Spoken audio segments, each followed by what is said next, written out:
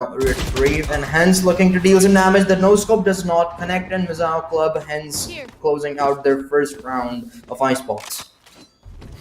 Yeah, and nothing too crazy to be nothing too crazy right there, right? Mizzou finally had the weapons advantage and they were able to convert on that. So very well played. For a hot second there, I don't think who was that last one? Blarpson read the patch notes, trying to jumping right click with that classic. That is not going to be like it was prior to Tuesday's patch. So that's something these teams are going to have to adjust to. Anytime there's patch notes, you know, they have to be sure that they're in the lab, they're adapting to this. The only major change coming through those patch notes were going to be the classic right click and a slight upgrade to the map fracture, which we will not be seeing today. So no need to worry about that there, but it's hard to break some of these, I would say, bad habits, you know, jumping classic right clicks, just spraying and praying with that thing, rounding a corner and, you know, hoping for the best. And certainly in a round like the last one we saw, it could have been doable, but once this patch has come through, only time will tell if this is something that's able to stick.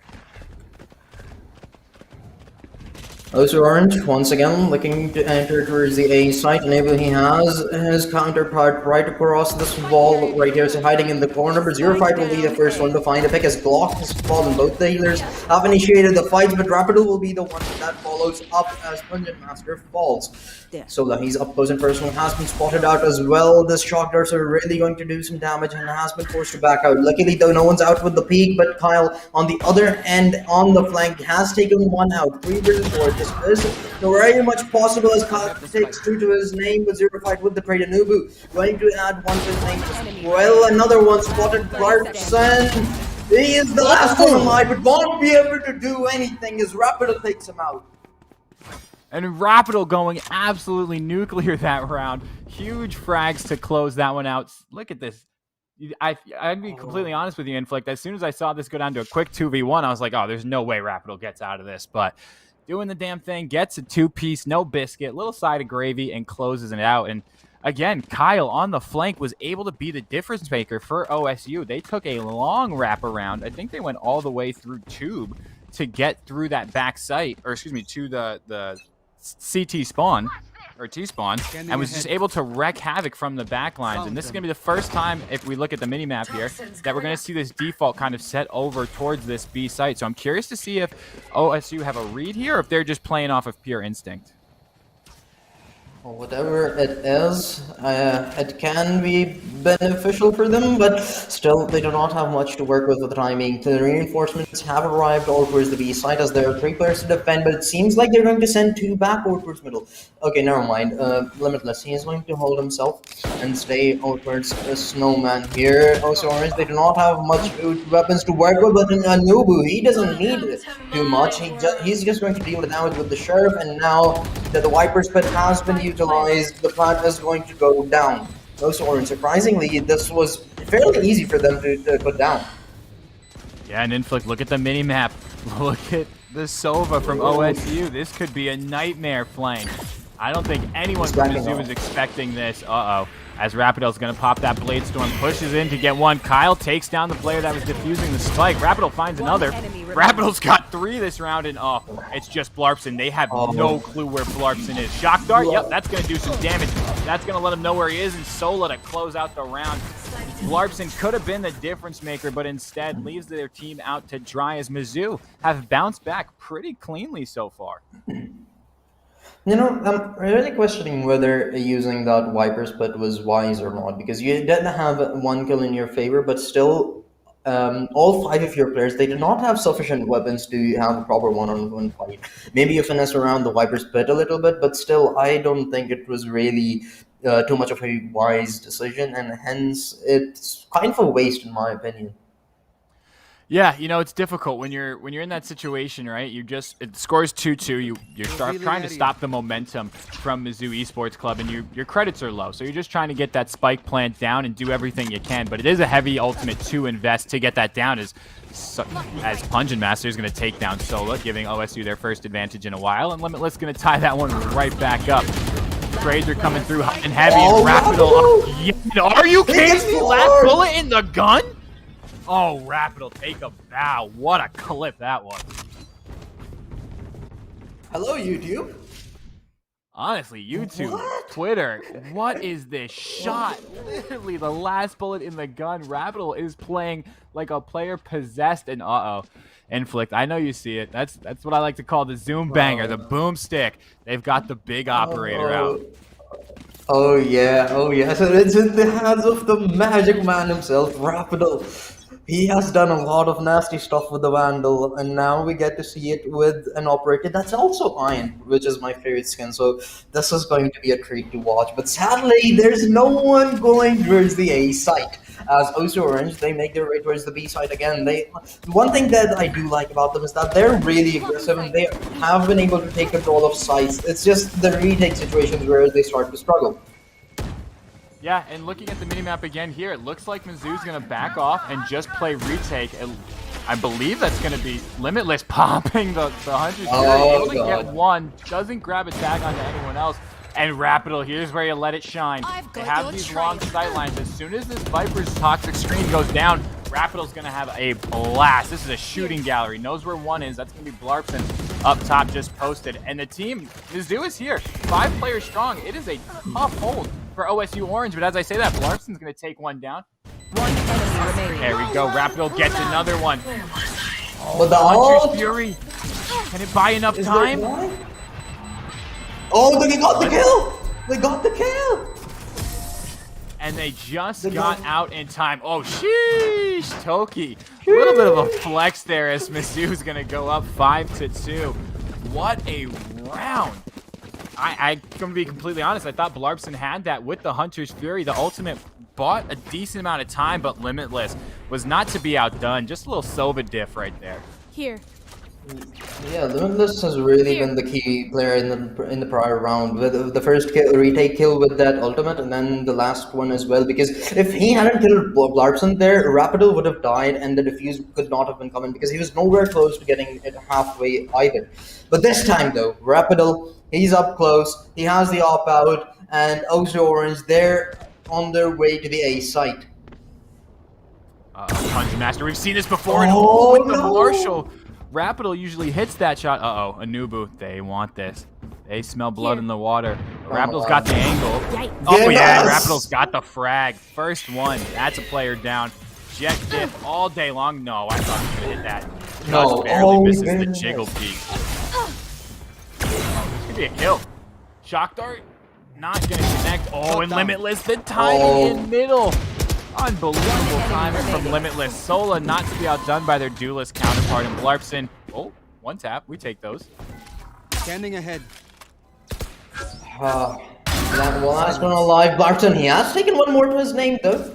0-5. Flank is in. Now the pen is coming in, and there's no, Blarpson. Don't you dare! Don't you dare! And he does it.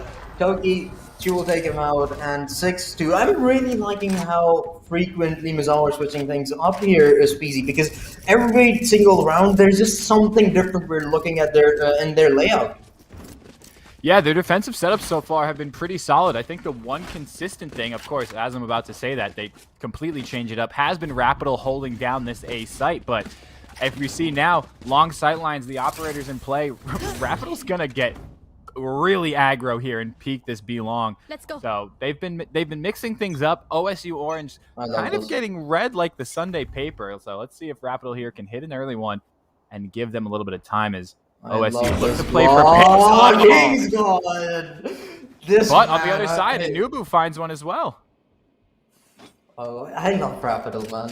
Oh my god. He's great. He's great. Can we go to 3 maps already, please? Because I just want to see more of him. And on Breeze specifically, the op shots can be so great. But yeah, for the time being, though, a 4 versus 4, 6-2 round count still in the map 1. We need to keep ourselves calm. We need to remain patient because that's exactly what OSU Orange they're doing for the time being. They're just waiting for Kyle to possibly make a move as soon as that wall falls down, and that's now it has. Perhaps they start to move. And Kyle actually, he's in a very great spot. I'm not quite sure if they're expecting anyone to be here, but now they are in the off once again. I mean, Rapidal's Get out of just. my way. I need. You ever see it? What's the copy pasta? I need the settings. I need the down, crosshairs. I need Last Sola to player just standing. stop doing their best Rapidal impression on this A site if OSU wants to have any choice of winning. What is Oh, that? God. It seems like the duelists from Mizzou, they took a couple rounds to heat up, but my goodness, they are going ballistic right here. I mean, look at the leaderboard. Toki's 2-3-1, 9,000 credits. There's no one left for them to kill. Rapidal's out Toki's fragging chilling. the entire lobby. As we're gonna see the pause come through, and oh, Inflict, this is what an introduction for you to CF1 and for Rapidal to get on stream and put on a performance like this. Unbelievable. How is this the number 12 seed? I don't get it. Well, maybe they were a bit down in the rankings, and ever since Rapidal has joined them, they've moved up. Maybe that's the theory, but whatever it is, oh, this is amazing. I wish I had such great duelists in my ranked games. I would have gotten out of Plat 1 then, but sadly, that's not the scenario for everyone. But Mizao Club, Toki, she's chilling. She has that player in her ranked team right now. Rapidal. It's just Rapidal and Sola, actually, both. Sola, I don't believe he has had the time to shine just because Rapidal, he's just doing everything that you possibly need him to do at this point. Yeah, I absolutely agree. And, you know, in this timeout, I'm sure OSU is saying, hey, how do we stop the bleeding? How do we get back into this game? And one of the things they're going to have to start doing, again, is we haven't seen too many great flashes from Glock, whether that be a fake or just a flash Rapidal off the line. And I didn't even realize Mizzou has a double op setup going on right now. Rapidal's got one, so does Zero Fight. They've got too many credits to work with. So it's going to be extremely important for these flashes to work and get players off of sight lines and make Mizzou uncomfortable. The Trailblazers are going to come out, and this is going to be a free frag. Oh, Rapidal, how's your timing? Oh, unfortunate. Oh, And no, don't miss those. just barely whips it. But again, that's a very difficult shot to hit when there's nothing being flashed. And Rapidal, again, strikes first. I need to know how many first bloods. Glock, though, the Sky takes out 2. They're right back in this. OSU's got the player advantage. Spike planted. So they can actually find 2 here. There's the first one, 0-5. He is going to go for the res, but Glock puts the third to his name as well. 3 versus 3 for the time being. The Seekers are available as well, but not going to get utilized. Barbson did take one down before falling to the hands of 0-5. 2 versus 2. The defuse still needs to come in. Glock just holding the side with 31 HP and could potentially get a forward. They should. He does! Glock, take a bow. The positioning right there pays off. 33 HP, grabs the ace, and no operators saved in that round. Take a look back here as Glock got a double here. Bulldog was barking big time. Takes down Zero Fight in great positioning in this 2v1. They had no clue where Glock was that entire time, and OSU, they were able to stop the bleeding, but it's on the back of a player just having an absolutely nutty round, and you can't depend on that, especially when you're on this attacking side. You have to kind of get some coordination going, and hopefully that's what they need as a wake-up call to get them back into this game. Is you see the 5-man stack coming, just rush it down to A, let's get this spike planted and play the, and Mizzou looks more than happy to play the retake at this point in time. Oh, no, he was looking to get an early pick, but will be the first one to die. Punch Master, they have taken the trade out, but still, it's really not looking too good as Glock has fallen as well. It's still a 4 versus 4, not much advantage gained after that. Inflict, look at the mini-map. Look at Rapidal on the mini-map. Uh-oh. Oh, no. Rapidal's This is about bad. to have a shooting gallery. Oh, there's one. There's Toki's one. there as well. One enemy remaining. And it's a 0-5. 3v1. Oh, Pungent Master. Can they close out? No, they can't. Oh, I'm absolutely loving everything that Mizao is doing. They lost the initial 2 rounds, and afterwards, everything has just been perfection. Every read, every retake, every aggression, every bit of aggression that they've shown, it's just worked out so nicely in their favor. And the only round that they've lost ever since losing the first 2 rounds has been the one where Glock somehow massively got an ace with a Bulldog. Yeah, and like we said, right, this is the difference, is these teams who look a bit more practiced, they look a bit more comfortable. Granted, they are on the defensive side of the map, and their team comp definitely lends itself more to a defending Standing side, ahead. but you still have to hit your shots. You still have to use your abilities well, as Toki's going to pop down that Viper's pit. And, oh, Yeah, it's the final round. Yeah, The you got to final round. use Just it. Yeah. I'm Use every surprised bit of OSU peek. is still trying to kind of push their way through this, as Kyle's going to take out Toki. That's going to be the Viper's pit down. That's a big kill. That's a massive kill. They decided to brute force their way through it. Sola has had Empress for the last like 6 rounds. Finally gets popped, and so do they, as Anubu takes their head off 3v3. And OSU, once they have a sight in mind, they just stick to it. They have not rotated. They have not wrapped once. They haven't slowed the pace down. It has been pedal to the metal. Let's just push it. We're here for some need. We're in the need for some speed as block. He's got taken one, but the trade has gone out. Oh, Anubu just with the heady has taken one more. Limitless. He has been the clutch factor in prior rounds.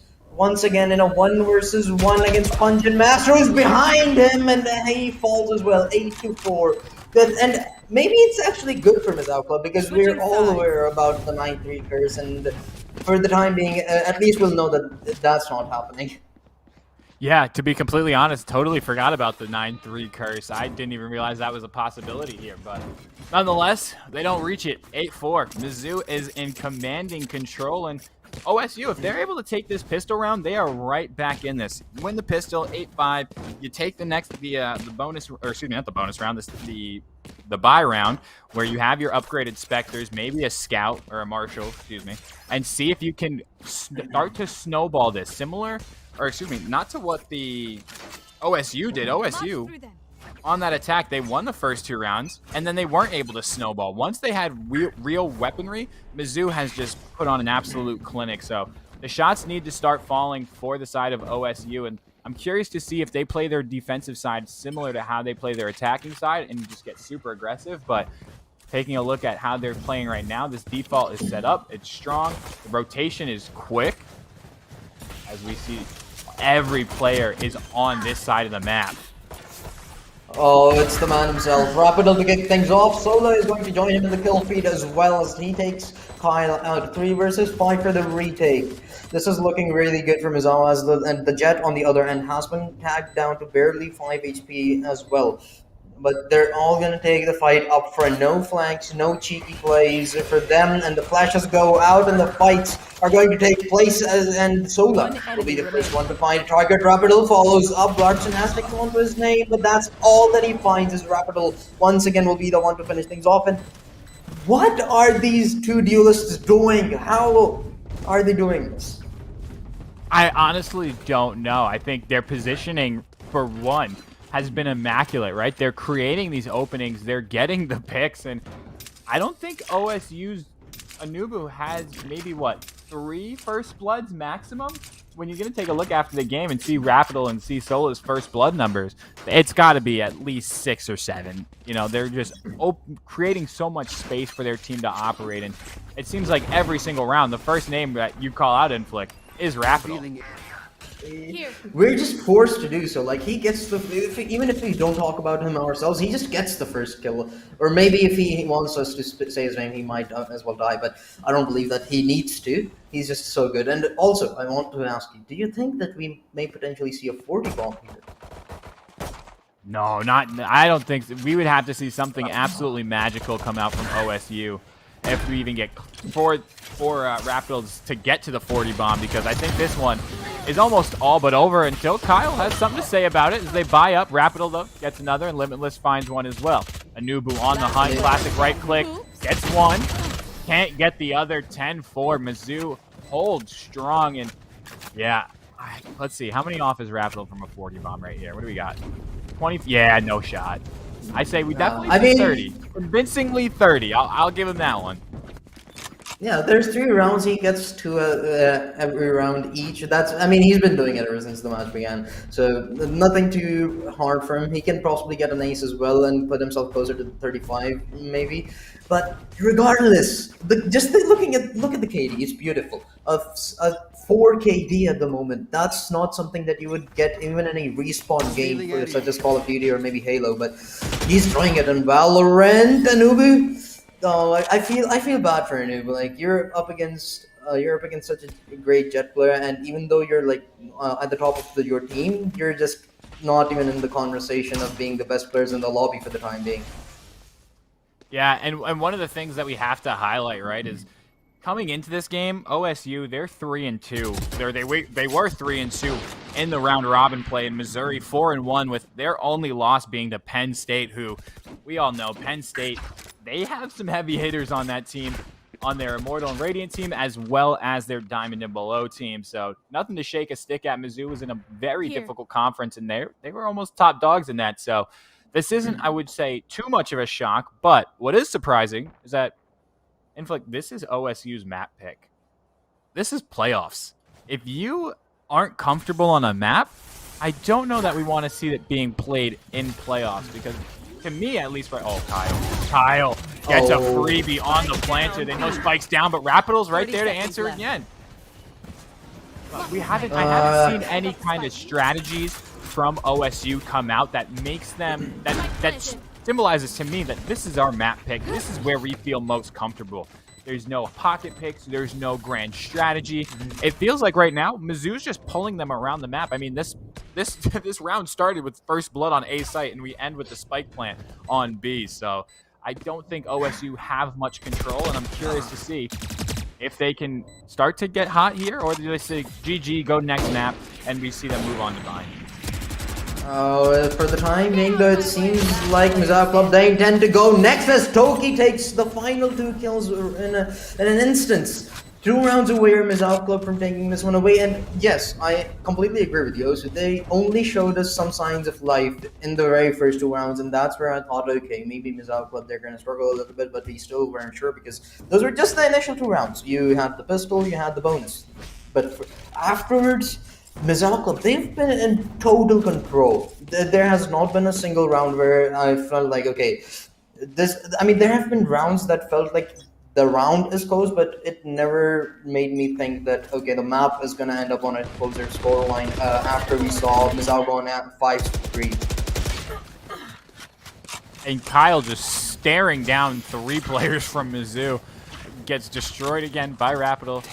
I feel so bad for saying it, but I don't think OSU can win this series without them getting an answer to Rapidal. Rapidal right now is just showing us that they are on an entirely different level and just dominating the competition. As Toki, though, takes down another, and this is a weapons disadvantage for sure in this round. OSU, they were all on Sheriffs. I think there was a Ghost mixed in there. They didn't have the economy. They don't have Rapidal, who gets a 4K, and you can't slow them down. You really can't. As we move on to map point. Even if you do, they're just gonna come back even proactive, like we saw in the last round. You held them off over towards the A site, but once they hit B, there is nothing that they were able to do. 1 round away, Mizzou Club will be able to secure the first map pick, but still, even if Mizzou Club end up winning this and we do not see a miracle run from Osu, which are likely not going to happen, but Bind is still on the cards. It's still possible that Osu Orange end up winning their opponent's map pick, like Mizzou are doing for the time being. It's really not looking great for them mechanically and as a team as well. Mizzou Club, they have kept things close in this one. Actually, never mind. They gain a man advantage as the res has come through. The Shocker is trying to deal a bit of damage, but Sola, he's the one that has the attack down to 65 HP. Osu Club, Osu Orange. You have to use every single piece of utility. You have to make sure that you can push this as much further as possible, because at this point, one small mistake could cost you the map. Yeah, and looking at the ultimates, you can't take them home. If you're OSU, as I say that, there we go. Jet's going to pop that Blade Storm and hopefully do some work here is Anubu, but they have no shield. Spike's being planted. Anubu takes down Limitless, and Rapidal's going to take out Glock. You can't take your ultimates home. You got to use them. It looks like the Viper on OSU was killed with the Viper's pit up. Anubu gets airborne, gets 1 frag. grounded. Oh, that's a nice one, Rapido. He gets 2 more, but now it's all down to Barbson. He has had his moments in 1v1s, but not against 3. As Rapido, he gets his 4K 2 times in a row to end things out here, Mizawa Club. Such a dominant performance in the map 1 of the playoffs, and oh, this could not have gone any better for them. Yeah, that's a great way to start your playoff run, especially in a matchup that you're favored in. You want to make sure that you're not going into it taking any team lightly. Look at this, 541 ACS. This is absolutely ballistic, unheard of. 7 first bloods. I hate to just keep harping on this point, but my goodness, Rapido, take a bow. We have to see this kind of performance again if they want to continue their run throughout these playoffs. Yeah, and I don't believe I can even calculate how much KD that is. Like, it's just so humongous at this point. But Rapido, like, such great mechanical skill, the decision making. I'm actually questioning whether or not he's a diamond or below at this point. He might as well be a radiant, I guess. But again, amazing, fabulous individual play, and I like how he was still making sure that he was making space for his teammates to work with earlier on. He never was the player that was lurking. It was, I believe, it was actually Limitless. So yeah, Rapido playing with the team, yet was capable of showing his mechanical skills. Just overall very impressive. It certainly was impressive, and if you're an OSU fan, they're down, but they're certainly not out just yet. Don't go anywhere because map number 2 of Bind is going to be coming up. OSU will be on the attack first, so we'll be right back. Stick around, maybe grab a drink or something because Rapido is putting on a performance that you're not going to want to miss. Stay tuned, and we'll be right back.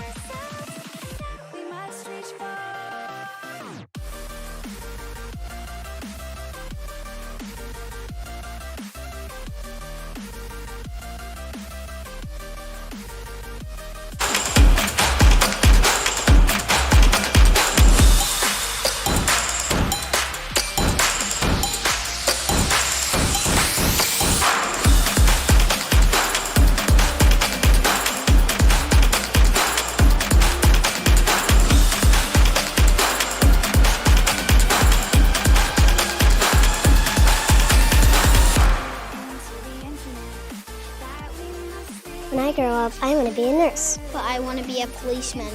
A lawyer. I want to be an actress. My dream is to be a vet. My dream is to be an engineer. My dream is to be a Navy SEAL. To be on Broadway.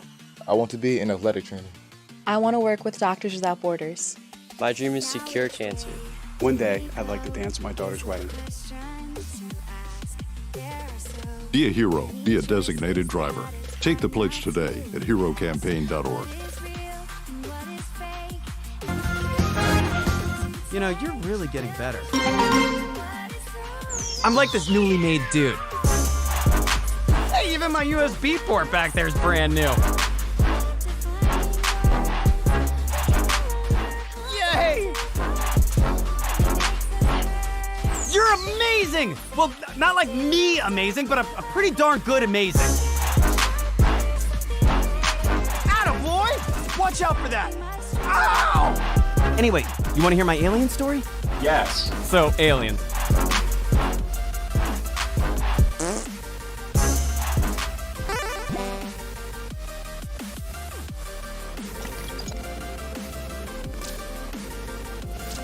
How has Big Gamer changed Impact to Cloud9? I mean, honestly,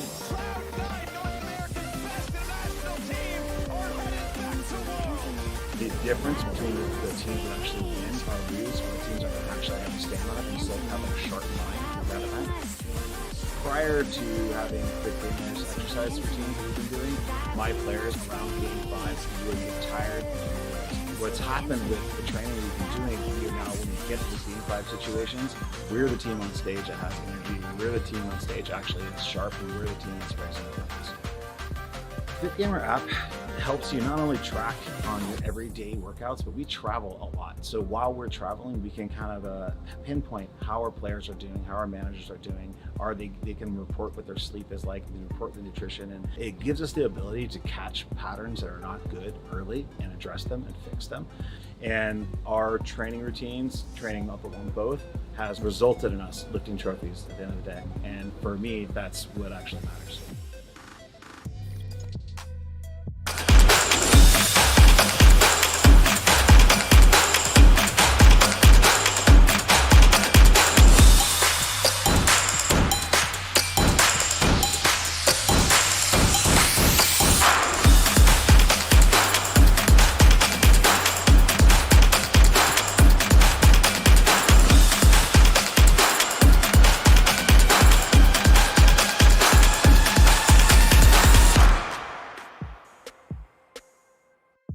When I grow up, I want to be a nurse. But I want to be a policeman. A lawyer. I want to be an actress. My dream is to be a vet. My dream is to be an engineer. My dream is to be a Navy SEAL. To be on Broadway. I want to be an athletic trainer. I want to work with Doctors Without Borders. My dream is to cure cancer. One day, I'd like to dance at my daughter's wedding. Be a hero. Be a designated driver. Take the pledge today at herocampaign.org. You know, you're really getting better. I'm like this newly made dude. Hey, even my USB port back there is brand new. Yay!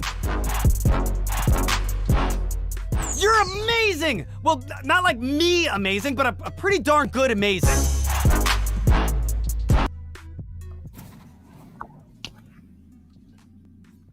Welcome back, gamers, as we just saw an absolute fantastic performance from Mizou Esports Club as they were able to take down OSU on map number 1 of Icebox. It was the OSU map choice, but, you know, it's a best of 3 for a reason. There's still plenty of time for OSU to come back and find their footing, and map number 2 of Bind, we're going to get into it. It's going to be spicy on this second map. Oh, it really is. Rapidal, Sola, I can't wait to see those guys again, but what I'm looking forward to more is the redemption time for Osu. Because I believe that we will see Breeze. I want to believe so that we can see Rapidal sniping on Breeze, basically. No other reason. But yeah. I knew you had an ulterior motive on that one. You just want to see more of Rapidal on this jet. Oh yeah, of course. And with that op, just those beautiful shots, they just feel like heaven to my eyes. But what Bind, that's certainly not going to be heaven. There's going to be a lot of killing from either end, but Rapidal, I'm surely looking out for him on it. Yeah, we're going to be looking out for Rapidal, and one of the agent choices that I'm personally going to be looking out for on this second map, it's going to be a Killjoy. I think Killjoy on Bind can have a significant impact, especially holding down that B site, right? We didn't see too many Sentinels come through in map number 1. It was really just the Sage on both sides, and then we had Vipers, which are technically, controllers? So I want to see a Killjoy, maybe a Cypher mixed in. Let's see the comfort of these players, and they got to show us something. If they're going to win and want to move on to this next round, we need to see some good, solid Sentinel play. Hold down a site, let your teammates rotate, and kind of work off of that. But on the flip side of things, I mean, there's not too much we can say about the Duelists. We saw the Duelists go off on the side of Mizou Esports Club. We've seen Anubu hit a couple of great shots as well. So the Duelists are there. It's more so how can we lock down this one site and force the enemy team to rotate or force them to play really just a one-sided map. So B-site, Killjoy, that's what I'm looking out for. The other kind of power position that I'm looking out for is control of showers. You know, people tend to underestimate how much control of Bind you get from shower position. And I think that is one place that if you're able to get there, whether it be on a lurk or even if it's on a site take, it can be a world of hurt for the enemy team. So look out for those two positions. As we move into agent select, we see 2 Killjoys being hovered. Not shocked. We also see the Brimstone. Not going to say I told you so at the top of the show, Inflict, but if this gets locked in, yeah, I told you so. Yeah, it's not locked in yet. Let's not get our hopes high. I still believe that we can possibly see a Viper in here. But as you mentioned, the thing with Viper is that I actually really like her on Bind, especially because you see, you mentioned how much Sentinels are important on this map, and Viper is the only agent that actually acts like a controller as well as a Sentinel with that wall. That wall basically acts like a tripwire at your entries, but instead of giving you information, it deals a bit of damage while they're entering. So if you have someone across the wall, they are gonna have an advantage earlier on in the fight. The same goes with the snake bites and such. They're basically very similar to the KJ nades, I guess you could say, but you can have lineups with it as well. Hence, we're seeing Kyle go with the Viper, and there's no Brimstone, Speezy. They baited me. It's okay. It happens. But the Astra, that's I mean, I wouldn't say a surprise, but I was not expecting an Astra. She's a great choice on this map. The main thing with Astra, right, is when she's playing, using those stars and trying to create space for her team, she's completely vulnerable. And with the way that the duelists of Mizzou Esports Club have been playing, I wouldn't be surprised if we see her get caught in the astral form a couple of times. So we're gonna have to see kind of a bodyguard situation when she's trying to put down those the stars and create some openings. But hey, map number 2, we're getting into it. It's gonna be Bind, and OSU. They need to respond, and they need to respond back very, very fast.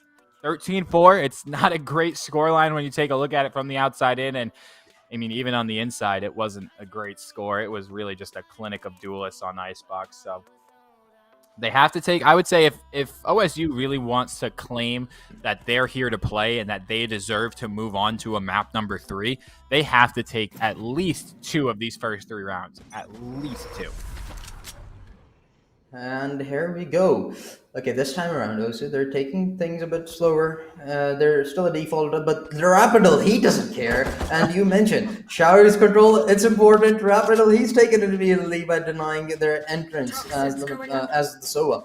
They've fallen, and Mizzou Club, already with a man advantage to work with Block, has shown their presence over towards Long, but they better be able to get out alive here. And now Spot zerofied out, and now the backup's trying to arrive as well as the 4 players start to stack up for Osu, but Mizzou, they only have 2 to defend. The rotations have not been called yet, but Anubu, he's in the side spotted. Both of them will be able to take them out as well, and a man advantage gained as the spike starts to go down and the rotation starts to come in as well, but the pinch is trying to come in from the other end. Limitless, he's in the back lines and might try to hit him from long.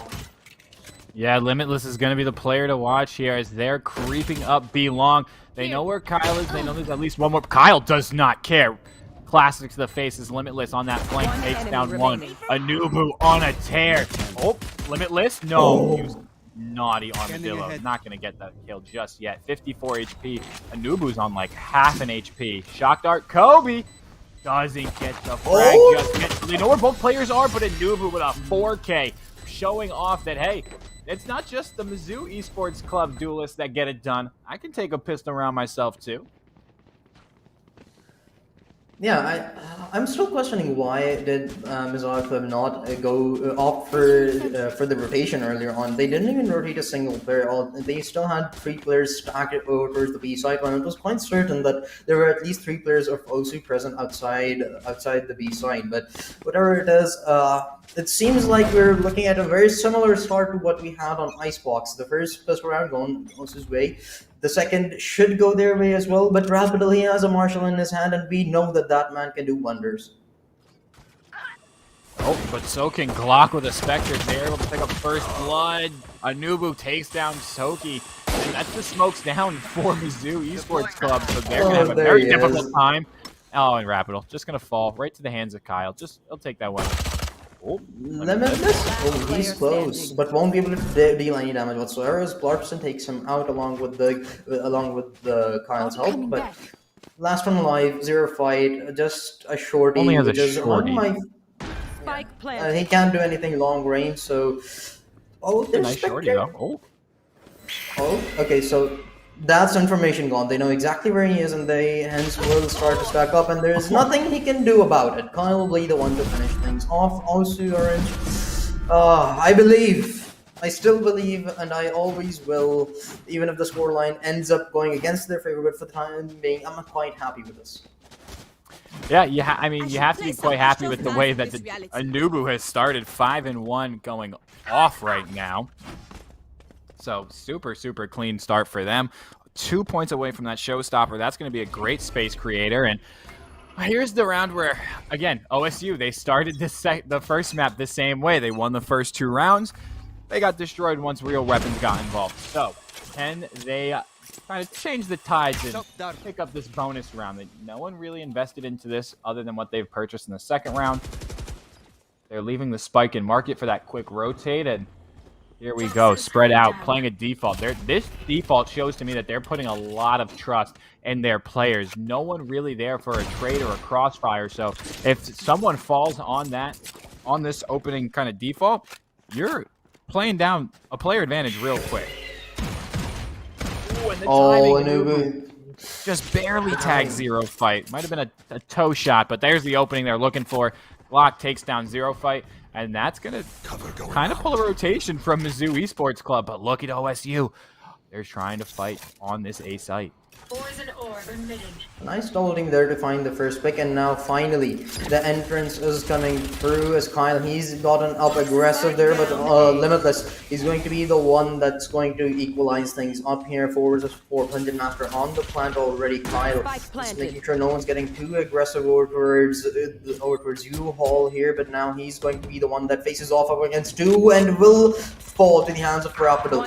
2 versus 3, make it a 3 versus 1 as Blarpson, last run alive, has taken Limitless out. His counter so apart, but up against 2. Rapido, he's barely surviving right now. A shot to the mere feet will kill him, but the problem is the sky, and Sola will be the one that finishes him off as well.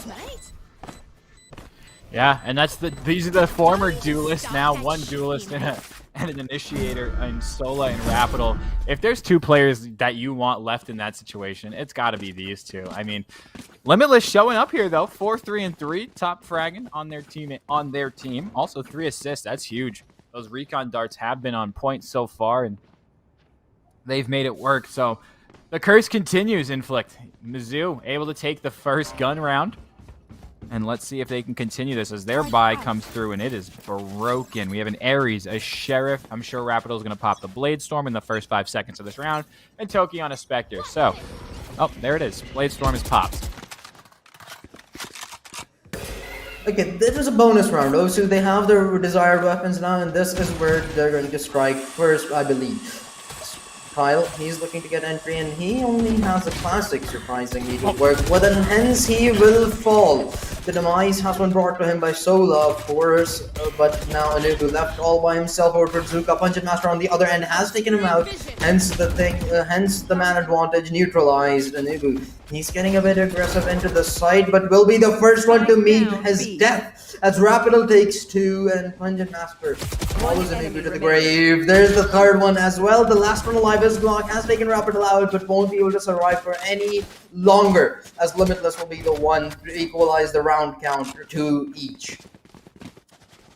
I hate to say this, but are OSU just pistol gods, and that's it?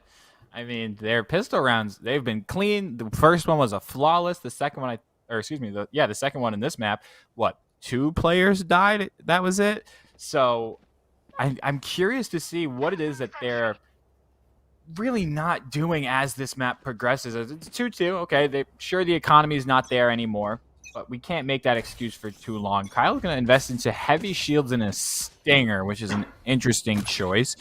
Taking a look at the ultimate economy on both sides, we have a Hunter's Fury on the side of Mizzou Esports Club. I'm willing to bet as soon as Spike gets tapped from OSU that Hunter's Fury is going to get popped.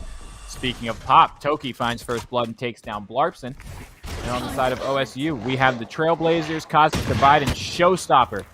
Rapido, as soon as I say something, it's like Rapido just gets super aggro and finds a frag. Every single time, like without a doubt. We're going to try this next round. I just don't even know what to say anymore about this player. He enjoys you. He enjoys you mentioning his name, and hence he wants to keep you doing it. But for the time being, that's not going to happen, as the aggression is trying to show itself over towards the B site, and Rapido, he's not present, but Sola is, as he takes Glock out. 2 players remain for Orange, and that's all they have. Both of them do have ultimates, but it's still their eco. They only have sheriffs to work with, and it's utilizing them would not make any sense remaining. whatsoever, as Limitless takes one out, the last one alive. Anubu, the sheriff in hand, half shields, does take two. So that's a phantom in his hand, but there's clear behind him, spotted, but Rapital once again. Okay, I thought we were not going to be able to mention him, but there you go. Yep, of course, Rapital coming through in the clutch when their team needs it. If Anubu gets that final frag onto Rapital, that's the A site's free. I mean, that could have gone disastrously for Mizzou Esports Club, and Inflict, it's out already. Oh yes, it's the boom I'm loving it. Banger.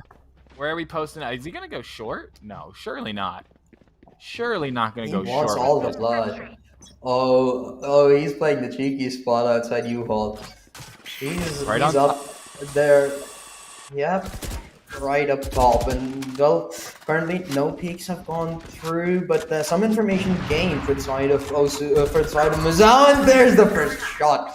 Glock is going to equalize things up as Toki has fallen, but the op still alive. He has not been forced to back out, but will actually die to the hands of Punjin Master.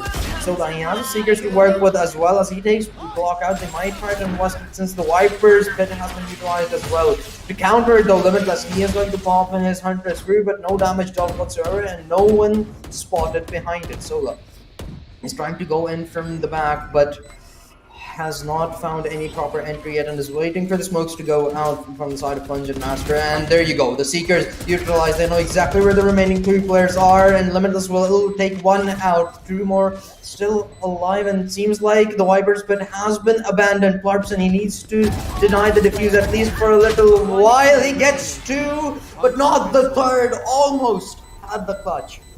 But Limitless is going to deny him, and thankfully the defuse comes through for them, 4 for 2, and it exactly how Icebox was going. Yeah, I thought that the flank right there through U-Haul was fantastic from Blarpson. They had a great timing. They hit the first 2 shots, and all they had to do was back up and play the spike. They had a shock dart, at least one, and could have done some significant damage with that, but a lot invested for OSU. We saw the Vipers pit go out. I think we did see Seekers used from the side of Mizzou Esports Club as well. So there was a lot going into that round, and they still have OSU. They still have Showstopper. They still have Hunter's Fury, and they still have the Cosmic Divide. So I'm looking for them to use one of these to secure a single round, whether it be to create some space off the top with that Showstopper or to get a sneaky plant on one of the sites with this Cosmic Divide. So far, though, they're continuing to play this default. Blarpson with a lineup question mark? What? I mean, Toki has played that angle every single round, so maybe it was expected. And Blarpson, encouraged for Blarpson, that was actually a very nice first kill because they have not given away much information and have taken one to their name. On the other end, Sola, this is the man that's all shining with the Vandal consistently. He's finding 1 or 2 kills at the very least every round, and once again, he has done the same thing to equalize things out. But one thing for Osu Orange that's beneficial is that they have 3 ultimates to work with. Mizzou Club, they utilized every single piece of ability that they had in their pockets, but that's not the scenario for Osu. They have taken 2 kills to their name, and there's the third as well. I thought they had lined up, but fortunately they were able to get that kill. Last one alive is going to be Zero Fight. He has a plan to work with. The economy is good, so he's going to go forward, but won't be able to do anything whatsoever as Kyle denies him the entry. And that's the kind of play that we want to see out of OSU, right? They weren't taking silly fights. We saw Kyle jiggle peek. We saw a couple. Anubu got us started, or excuse me, Blarpson got us started off in that round extremely well with those double shock darts onto Toki. So this is the kind of pace that we want to see, right? Last map, Icebox, hold the pedal down, just full send it onto a site. Now they're playing that default. They're spreading out. They're trusting their shots a lot more than I anticipated. And they're not really playing for trades. They're really believing in themselves. And so far, they're doing, I would say, much better. Oh, don't peek this. Block. Well done. Use the utility. Block. There for. Okay, yeah. He's not going back. He wants this. He wants through the wall. Oh. I'm pretty sure he just tagged Glock to like maybe 10 HP, if not less. Oh yeah, but Osu, they're not having any of it. They're looking to enter the site and they're not waiting anymore. The rocket launcher, it's out, but oh, Limitless Tag down to 21 HP, but will get the cleanup. The nade is unfortunate as he deals a bit of damage to himself and hence distracts himself as well, as Rapidal is going to be the one that finishes him off.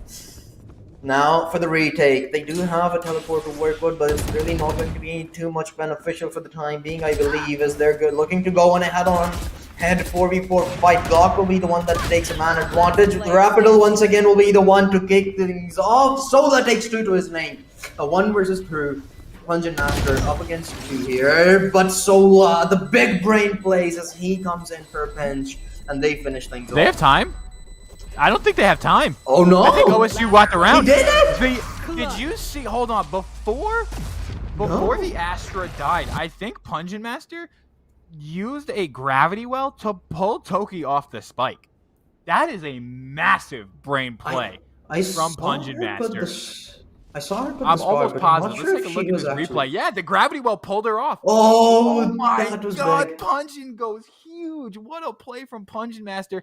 The little bit of extra time that gravity well buys was the difference maker. What a clutch. Pungent Master showing off. Hey, OSU, we've been in the lab. We know what we're doing. Well done. Take a bow, Pungent Master. That's the kind of nerdy stuff we want to see. Pungent Master was really quiet in the prior map. They were, I think, 4 for 14 or something like that. But this time around, they've had kills. They've had such big brain plays as well that have really worked out for the team. And this time around, we're all tied up 4-4. Not so disappointed by Osu right now. And okay, this is good. 0-5. He did do a bit of damage, but is going to fall eventually. The Skull takes him out through the wall. Okay, the bench is trying to get set up as well, but there's no one within the site to help them out. Toki will be the one that takes the first kill. Blarbson once again with the shock dart is going to take Limitless out. And now the 3 versus 3 for the retake with just sheriffs in hand. Rapidal did have a phantom, but was only good for 1. Another player spotted Blarbson. Does have a free phantom in his hand as well, but this is really not looking good. Sola, he's up against 2. Pungent Master, he is going to take Toki. She is going to take Toki out as well. And Sola, 18 HP and her brain that is going to get shattered by the hands of Blarbson. Yeah, and this OSU, they're starting to put rounds together, right? They're starting to get a foothold in this map, and again, it's that kind of comfortable play that they're falling back to. They're not just holding down the gas pedal.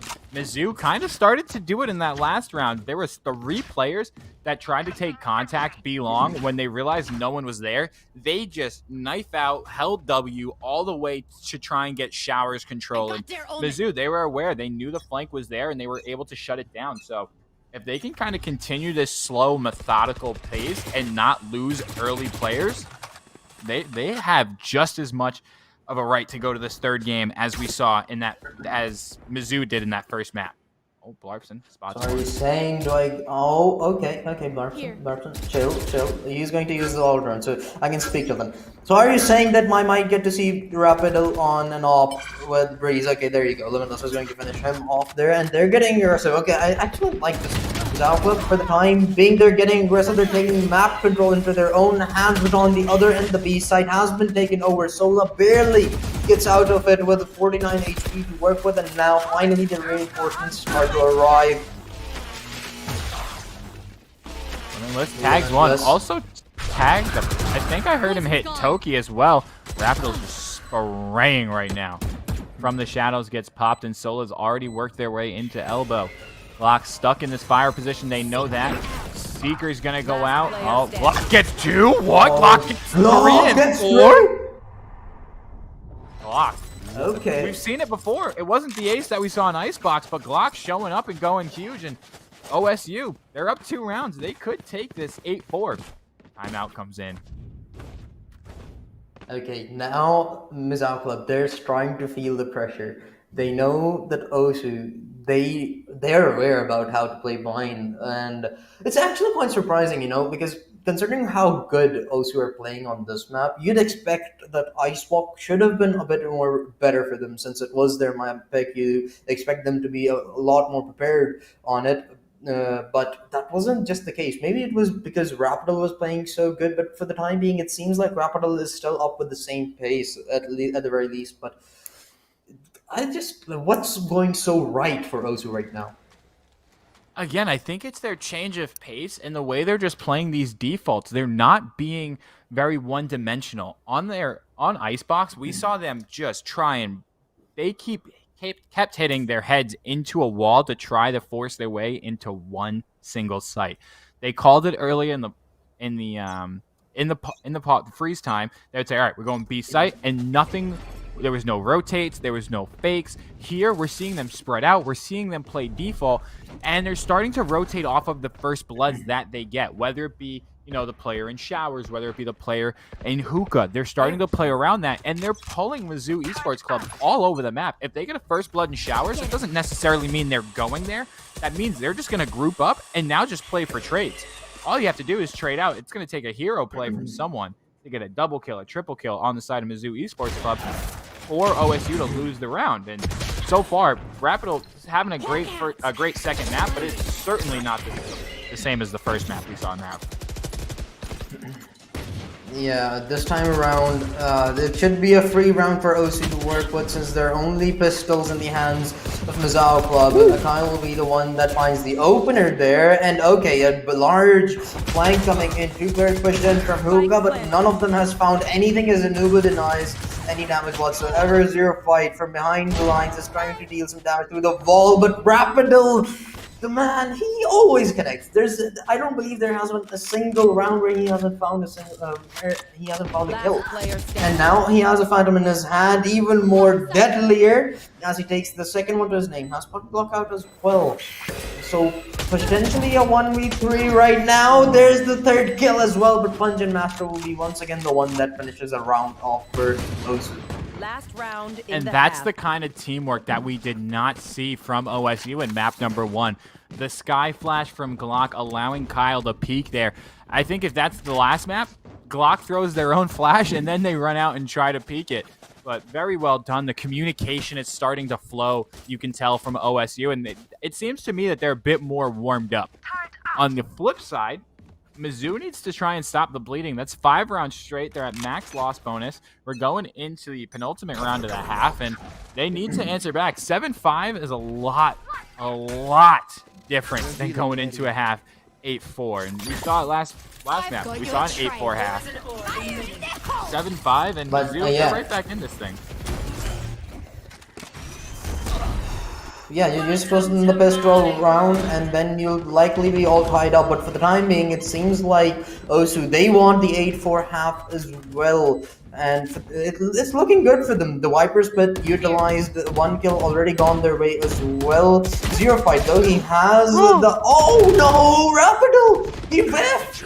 For once, that man actually whiffed, but Zero fight. Thankfully, he didn't, as he has taken to his name, although this is bad. Huntress Fury is going to destroy the lockdown. And now a 3 versus 2, all the ultimates being utilized for OSU Orange, and it seems like they're just going to close this one out as Punching Master. He has put the final dagger in, there's not enough time, and Kyle will be the one that finishes this round off, and the first half as well. OSU Orange. Exactly the same score line that we had in the first half, just the sides have been flipped. Yeah, so again, no 9-3 curse, but I think the main difference, again, I got to keep harping on it. It's the change of pace, the slow down that we're seeing from OSU. And I'm curious if they take that into their defensive side as well, or do they try and keep the game at their tempo? Do they hold it, or do they hold W and run it down? So 4 shields in a frenzy on the side of OSU, and 4 shields and a ghost. Oh, is Sola? Yeah, Sola's going to grab the ghost. So 4 shields and a ghost on the side of Mizzou Esports Club. I'm going to say it right now. Inflict, quote me on this. Whoever wins the pistol is going to win the rest of the game. I'm writing it down. If Mizzou wins the pistol, the comeback is real. Put it in the Shinigami. Put it in the Death Note. Whoever wins this pistol is 100% going to take this game, and I have complete and utter faith in that. I don't want to write it in the Death Note. We have still more games to cast, man. But yeah, I did write it down in my diary, so I'll be aware of it. For the time being, though, Blarpson, he's aware that there's some presence outside belonging here, as his teammates have confirmed, but Limitless. He's expecting someone to be close, but if they do not check it, possibly 1 free kill could go Blarpson's way for the time being.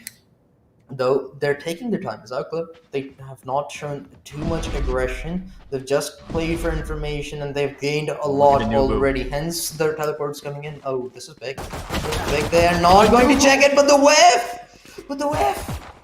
It's gonna make him pay.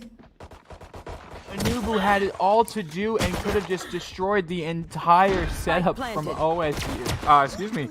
From Mizzou Esports Club, but not able to get it done. The trigger discipline wasn't there, and a bit unfortunate as Spike gets planted. Is this going to be the first pistol round that we see Mizzou take? Oh, someone got dinked. It could possibly be, but still, it's a clutch that is very much possible, especially after that kill. Barbson, he has taken one to his name. There's a nice crossfire setup, but Zero Fighter does not have much health to work with. The flash is out, but Glock has fallen. 1 versus 1, the player has dropped down. It's up close and personal, and Barbson takes it. I do not know if there is enough time though. Does he get it? Does he? I think he's got it. Point 2. He got it. Plenty of time left. Plenty of time for Blarpson. Oh, that was comfortable. A bit scary though. A bit scary. Not gonna lie. Yeah, it certainly wasn't. I like the way that Toki and Zero Fight played that. That's just unfortunate from Zero Fight, who hasn't been having a great game. The Valorant gods are not on their side, and that's the difference maker right there in that kill. I think if this game gets played on Monday and Toki runs up on Blarpson like that, that's a right click and you're dead. Like every single time. But patch notes, Buff the Classic coming back. Just kidding. Let's keep it as it is. Give it some time. And speaking of giving it time, OSU, they need to give this a little bit of time to marinate. Soak it in. They're in complete control. They don't need to do anything right now to push or force the issue. They have this game. It's essentially theirs to lose right now. It really is. And this round, it should just be a 10-4 by the end of this one, because as we can probably see, all Spectres to work with, but on the other end, Mizzou, they don't have much. It seems like they have forced some weapons at the very least. I saw Spectre, I do see a Marshall as well. They want to contest this one out, but if they end up losing this, it will be pretty bad. So already tagged down to 50. There's a player up close, and he's not expecting it. That's going to be a lot of damage dealt by Anubu as he takes 2 to his name. All 3 remaining players have been spotted. Kyle takes 1 of them out. Toki will get the trade eventually, but now it's all down to Zero Fight. They forced, and it really was not fruitful for them, because now they cannot buy, and this should put OSU Orange on the 11th point. The utility usage from Anubu, from Blarpson right there, was fantastic. Anubu was able to buy so much time in short with those paint shells and do a significant amount of damage. But look at this double spray right here. Just sitting on the other side of the Viper's toxic screen. I got you. I'm just hanging. Not going to do anything. Just being a sneaky beaver. That's all you can do. And Anubu's having themselves a game right now and matching the pace of Rapidal in terms of frags. And on the assists, 8 assists on a raid is not bad. Again, the utility usage. Blarpson's already tagged a player down to 80 HP. Yeah, and it's not like it's only one player, it's everyone from the side of OSU. Everyone's utility usage has been just great overall, and that's really the thing that has put them so far ahead of their opponent. Blarpson! I thought he had died! Zero Fight will eventually get the trade, but that was just disastrous for Limitless. Kyle will be the one that follows up, and 2 more fall. Mizzou, this is just looking bad, and now Rapidal. Last one alive, probably the player that you want alive if you're Mizzou, but up against 4 of OSU, it's done. Okay, wow. Didn't even let them go away, yeah. Yeah, I think that's a situation where your teammates are like, all right, can we just get the spike down, get a little bit of extra cash in our back pockets, and they'll take it. You know, it's the little victories right now, but again, OSU, this is a complete turnaround of what we saw in map number 1. And again, Anubu's really the only one I would say popping off at 19 and 12. It's pretty consistent across the board. I mean, Glock 14 and 9, Blarpson 13 and 9, Kyle with triple 10s. Okay, we take those as a Viper main. 10 assists, something you always love to see in Pungent Master. Doesn't necessarily need to get the frags, but needs to stay alive, and they've been doing that very, very well. 15 rounds, you've only died in 7 of them. take a bow. If Astra can stay alive, Astra can be the difference maker. Those retakes. And we saw it earlier, that gravity well. Just buying enough time to secure the round as we move here into round number 16.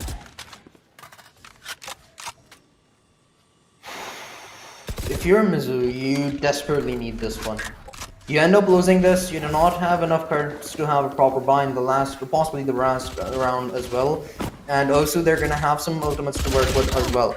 For the time being, this is do or die. And for this round map specifically, and they take 3. The ultimate from Zero Fight is going to get utilized as well, hence the lockdown out. Both of the remaining players, though, they are trying to show their faces a little bit, but they're just gonna wait for the lockdown to go out before they go for any engagements whatsoever. All of the 3 players from Mizzou, they have backed down over towards short, actually never cut that because one of them have rotated back into the side over towards U-Hall to take the initial fight, it seems like, which is going to be up against Pungent Master. As they enter as well, the Spectre once his Vandal fight didn't even get to shoot anything actually, and Toki will be the one that finishes things off. Mizzou, you're in a desperate spot, but you really deliver when you needed it the most. They certainly did, and they kind of, I don't know if you're familiar with Overwatch at all, Inflict, they kind of just ran the death ball comp, right? Everybody stack up, get together, and let's just use the abilities that we had. We saw the lockdown come out from Zero Fight, get them a little bit of sight control, and allow them to get the plant down. So, Mizzou, they take their first round of the second half, and their first round of, what is that? Quick math, 9 rounds? Yeah, that's difficult. It's... look at the economy. I mean, the economy from OSU, it's comfortable. They're not too concerned just yet, but if they start to lose a couple rounds, this could spiral out of control as Limitless gets first blood. Kyle answers right back with the trade. I mean, if you're Mizzou, like, you can possibly lose 1 round, and even if you head to overtime, I think you still have the momentum on your side just because of how big of a comeback it is going to be. So that would still be favorable, but of course, the goal is to end it at 13. The sooner, the better. But for the time being, it seems like Osu are the ones that are gonna end this very, very quickly. Blarpson, he's in a cheeky spot, gets one. There's the second to follow up as well. Both of the remaining players from Mizzou are present in the site, but Blarpson is the last one there. The timing does not go his way as he was caught with his pants down. Rapido going to take him out. His location has been revealed, though both of the players are spotted. But no damage dealt through the wall. And he does have his showstopper to work with as he's the last one alive up against the 2 from Mizzou. Zero Fight. He's just going to back off. Okay, it's a 1v1. Oh! The showstopper out. The satchel pack's available. Can he do it? And yes, he can. Oh, Anubu, what a round to clutch up. Puts their team on map point. That's a huge round from Anubu. Look at that, clutch. He knows what they did. The butterfly knife's going crazy, and so are the OSU fans as they look to take us to map number 3, led by Anubu, 21-13. That's the way you go out in style. Look at this. Great shot onto Rapido. Finds the body. Didn't even tag the headshot, and double blast pack, single blast pack, doesn't matter. I got a showstopper, and I'm gonna get us over the line. Yeah, Anubu, he has been very impressive in this map specifically. He's not as great as what we saw from Rapido in the previous one, but still, it is something that's helping you win, and that's a massive part of it, actually. Anubu, he has been the one that has given you a lot of great entries alongside Kyle behind those smokes involved, and hence you are at such a comfortable spot that you can lose maybe even a couple of rounds and still be great with it. But for the time being, they don't want to lose any. They want to end it as soon as possible. They have 2 ultimates to work with. Anubu will be the first one to die, sadly. But Sola, he's up close, won't be able to do much more damage. But Limitless, he's the one with the shock darts that connects. Kyle takes 2 to his name, but Zero Fight will be the one that equalizes things out. Sadly, Kyle, he's attacked now 26 HP, but the rotation is going to come in through the teleport, but it was expected. Okay, the Soa, he's here, and he can get both of them with the LMG, and there it is. Osu, they secured the second map. You said that it was doubtful, but I believed, and here we are. We're heading to Breeze. Yeah, you certainly believed in OSU. They heard the prayers from you. 13-5, a commanding win, and it's interesting, right? Because both teams lost their map choice. in convincing style. So maybe something to think about heading into the second round of playoffs with whichever team advances. Maybe you start to kind of work the map that you didn't choose into your map pool. But take a look at this. Anubu, 345 ACS, leading the way, 21-14. But the player I also want to highlight, where is it? Kyle, 14, 12, and 12. I mean, as a Viper main, 12 assists. You can't ask for much more. Sure, you died 12 times, but guys, I got you 12 assists. It made the job a lot easier of all of their teammates. And if we want to see if we want to see Mizzou start to kind of answer back and get their rhythm, I think we're going to need to see some really aggressive play on Sola. Would not be shocked if we see them back on Reyna in map number 3. We need to see the duelists come out. We need to see those duelists wreak havoc, and what better map to do it than Breeze? Yeah, of course. And Sola, although Reyna is a bit out of meta for Breeze, but as you mentioned, the pacing, that is the one thing that needs to be on point for you, because you're not at the top of the competition in Valorant right now. You can have some things that are offset and still make it work just because you are comfortable with it. And both of these teams, they've had very comfortable wins on their opposing team's map pick. Hence, it's really just a big question mark about how Breeze is going to go with Mizzou starting on defense once again. And Breeze, it is an offense-heavy map, so if this continues onto Breeze as well from the side of OSU, I believe that OSU might just be able to take it, but it is going to be an interesting one. It certainly is, and it's going to be one you're not going to want to miss. Again, this is round number 1 of the Diamond and Below playoffs for CF1. We have 2 more matches still to come tonight. I think the next match is going to be Penn State, and they're awaiting the winner between Babson Esports and RIT. But we still have 1 map to go in this matchup between OSU and Mizzou Esports. We're going to map number 3. It's going to be Breeze. Stick around because you're not going to want to miss this one. We'll be right back.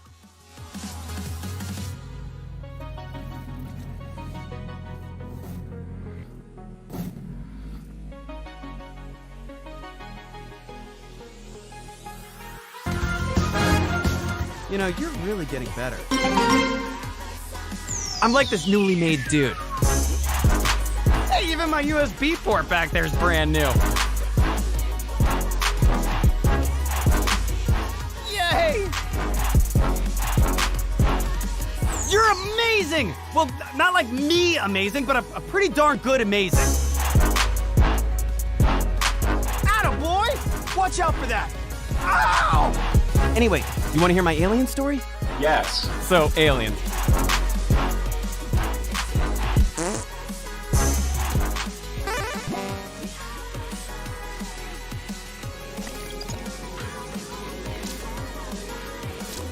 How has Big Gamer changed the impact of Cloud9? I mean, honestly,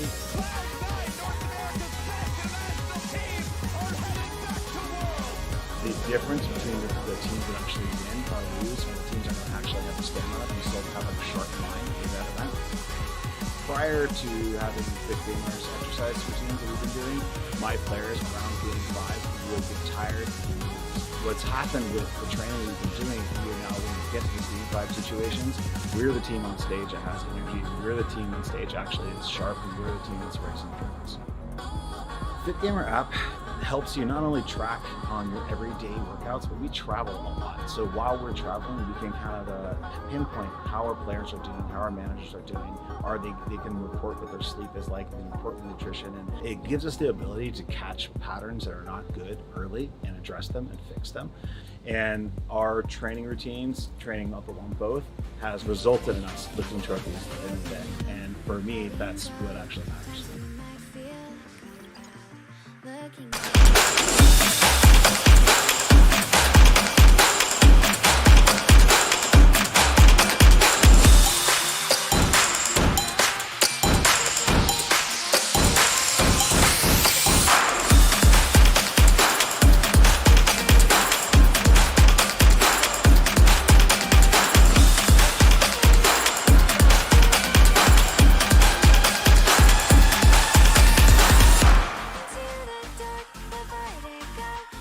When I grow up, I want to be a nurse. But I want to be a policeman.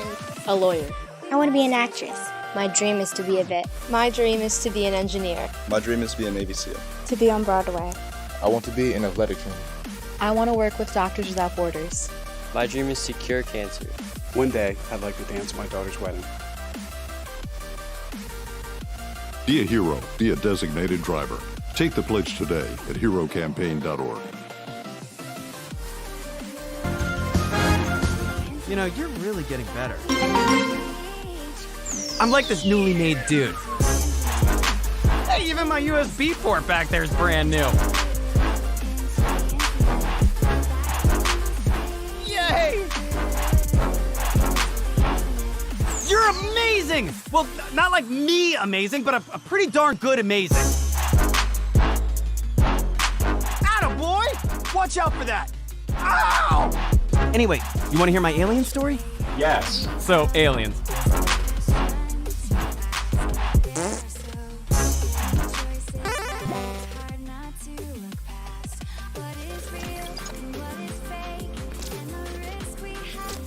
How has Big Gamer changed impact of Cloud9? I mean, honestly,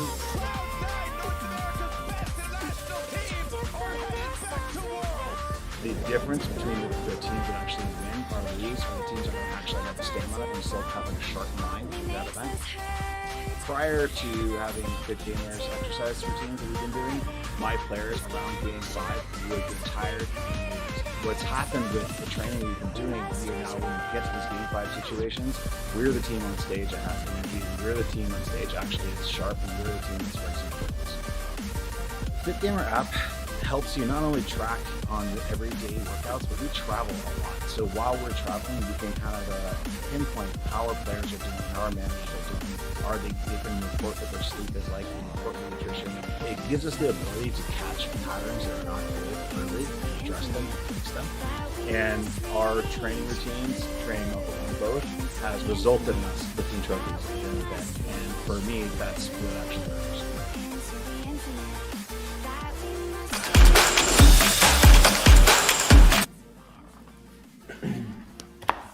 And welcome back as we see map number 3, Breeze between OSU Esports and the Mizzou Esports Club. I'm one half of your casting duo, Speezy24. Joining me is Jasib Inflict. Jasib, we've been talking about it since we saw the map pool, and since we saw the first map where Rapital went nuts. We've wanted to see the jet battle between Rapital and Anubu on Breeze. I mean, it's a Jets playground, isn't it? It really is. Like, a lot of setups don't even have a single duelist on Breeze, but even if they do, it's Jet. Because she has just a lot of free movement to work with her updrafts and the dash especially. So it is like literally Jet's heaven, because it looks like one as well. It would be really nice if I can get a location there. But yeah, the op, especially over towards middle, and even within the sites, they're just so open that the op players are going to be very much comfortable. And we were talking about it in the break as well. I'm pretty sure you agree with me on this as well, that we would not be surprised to see a Yoru in the mix here as well. And I'm actually looking forward to it very much, because I just have not seen Yoru being used in any official matchup. Yeah, it's something that we've seen. If you're a CF1 fan, we saw it a couple weeks ago. I have to check my notes here. Which team was it? I'll figure it out later. Oh, University of no, was it Alberta? No. Who knows? Maybe we'll see it in this map. It was Yoru. It was a Yoru. It's a Yoru, and it went ballistic. Look at that. No way. They're definitely just trolling us. See, Pungent Master, get on Sage duty. We know we're gonna see it again.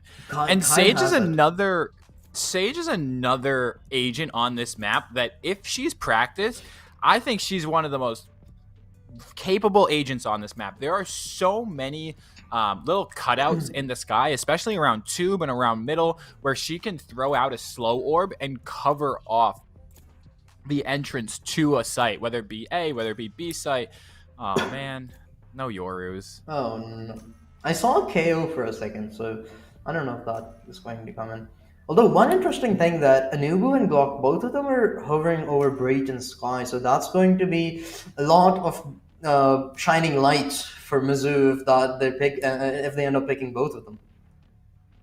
I figured it out, Inflict. It was Washington Gamers Alliance against Oklahoma University. Shout out to Monkey. Monkey, if you're watching this, Select your you know, agent. we remember that you're still, I think, one of the only ones I've seen. And nothing too shocking just yet, except for this.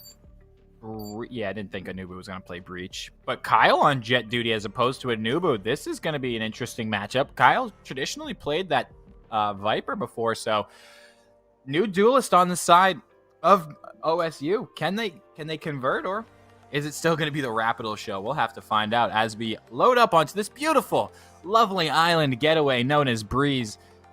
And what are your thoughts on this map? I just am surprised that there's a house there. I did not know that. Okay. Okay, that's surprising. But yeah, every time.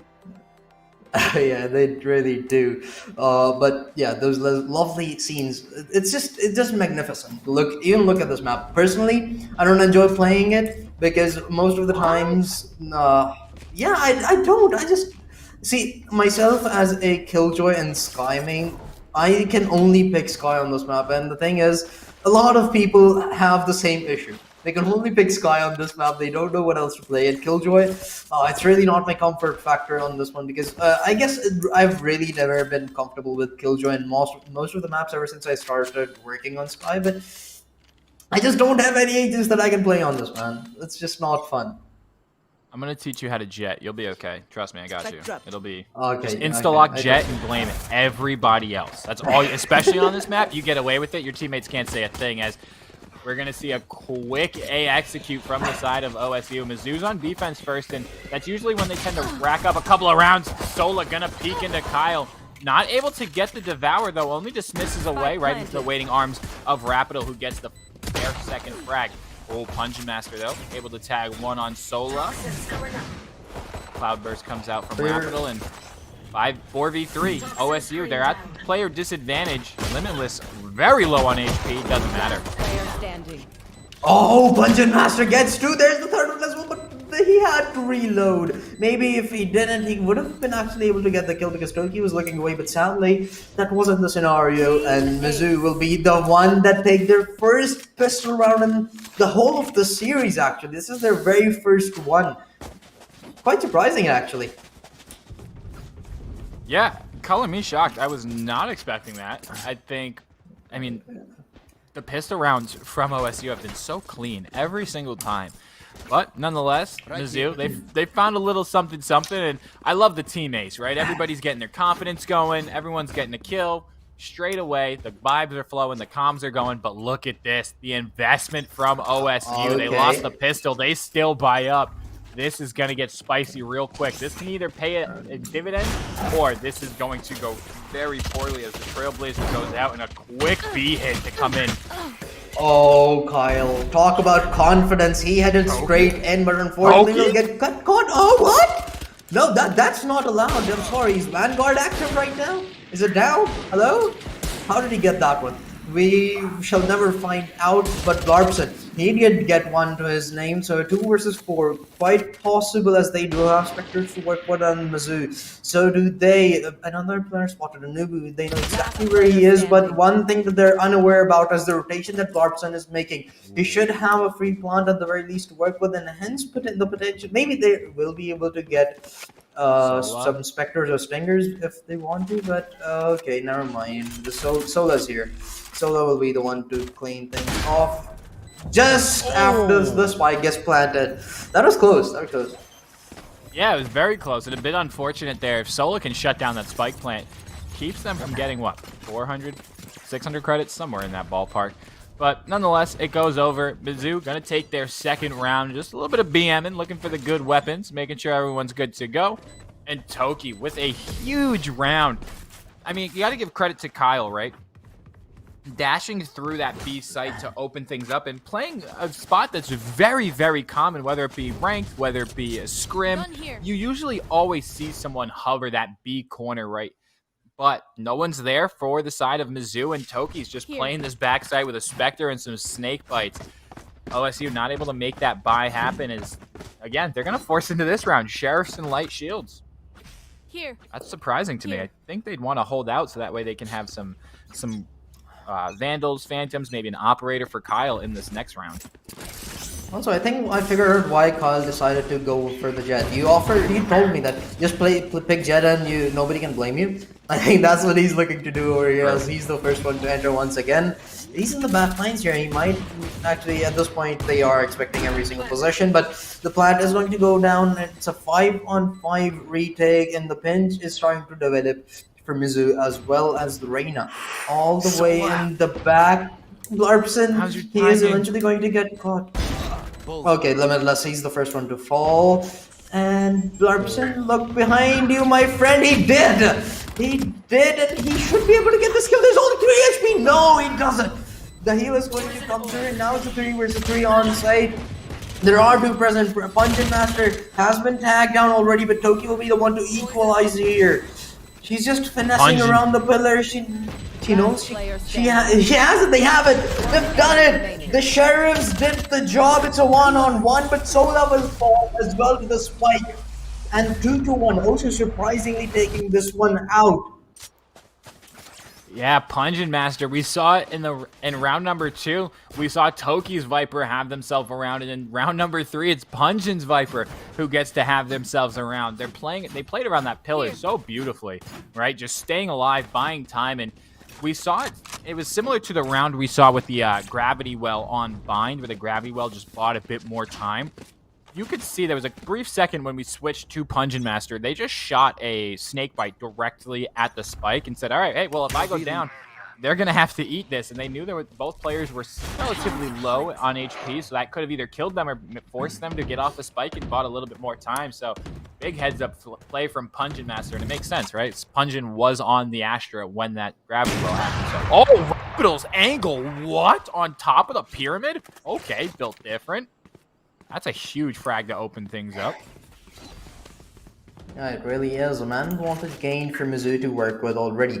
And I'm actually quite surprised with how confident they are, even on the defensive end. We were talking about it earlier, that how the offensive side is the one that you're mostly favoring on Breeze, but for the timing, it seems like Mizu, they're not afraid to take those one-on-one battles, and they're really just not allowing Osu to get inside as quickly as we saw them get those entries on Bind and Icebox, and it's really been working out for Barbson.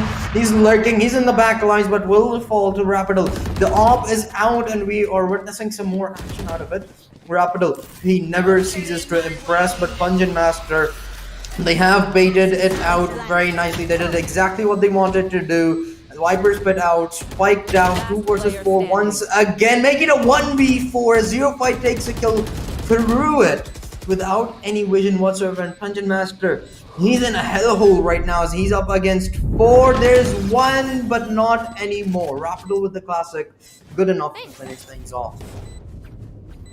Finishes it off in style as well. You got to take the classic and put it to work, right? He's a classic man, pun intended. That was a great song back in the day. I just made me think about that. Yeah.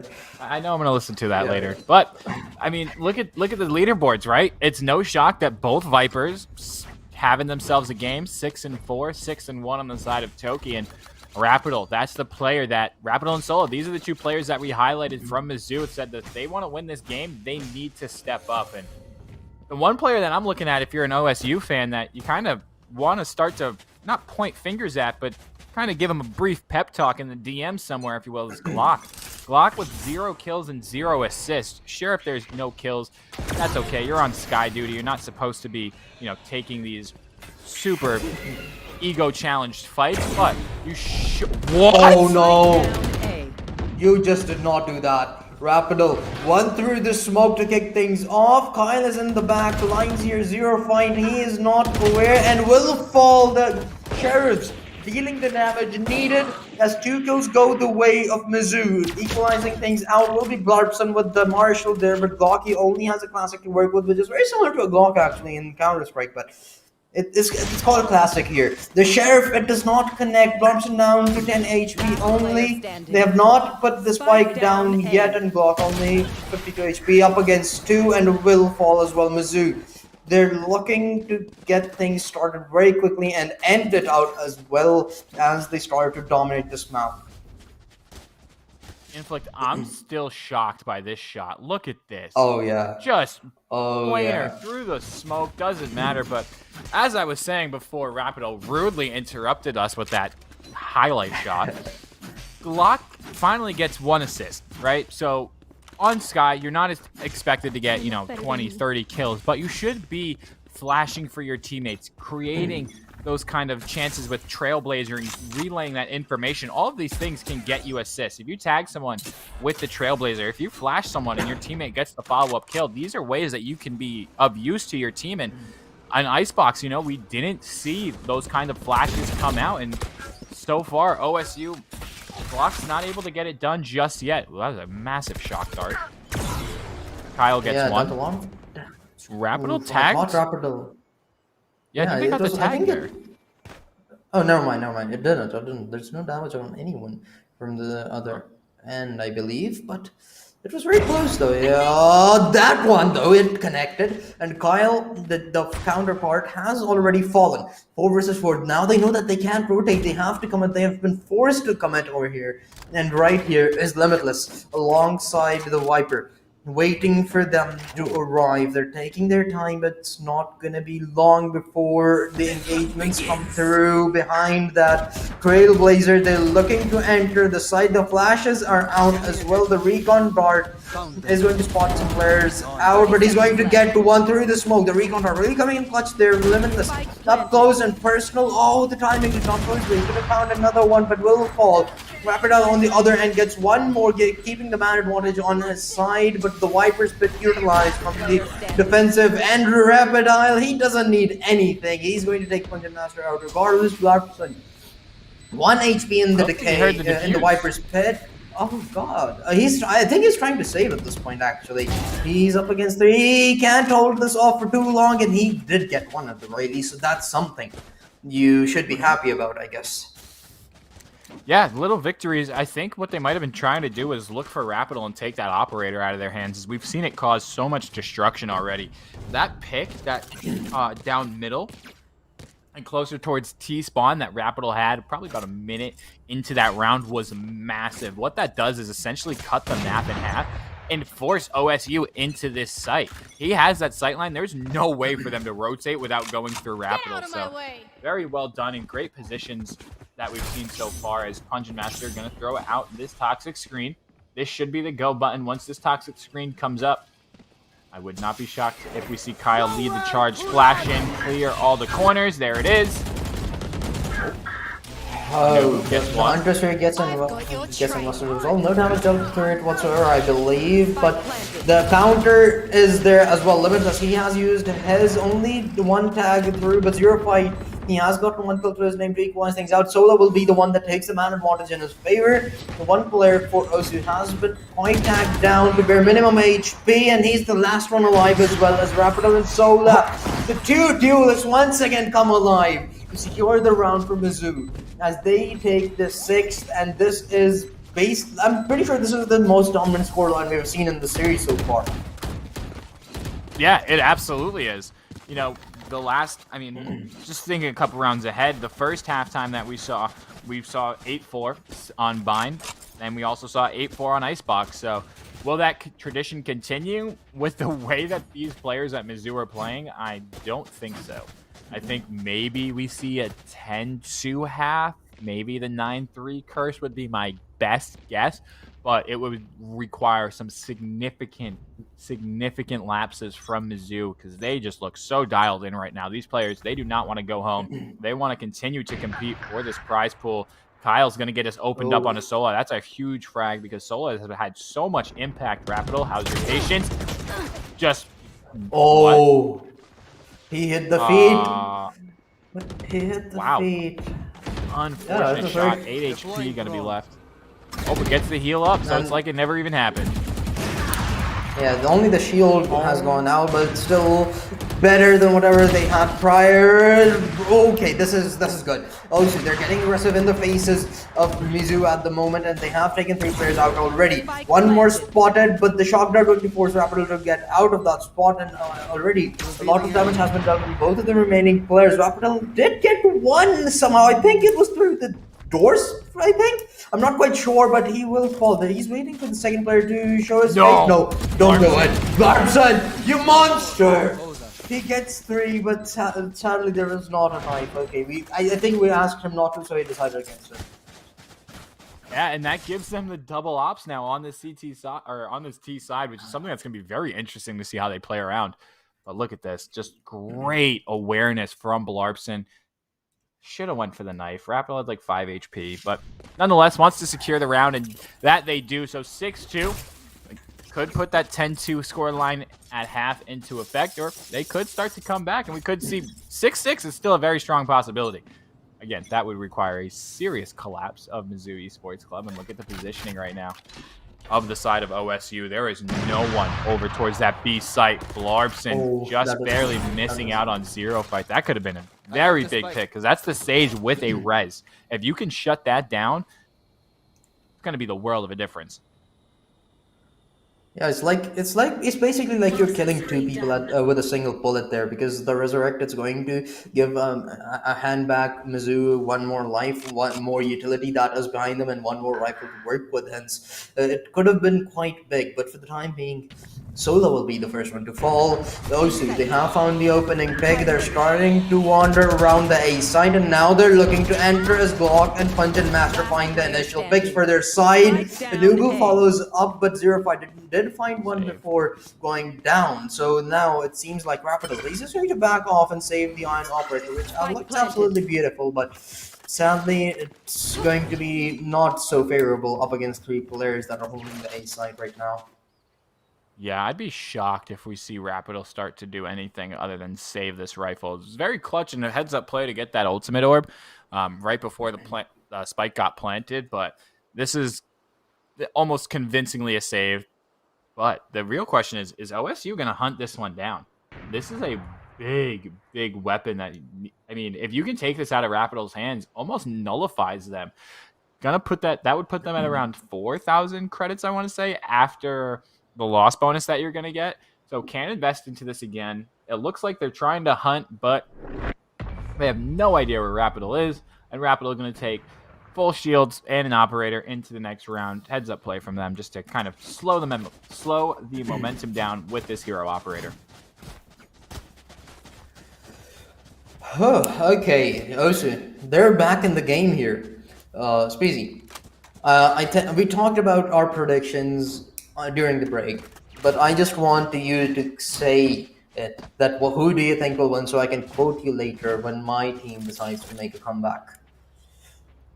Well, I mean, it's not going to happen. I have complete and utter faith in the players at Mizzou Esports Club. I mean, look at this. Ready? Rapidol. Oh, ego check. Ego check. Tags there him you through go. the wall. Tags him through the wall. That's going to be 2 HP left on 4 HP on Pungent Master. Gonna run out. Pungent does have a nice knife, though. I'll give him that. But, yeah, no. I think Mizzou Esports Club, they take this one. Scoreline 13-7.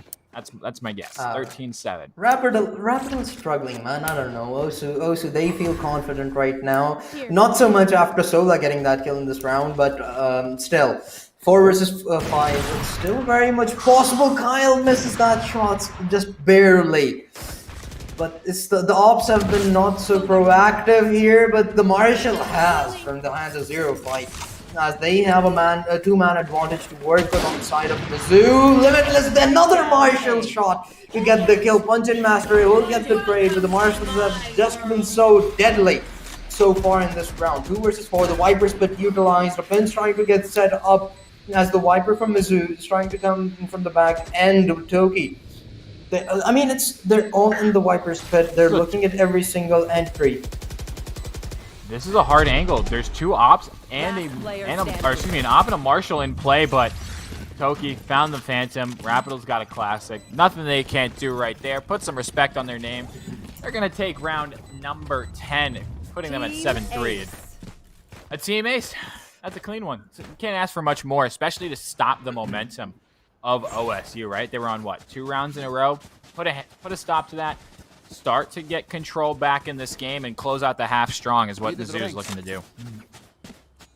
Oh, so they still have a bye. They can take this round. We're not too far off. Even if it's an 8-4, I still believe that Osu might be able to make a comeback because we know how great they are in pistol rounds. You just have to win that. That's 2 rounds for free. So the lead goes down to two rounds. And if you are looking to make a comeback, you have to win rifle rounds, and you can't do it without those. So those 2 rounds they're just going to come off of sheer skill and dedication and the will of comeback that Osu should be showing, but they're not because Limitless, he's just too good with the operator.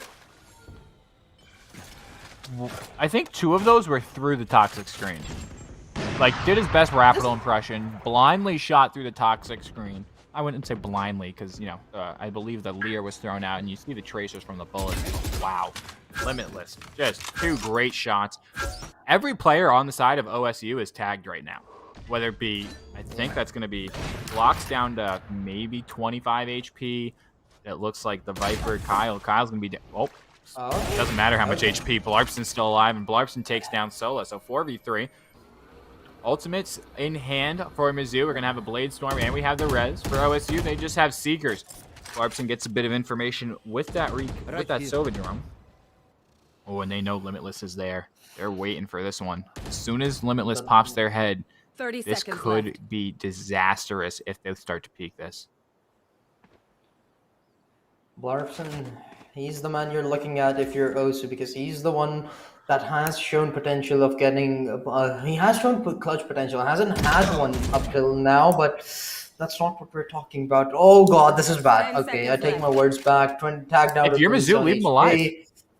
Yeah. If you're the side of Mizzou, just leave them alive. They're not going to get the loss bonus. That's 3 players without a loss bonus. OSU, you have to try and commit.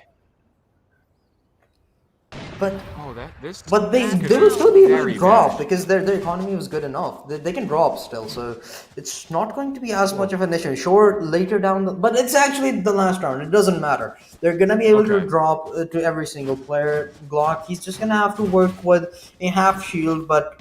Yeah, I'm actually really sad to see the scoreboard right now because Anubu, Glock, those were the players that were on top of the scoreboard for Osu, both of the previous 2 maps, and right now they're the ones that are sleeping. They certainly are. We need to see the performance. Limitless gets tagged. Almost tags Kyle with that operator. Doesn't have the angle, but Kyle through the wall takes down Limitless. That's a huge opening. And could we see, I swear, Inflict, if we see another 8-4 half, I'm just gonna laugh. There's nothing else you can do at that point other than laugh. Kyle, it's happening. To say about it, it's certainly happening. I've got your trail. Kyle finally showing us why they put them on this jet duty, trying to answer Rapidal's jet. Oh, he's surrounded on all sides. They know. They know indeed. Hunter's Fury. Nope, doesn't matter. Hunter's Fury is still available for OSU, so this is... Oh, what? Oh. First bait. Oh, first hopping around. Then some fries taken. Okay. They know they're hunting him down. Oh, yeah. There it is. Oh, Kyle yeah, with a 3K. Secures the round. 8-4 half. I mean, it's just comical at this point, right? 8-4 is... It seems to be the theme.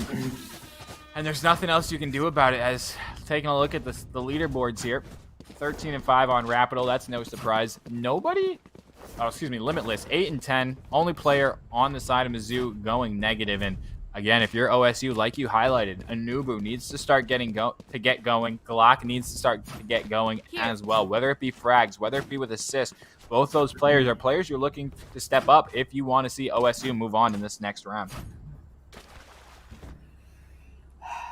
Mizzou, they're in such a comfortable spot, and now we were talking about it earlier as well. The offensive side is somewhat favorable on these. Of course, it doesn't matter because, well, any miracles happen.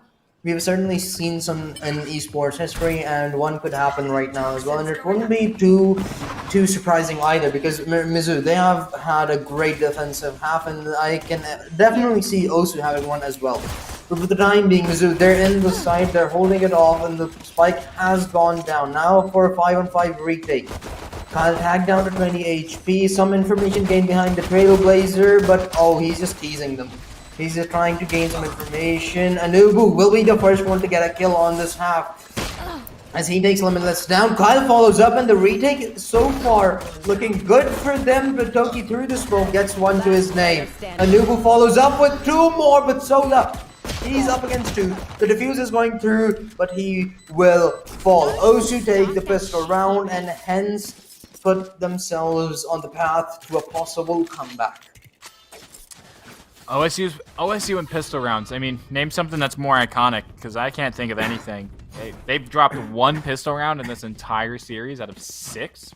So not too surprising there, but what is surprising is to see Mizzou not try and force up around this. I mean, excuse me, not around this, but I could see them try to force up, get a couple Spectres similar to what OSU did to them after Mizzou won their first pistol round earlier this map, and really kind of put a damper on that economy. But we see a Guardian, 2 Ares, and a Marshal. And the what? The Marshal. It's Rapido. What? You shouldn't even be surprised at this point. This man is a maniac. Yeah, you're absolutely right. Down tube gets the kill. It does not matter. You just can't dry peek Rapido. You got to throw some kind of utility out there. Throw them off kilter. And there's no mid control whatsoever for OSU right now. This is going to be a disastrous peak. Oh, that's Kyle. That's Kyle up against 2. He has a Guardian up close, and that's really not a weapon that you're going to be comfortable with this close range. But Glock, though, he has an LMG. It's good at either way. He has found one they know. I'm not sure if they're aware of where the second player is, but now they are. So he has been spotted, tagged down a bit as well, but Kyle's Marshal finally connects. Sola is going to get the trade eventually and looking to retrieve that rifle, but the LMG once again on the other end, it does not connect. Sola, you monster. And he has taken Sola's got position. Out. Sola's got position here. He can completely nullify anything that OSU tried to do. Just going to try and be a little sneaky beaver here, and here are some footsteps. Oh, this could be bad. Sola, how's your timing? Here's Glock. Sees Glock. No. Gets Glock. And now it's all up to Punjin Master down middle. Sola, huge heads-up play. Possibly saving the round from Mizzou. Okay, did I speak too soon, though? A little Viper on Viper crime. It's not planted for either of them. Yeah, this could go very, very wrong if they're... Okay, they're setting up a bench. This should be theirs to lose, and it is, as Limitless will be the one that ends things in this round. And surprisingly, Mizzou close out the second round of this half after losing at the pistol one. But now, okay, I think I might have to switch sides. Is that allowed anymore? Can't do it. Are we open to that? Oh, God. Nope, you picked your side. You didn't believe in Mizzou. I had it through and through from the top of the day. I said, you know what? Mizzou's my team. I'm sticking with it. You can't jump to this bandwagon now. But if you're in chat, make sure you type in who you think's going to win. If we have a wager going, if not, tell Scotty, let's get some channel points on the board. I know I got some channel points to risk, but what I believe OSU doesn't have to risk. Oh, you got some channel points? You want to wager? We can put a wager on the next matchup. Yeah. Let's go. Let's do it. We'll be here for that, and we're hoping so will you, as this one is about to come to a close. As Mizzou, they're looking to end things here very quickly. 2 kills go their way. Oh, 2 kills are on the flank. Kyle gets the first one, has been spotted out here. Sola, he's up close and personal, will get the kill somehow, even though he was quite tagged down here. But Garbson just jiggles to get the rifle and will get punished for us as Toki gets 10-5 in Mizzou. This is looking very promising for them. It certainly is, and that's the kind of play that we were looking, that Kyle tried to do earlier, right? Is dash onto that B site, clear any kind of angles that may be held by the defending team, and right there, Rapido showing why they're dialed in on this jet. The teamwork was on par. They were right behind him for the follow-up, and some easy trades right there. But if you're the side of OSU, it's smart. You call timeout, say, hey, guys, it's still in our game. We're only 5 rounds down. The economy, it's not in the best spot if you're an OSU fan. I mean, take a look. Punjin, 0 credits. Glock, 250. Larpson, 450. So if you lose this round, you kind of got to question the mental state in that Discord or TeamSpeak server. See what's going on. But I think this is the right call. Stop the bleeding. Mizzou has put 2 rounds together back-to-back. This should try to curb the momentum of Mizzou right here.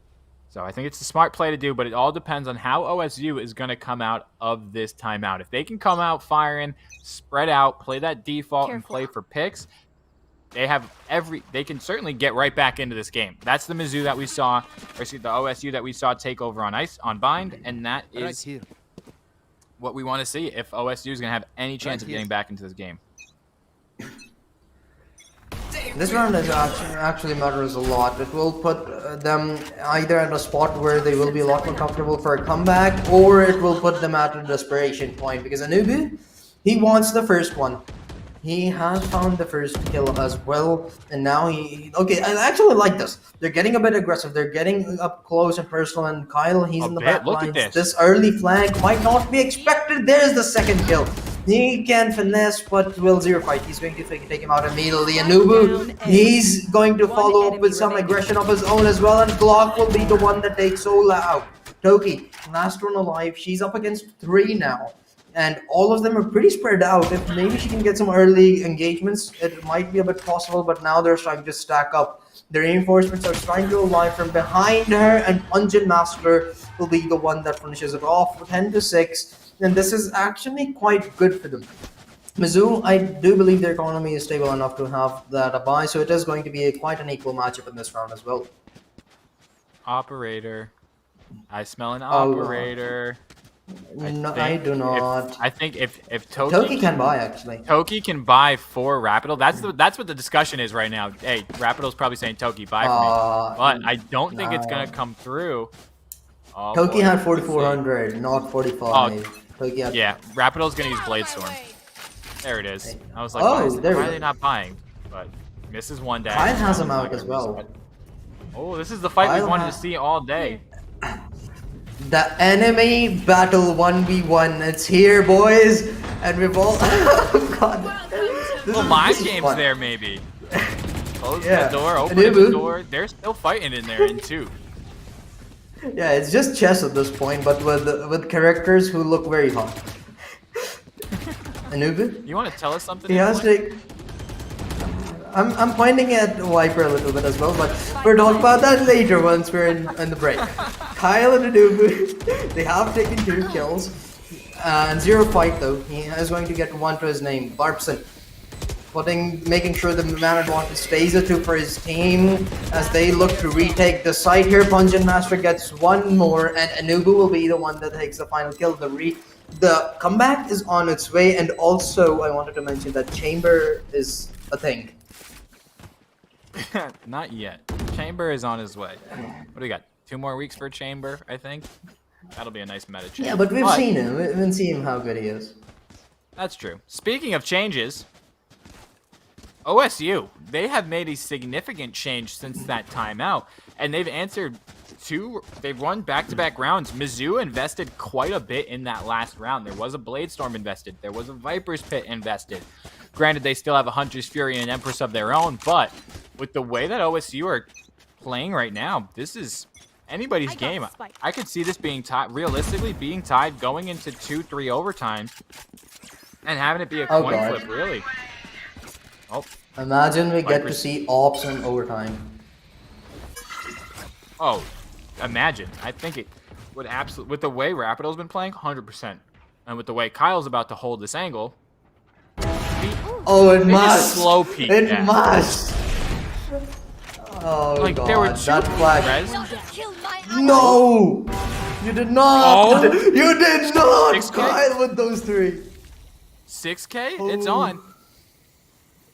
Kyle, no. don't do it.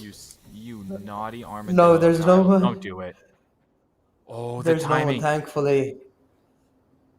No, wait! Look at the minimap, number 9. I was going to say, Kyle seems to know that Limitless is starting to push up. Look at this. Let's see it. Okay. Oh, Limitless shuts down the 6K attempt, and Blarpson says on the better Silva. Sit down. Anubu's gonna be big. Anubu's gonna come big. There's 1. There's the 2nd. And there's the round. Also looking to make the comeback as they hit the 8-point 2-round differential. Is all that remains between Mizzou and OSU. It's happening. I'm not bandwagoning. Osu, You tried. they're in No, this I don't want to fight. hear it. You tried to Oh, change God, no, I teams. didn't. Now you want I to get didn't. back on the I OSU didn't. train. Okay. Nobody heard it. You have no Hey, proof.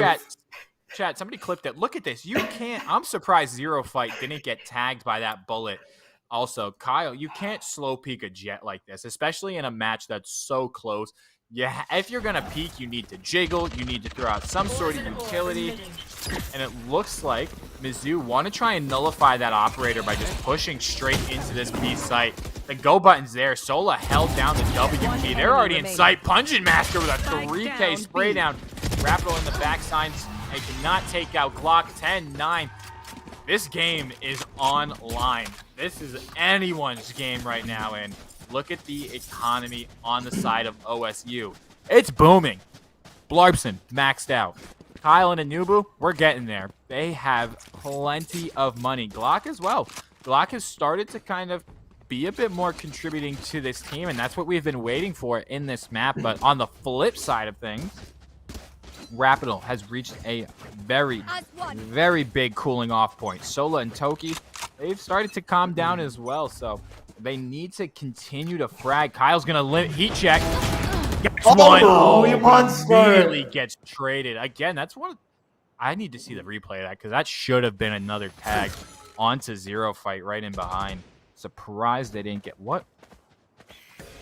Somebody clip that and just tag Zero Fight, and that you can see the slow orb on top of middle. Not, I think it might be the nerves a little bit here. Starting to get to Mizzou. They're missing making some very simple mistakes, right? We just saw that miss slow orb. We see them peeking, just dry peeking Kyle's operator back-to-back rounds. You know they still have it. Why are we peeking these longer angles and these longer sight lines? So let's see if they can kind of calm their nerves, slow the pace down, and start to get back to the Mizzou that we saw earlier.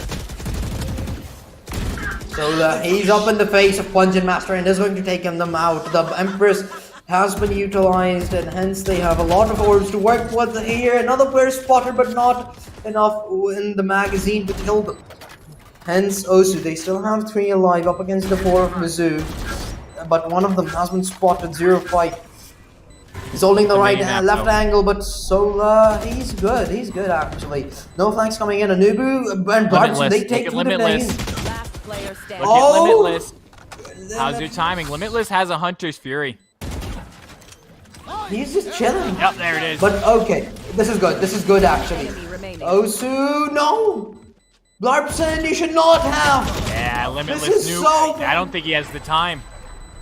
He does got half. not. No, he does not! He does not! 0.41 seconds. Limitless goes ballistic with the clutch. I'm shocked. I am absolutely shocked that he was able to get away with that. I thought surely that Blartson was going to push him into this window and get the frag before the second charge went off, but unfortunate as Mizzou gonna get their 11th round on the board and slow down the onslaught that we just saw from OSU. 0.41 seconds. That was the difference between this defuse. Oh man, that's a heartbreaker right there for OSU, but look at the guns. They've got it all right back. They've got the Phantoms. They have the operator back in hands. Kyle still holding down this middle of the map. This is going to create a monstrous problem should Mizzou decide to rotate. Empress gets popped, and so does the Blade Storm. Any idea of rotating anytime soon? Because Sola, he has found the entry frag there. Oh, so they do have 2 or 3 ultimates for the retake if need be, but for the time being, the plant is going to be quite simple. Kyle gets 1. Glock follows up as well. A 4 versus 3 for the retake. This is looking good. Blartson, he has his under 3 as well. Maybe if he can get the tag. Kyle! 1 more to his name with the op. He is doing some magic. Oh god. I found out that he has smiley face as his boss here, and I agree. He should smile at every moment when you're hitting shots like those. Glock will be the one that finishes things off. But Kyle is just so... We were expecting Rapido to do the work that Kyle is doing right now, but I can't complain. It's Jet, it's Op, it's Breeze, and it's Beauty. Yeah, Kyle's playing with all the confidence in the world right now. I mean, who decides to challenge that? One thing I do want to highlight, though, is a couple of other missteps from Mizzou Esports Club. Toki, if you're going to play this Viper, you got to have those lineups to play the post-plant situation. You're back there in spawn, essentially. That's something that should be dialed in by now at this point of the season, and something that also should be dialed in is not walking down middle with no utility. I mean, that's the, fourth time we've seen Kyle get a free frag down middle. Look at the mini. If he peeks this again, this is a Rapido. massacre. Oh, I thought Rapido had gotten a timing, but not so quickly. Blarpson, they're intrigued to put this to a draw point here. 11-11, they want it, and they want it very badly. They have a two-man advantage to work with here. The deficit and continues to increase as Anubu has taken Limitless out as well. The last two players alive for Mizzou. I think they're starting to question what their approach is, because they only have classics. They're looking to just maybe find one kill at max, but I don't believe it's going to happen. They know exactly where both of them are because of the bullet that has been shot at, but this should come to a close fairly easily as Blarpson has taken one out. They know where Toki is on that flash, and comes in master. He pushes her and kills her off. The comeback is real. Osu Dream is real. And boy, Speezy, are you about to be proven wrong? I'm not worried. I think Mizzou's doing the right thing, calling the timeout. Again, trying to slow down that momentum. It's such a massive part of this game, and especially when you have players who aren't necessarily at the pinnacle, right, of Valorant. These players, similar to those of us that are watching, this is diamond and below, so certainly attainable for some of us not so much, but they're not going to be doing things that are, they're not defining the meta. They're playing off of comfort. They're playing off of hype, things that you would normally see in like a ranked game. So I'm very, very surprised it took this long for Mizzou to call a timeout. But I think it's a good time to do it. Again, slow that momentum down. Either team can still win this in regulation. You string 2 rounds together, you're right there. And take a look at the ultimate economy at odds. You see this scoreboard. Kyle's got a Blade Storm, Pungent Master. They have a Viper's Pit, and Blarpson has a Hunter's Fury. So if Mizzou gets anywhere near this planting the spike, won't be shocked if we hear Blarpson's pop their Hunter's Fury. And on the opposite side, Mizzou, they're 1 away from the res. Toki has Hunter's Fury, or excuse me, not Hunter's Fury, Viper's Pit, and Limitless is 4 away from Hunter's Fury, so certainly attainable in the next 2 rounds as Pungent Master pops that Viper's Pit early. Can they get maximum value out of this? They need to push that. He got the tag onto it. Did they not? I don't think so. He missed just by a bit there, but the recon dart was utilized in order to gain some information. Sadly, that's not going to give them anything either, as the Viper had stepped out for a little while, but Limitless, he wants that kill desperately. You can tell he has Sola right across the corner and right in front of him there. They want to go in. It's just so intriguing right now, but they can't. Their structure does not allow them to do so, because if they fall, they will be giving Osu a very high probability of taking the match point into their own hands. And you said that, as you mentioned, this is not the pinnacle of competition, of Valorant competition. So nerves matter. If they go to regulation, I do not believe that it's going to be either team's win. I believe Osu will take it just because of the nervousness that players might have, and it happens at the pinnacle of the competition as well. So I believe that these players are going to struggle as well. Hence, Mizzou, it's a must-win for them to take this round right here. Rapido, he wants it as he takes Blockout 4 versus 4. Every bit of utility being utilized. Blarpson going to get one with his ultimate as well. The spike goes down as soon as the clock hits the 15-second mark. And now a 3-on-3 for the retake. The health on every single player is very good. That's a lot of information with the recon dart. The only player unknown is Toki. Blarpson gets the kill, and Osu Orange, they have the match point. I mean, I don't even know what to say at this point. This comeback from OSU it's a masterclass right now, and they are playing it so well. Moving into this final round, we will see a Blade Storm. Glock 2 off of Seekers, so I'm curious to see if they're going to fight for those Seekers orbs. We also have the Empress and the Rez, so Mizzou, they can afford to be a bit aggro. They can afford to take maybe an unadvantageous fight with this Rez from Sage, but take a look at the buy. They are just scraping pennies together, and I'm surprised they haven't decided to give one of these Vandals to Sola, who's A, top fragging, and B, has the Empress. I'm not quite sure either, but that's their game plan. I trust them more than ourselves, I guess. But Facts. for the time being, Osu, that's the team I trusted. That's the team that are one round away from winning. You know what's coming. You know it's coming, Speezy. Just agree. Osu are the superior team right now. Just agree right now. I'm allowing you to switch sides. Nope. Oh, God. Nope, I'm not going to do it. I stay strong. The slow, methodical pace from Mizzou. It's intriguing.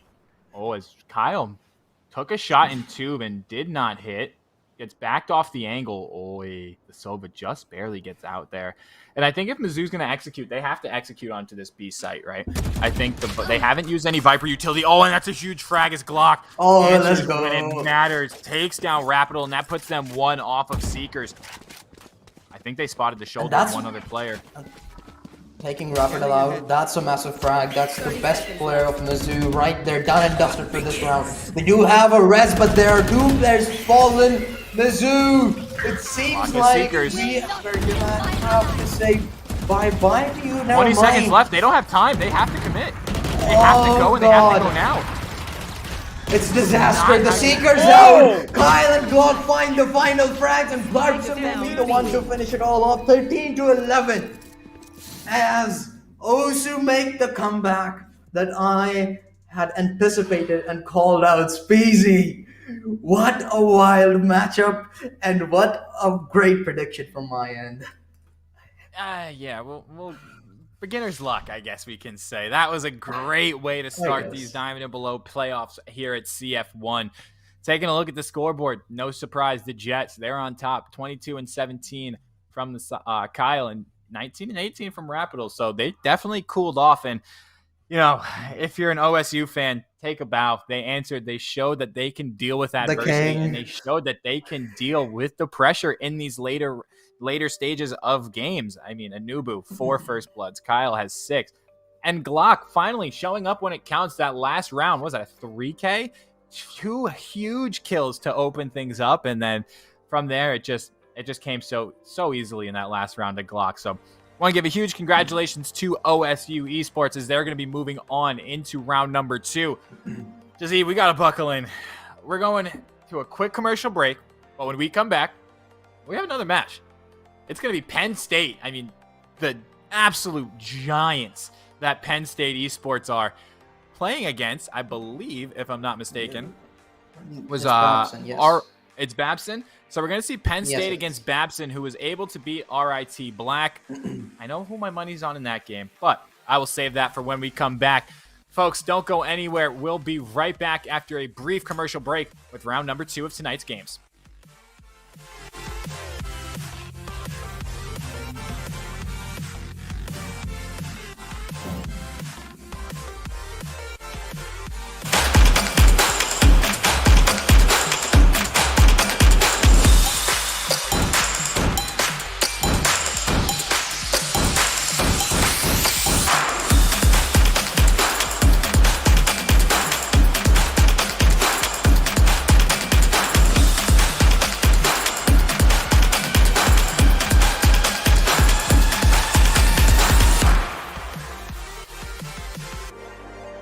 When I grow up, I want to be a nurse. But I want to be a policeman. A lawyer. I want to be an actress. My dream is to be a vet. My dream is to be an engineer. My dream is to be a Navy SEAL. To be on Broadway. I want to be an athletic trainer. I want to work with Doctors Without Borders. My dream is to cure cancer. One day, I'd like to dance at my daughter's wedding. Be a hero. Be a designated driver. Take the pledge today at herocampaign.org. You know, you're really getting better. I'm like this newly made dude. Hey, even my USB port back there is brand new. Yay! You're amazing! Well, not like me amazing, but a pretty darn good amazing. Attaboy! Watch out for that! Ow! Anyway, you want to hear my alien story? Yes. So, aliens.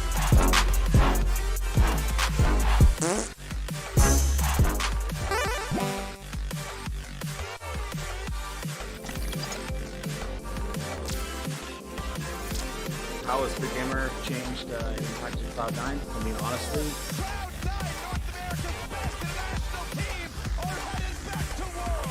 the difference between the teams that actually win or lose are the teams that are going to actually have the stamina and still have a sharp mind through that event. Prior to having fit gamers exercise routines that we've been doing, my players around Game 5 would get tired and lose. What's happened with the training that we've been doing, we are now, when we get to this Game 5 situations, we're the team on stage that has energy, we're the team on stage actually is sharp, and we're the team that's raising the trophies. The Fit Gamer app helps you not only track on your everyday workouts, but we travel a lot. So while we're traveling, we can kind of pinpoint how our players are doing, how our managers are doing. They can report what their sleep is like, they report the nutrition, and it gives us the ability to catch patterns that are not good early and address them and fix them. And our training routines, training up along both, has resulted in us lifting trophies at the end of the day. And for me, that's what actually matters.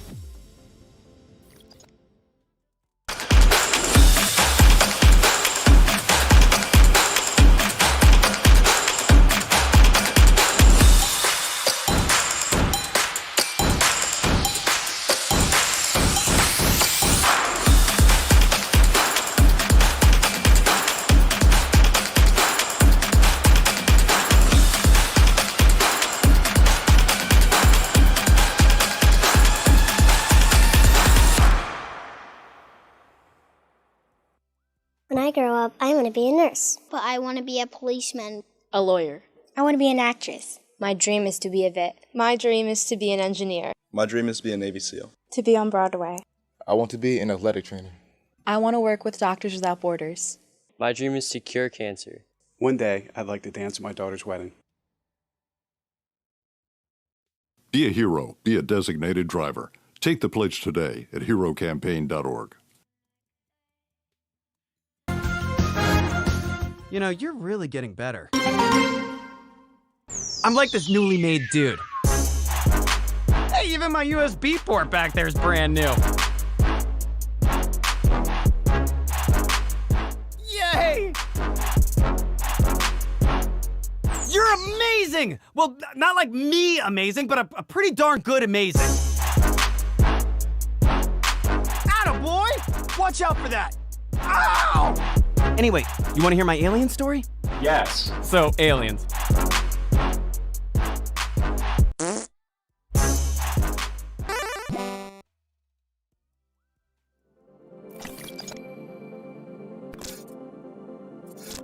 How has Fit Gamer changed and impacted Cloud9? I mean, honestly, Cloud9, North America's best international team, are headed back to Worlds. the difference between the teams that actually win or lose are the teams that are going to actually have the stamina and still have a sharp mind through that event.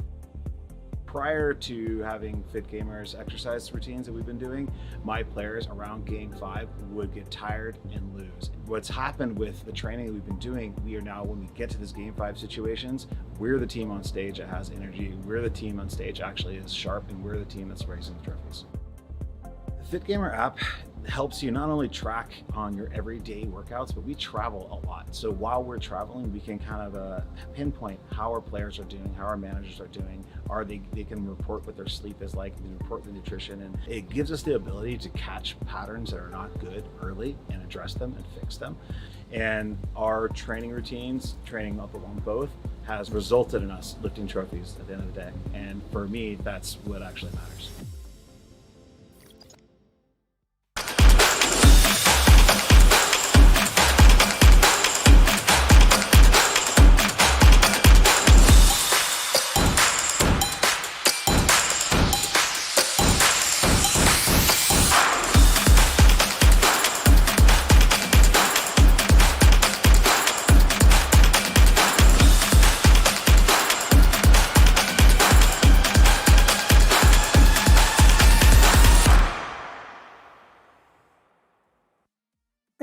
up, I want to be a nurse. But I want to be a policeman. A lawyer.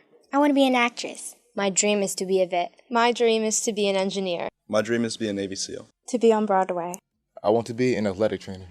I want to work with Doctors Without Borders. My dream is to cure cancer. One day, I'd like to dance at my daughter's wedding. Be a hero. Be a designated driver. Take the pledge today at herocampaign.org. You know, you're really getting better. I'm like this newly made dude. Hey, even my USB port back there is brand new. Yay! You're amazing! Well, not like me amazing, but a pretty darn good amazing. Attaboy! Watch out for that! Ow! Anyway, you want to hear my alien story? Yes. So, aliens.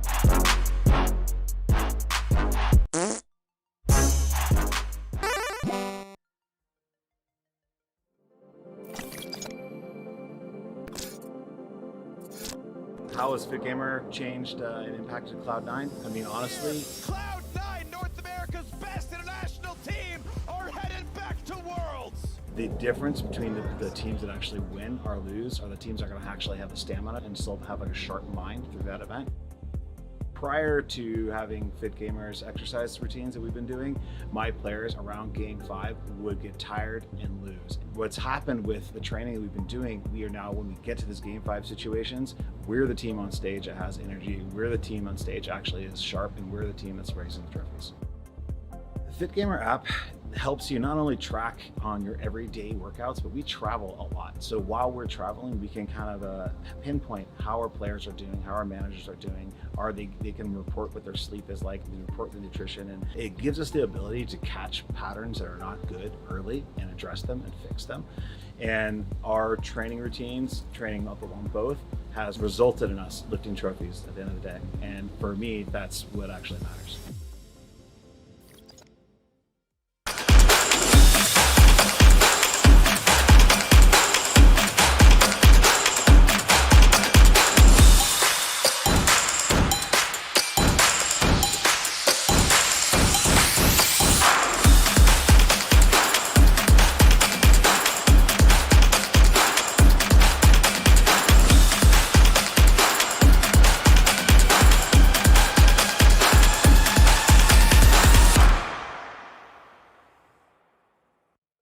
When I grow up, I want to be a nurse. But I want to be a policeman. A lawyer. I want to be an actress. My dream is to be a vet. My dream is to be an engineer. My dream is to be a Navy SEAL. To be on Broadway. I want to be an athletic trainer. I want to work with Doctors Without Borders. My dream is to cure cancer. One day, I'd like to dance at my daughter's wedding. Be a hero. Be a designated driver. Take the pledge today at herocampaign.org. You know, you're really getting better. I'm like this newly made dude. Hey, even my USB port back there is brand new. Yay! You're amazing! Well, not like me amazing, but a pretty darn good amazing. Attaboy! Watch out for that! Ow! Anyway, you want to hear my alien story? Yes. So, aliens.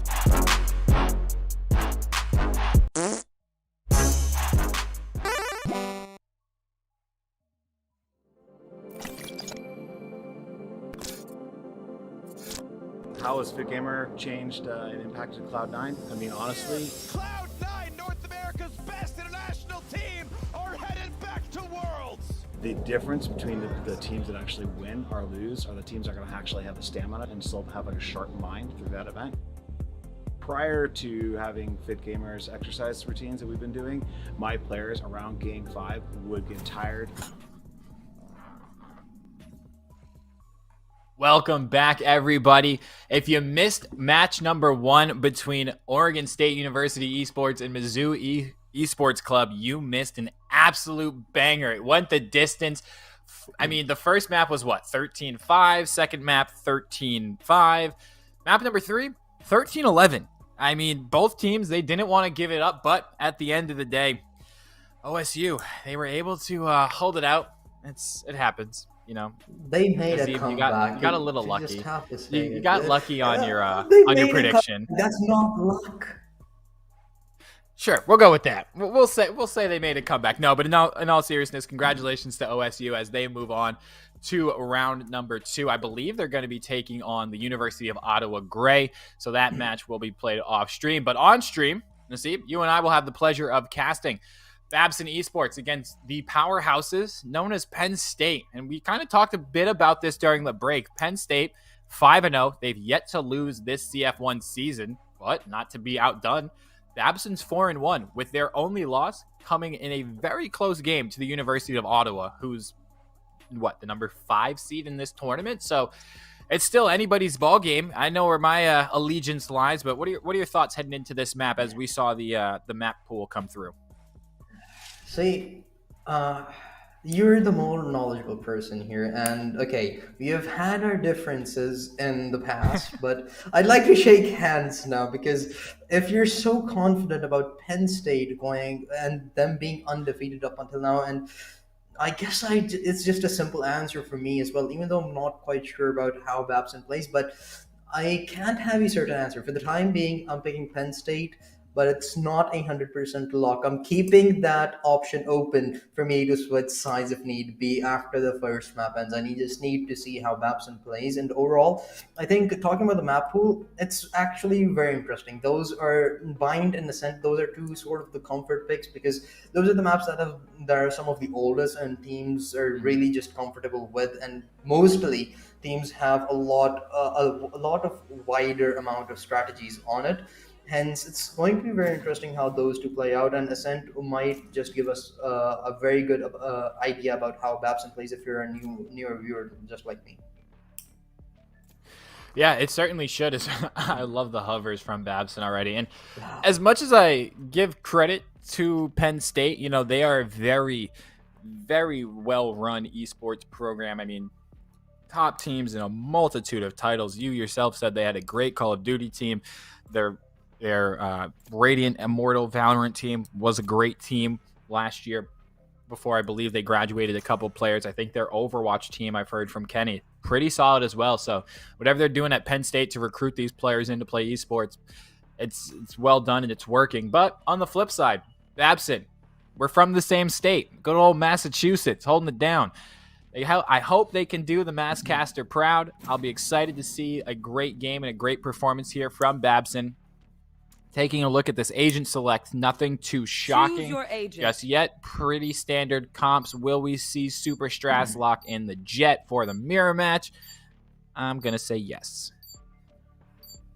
All right, mirror match it is. Okay, yeah, it is a mirror match. So quite interesting. Head-on-head battles with the same compositions as well. This is really going to be this is really going to give me personally a lot of information about how both of these teams play out, because now you have the same utility to work against each other. This is just really putting yourselves. This is basically Counter-Strike, but with more diversity of utility at this point, if I have to simply say it. I mean, I agree to a certain extent, right? I think I agree in a sense that you really can't make excuses, because everybody, or not everybody, but each team has the same amount of abilities if they full buy into these rounds.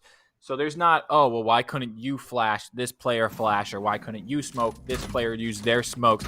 So it certainly does, where it's going to become more about the gun skills and the strategies. But at the same time, every player is going to bring a different kind of play style to their agent, right? We've seen Kyle's Jet do some dissimilar things to Rapidal's Jet in the last map, and it's not shocking to see characters doing different things, but what is shocking to see is no armor on the side of Penn State. They are going strictly for these headshots. This is going to be an interesting one to see as we kick off match number 2 between Babson Esports and Penn State University Esports. Enemy down. And speaking of kicking it off, PSU Rip One's just going to rip Strass's head off. That's one way to get this party started. Rip 1, can they sneak into this position? Yes, they can. It looks like Nerd has an idea here. Doesn't matter. Rip 1 takes the bait again. One enemy Evo remaining. able to get a frag as well, and this round is almost all but over. Soju, how's your timing? Not the greatest, and they know exactly where you're coming from. So this is going to be a difficult planted. 1v4 retake as Aveda on the other side of this smoke. Just waiting, just kind of hanging. Nothing much that he can really do here.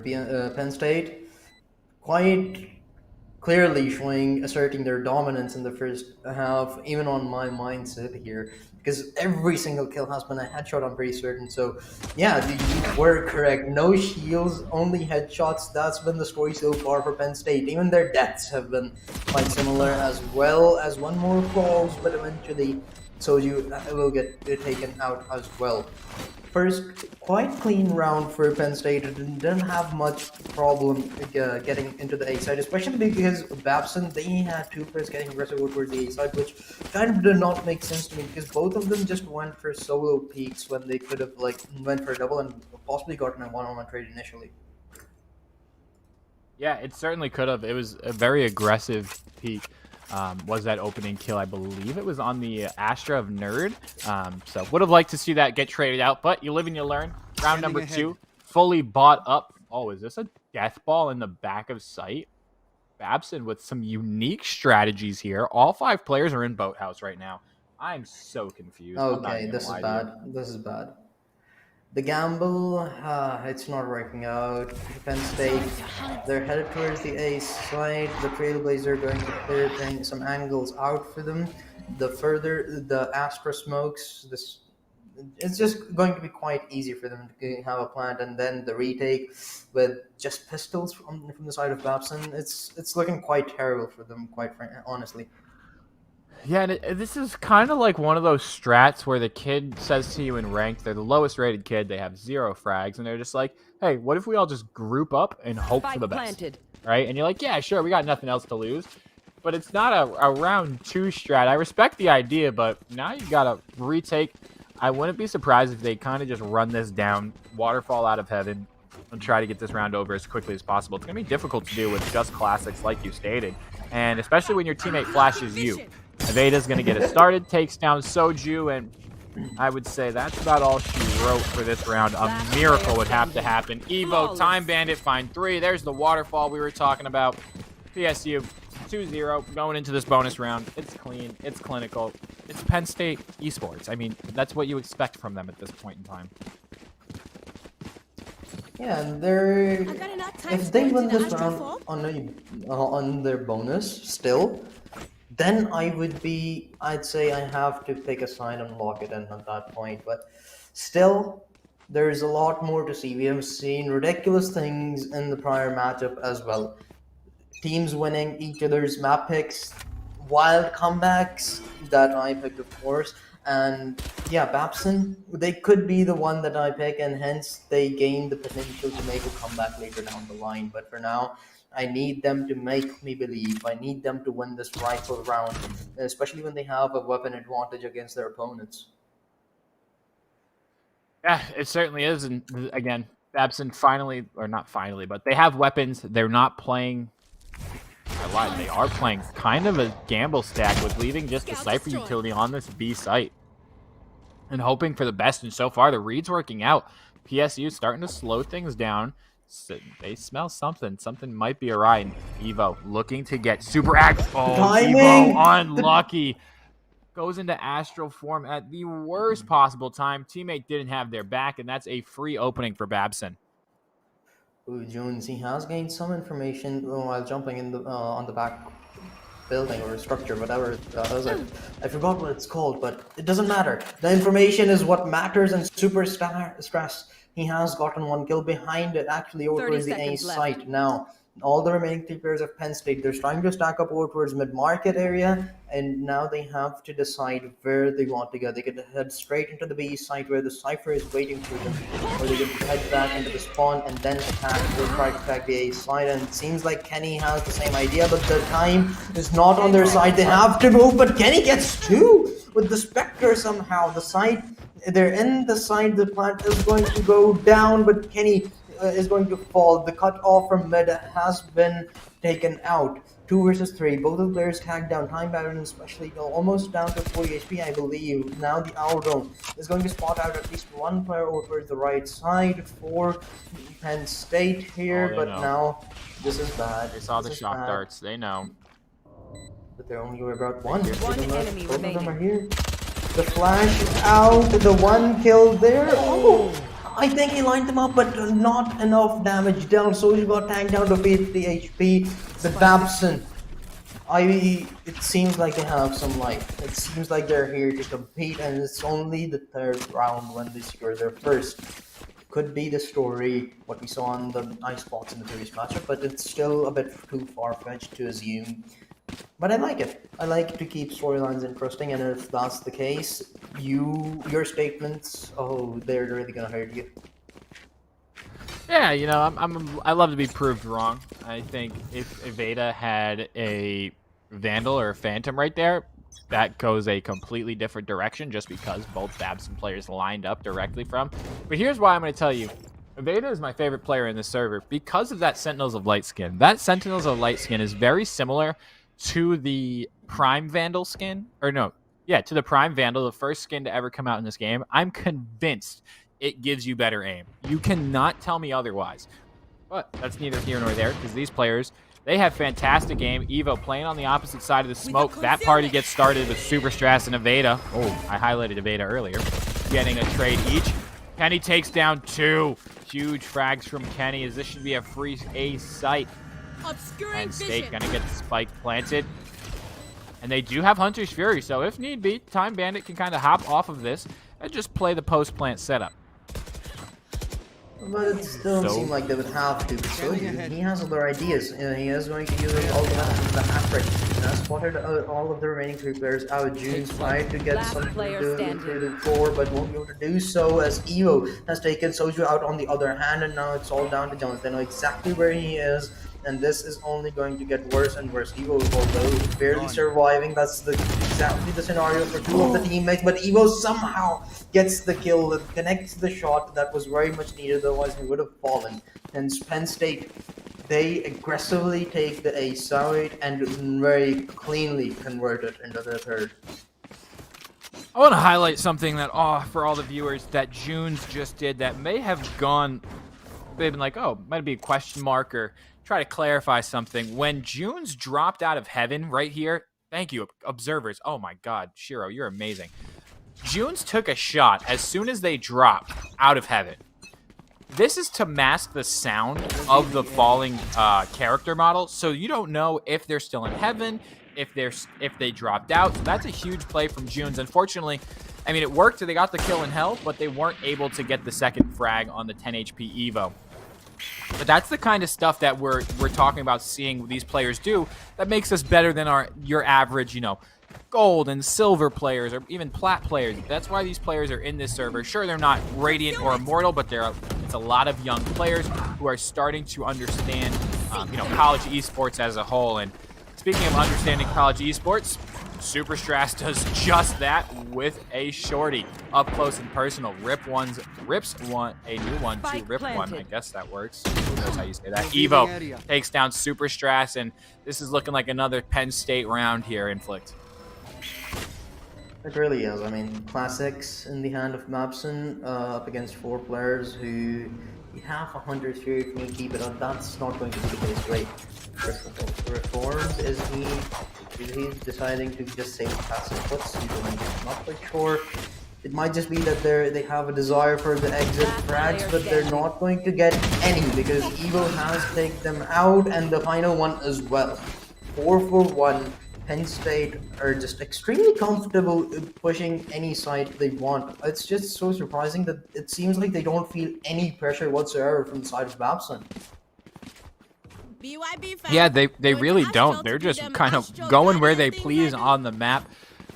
They haven't really been affected too much by this Astra of Nerd. You know, when you think of Astra, sure, she's a controller, so she should be controlling the map. She should be kind of locking off sight lines, pulling players in. And so far, we haven't seen Nerd do too much of that just yet. Granted, still pretty early in the game, only 5 rounds in.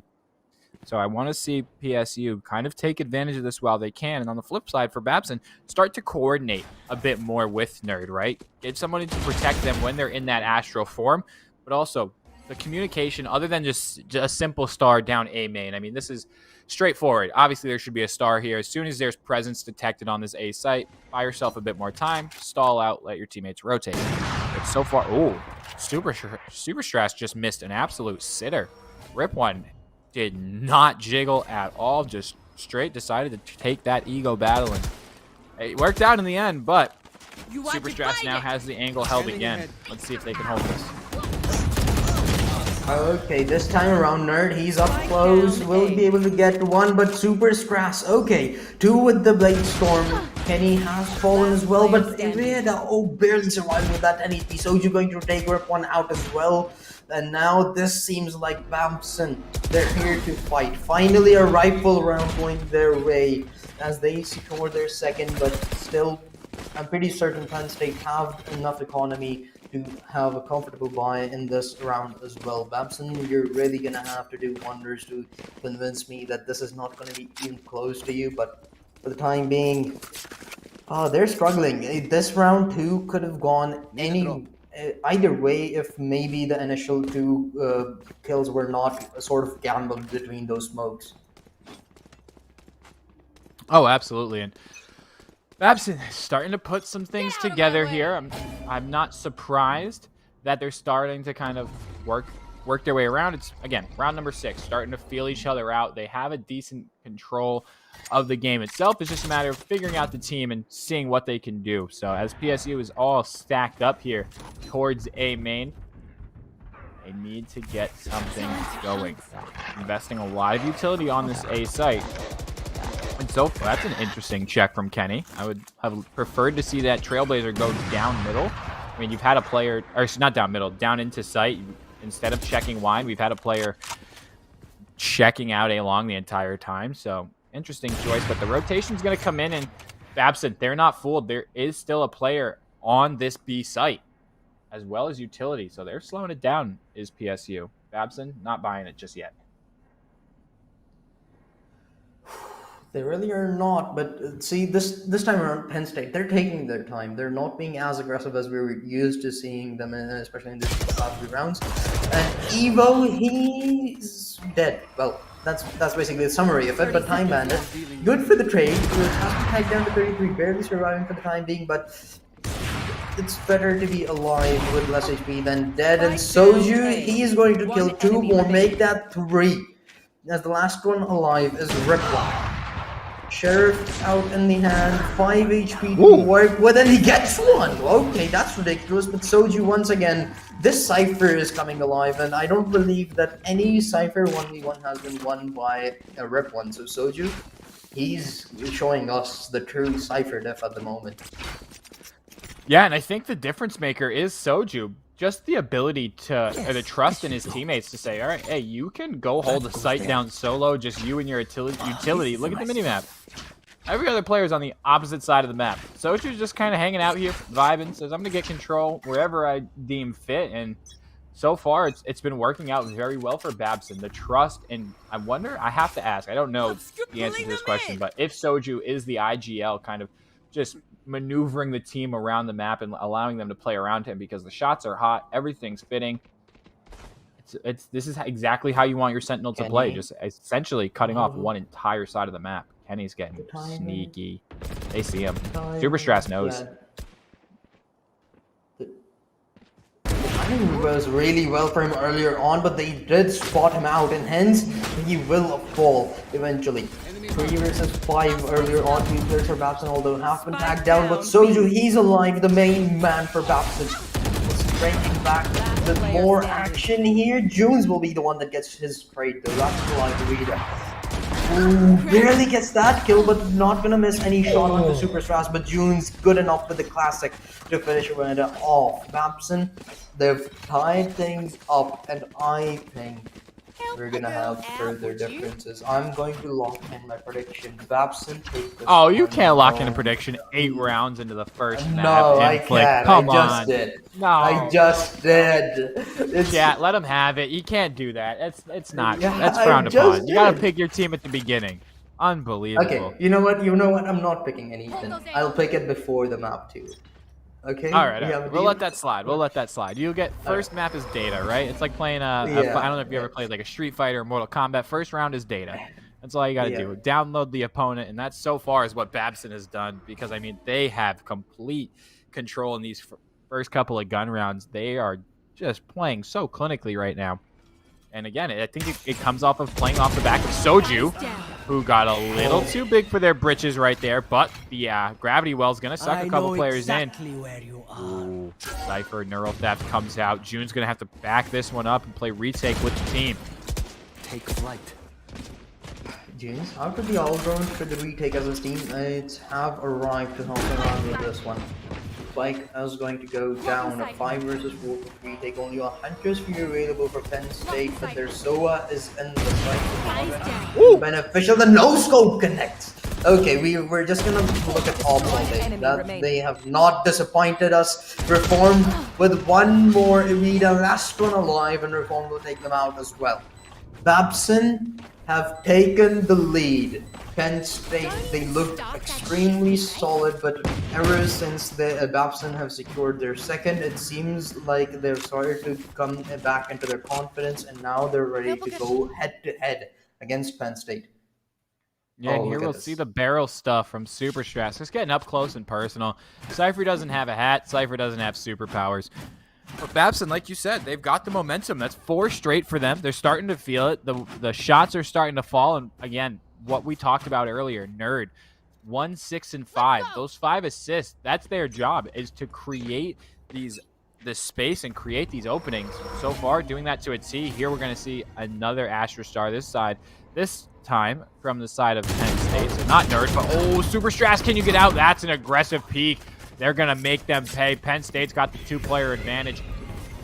This is a difficult hold. I want to see if they back off and play retake. Let the 3 players regroup, but no, Nerd's going to push it. Nerd! No! 3K? What? Babson, it seemed like they had gotten a bit too overconfident, but Nerd just played it so nicely that Kenny is the last one alive, and Babson secure their 4th in a row, taking a 2-round lead. This could have been a disaster for Babson, but Nerd, what a monstrosity! Nerd just playing in their own smoke, you little slippery pickle. Gets a 3K in. I'm not going to say I told you so because I started the round talking about Nerd and how they've been the catalyst to kind of get this Babson run going. But Nerd went huge. Babson wins the round. They're up 6-4. I'm just saying, big brain analyst. That's what they call me. If you disagree, DM me on Twitter, DM me on Instagram. We'll have words. But right now, Nerd having words with their team saying, guys, I got you. We're going to win this one. They do have the Cosmic Divide. There's a Hunter's Fury and a Neural Theft available as well. Cosmic Divide and Hunter's Fury for the side of Penn State. Super Strats off angle. It gets spotted. Great job from Kenny not to commit here. Going to get flashed off the line. Super Strats decided to re-peek. That's a risky re-peek, especially when you get peeked off the line. First Cosmic Divide comes out.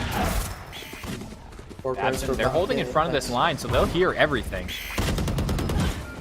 Yeah, Penn State, they're looking to enter the side. Eventually, though, behind that Cosmic Divide, a 2-on-2 trade does go through, make it a... Nerd once again gets 2 here. That's quite surprising because I thought the trade should have been more efficient there, but sadly, Evo did not even have his weapon out. Spike can go down, but the sound cue should be given away with the Hunter's Fury. It gets invested, a lot of damage already dealt, and the kill comes through as well. Babson, the consistency is starting to look very great. Rip one, oh, the timing was so nice that even when he went out, they didn't even notice it. Oh, that's an Odin retreat. An Odin in this area can be very deadly, but now another Cypher 1v1. It's been Soji that has come out on top every single time, but will it be the case this time as well? Oh, he's not expecting it. Soju, did he do it? He did! He wins another one! And there's the 7th. Babson What a comeback round it in has the been into half. this first half, and Soju, what a mastermind. Really suits the Cypher agent.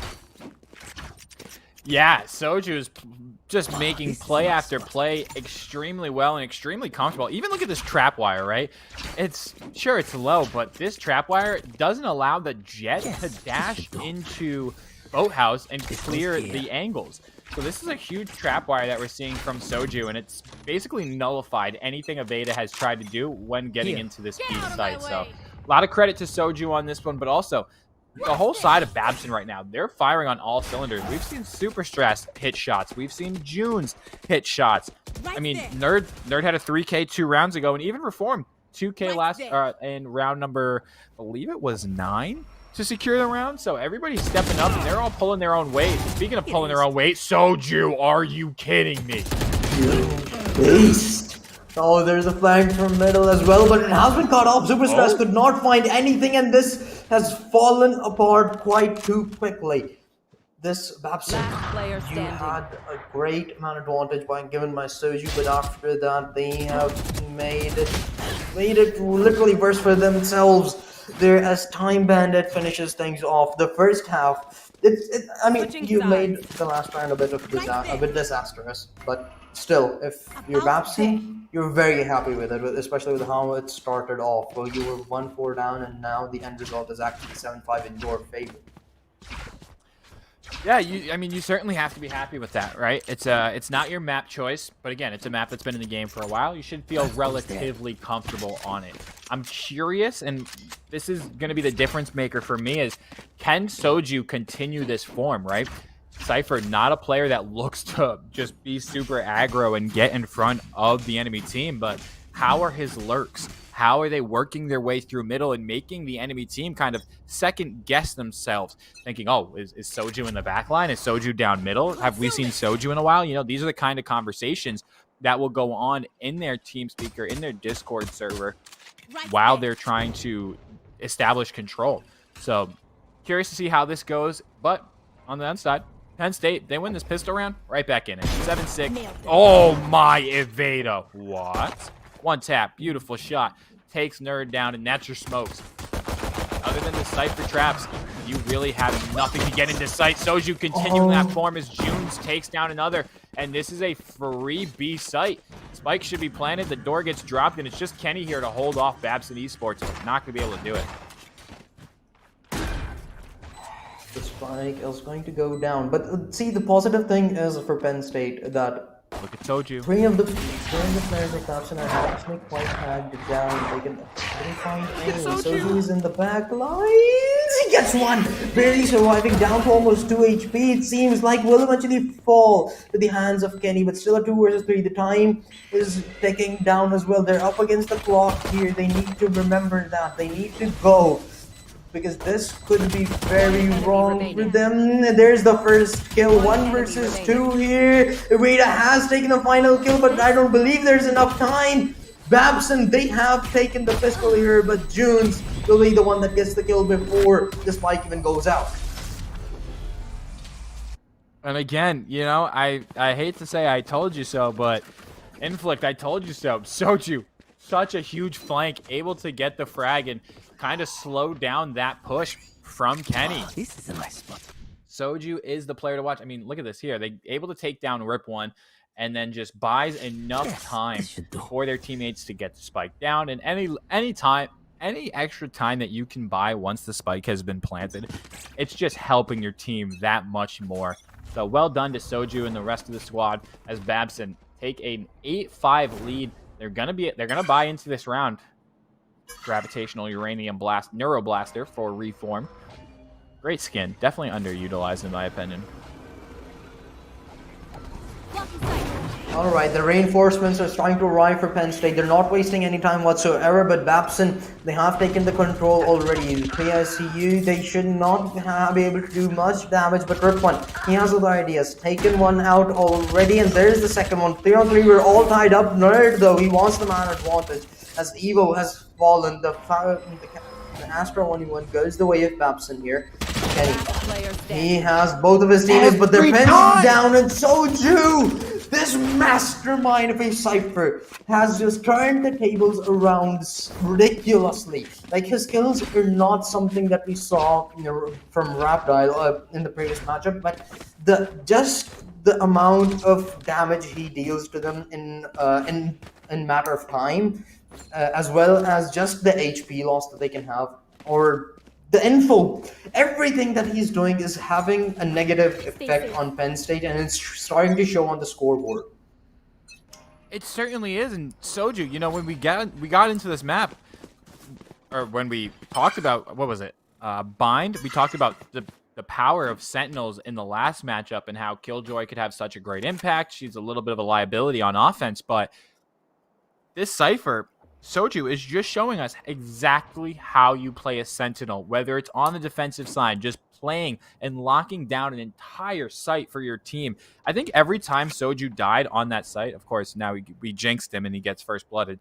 Every time Soju died on that B site, the caster's curse, they were able. Oh, it has to be. But they were able to take a player out before they went, and now just building, creating opportunities for their teammates, and just wandering into the backlines every single round. I'm curious to see who's going to do it now for Babson in this round, as it looks like it's going to be the Astra and Nerd. Look at him just walking down middle. PSU Evo. Down A. Evo's a slippery armadillo. That was perfect timing as Nerd. They don't know where Nerd is. Oh, it looks like Time Bandit has an idea. How's your timing? Got to get out of the wall. Gets one, doesn't get the second. Ooh. I actually haven't seen the kill animation on these new guns yet, so that was kind of cool to see. As Kenny gonna secure the 6th round for Penn State and put a stop to the bleeding in the second half. Look at this. This play from Evo. Check your corner. I mean, it was kind of in the smoke. I think he would have expected that he would have spotted the left player if there was any within the smoke, but that was not the case. There was just a very small gap, unfortunately, for Bamson. So that's like such a minor mistake that made you lose a round. And we're not, as we mentioned earlier before the break, that this is not the pinnacle of Valorant esports, and even such a small mistake at this level is costing you rounds. So just imagine how stressful it can be playing in such a tournament against the very best of your own caliber. Yeah, and these players, they're trying to put on to their, I would say, more varsity squads, the Radiant and Immortal squads, that, hey, maybe I have a spot in this team next semester if there's a player that's graduating. I mean, there's a couple of players who I think could absolutely fit into some of those teams. Look at this push from Superstrass, takes down one, and Kenny takes down the second, and Time Bandit stop that stress. Should be super stressed because he is just having a massive impact on the mental of PSU right now. Evo, they're on site. Evo takes down Reform. 3v3. Player diff. The only diff. Oh, Superstress still has daggers. Is this an ace-2 round? Ace? 21 HP and an ace? I don't think so, but it is very much possible.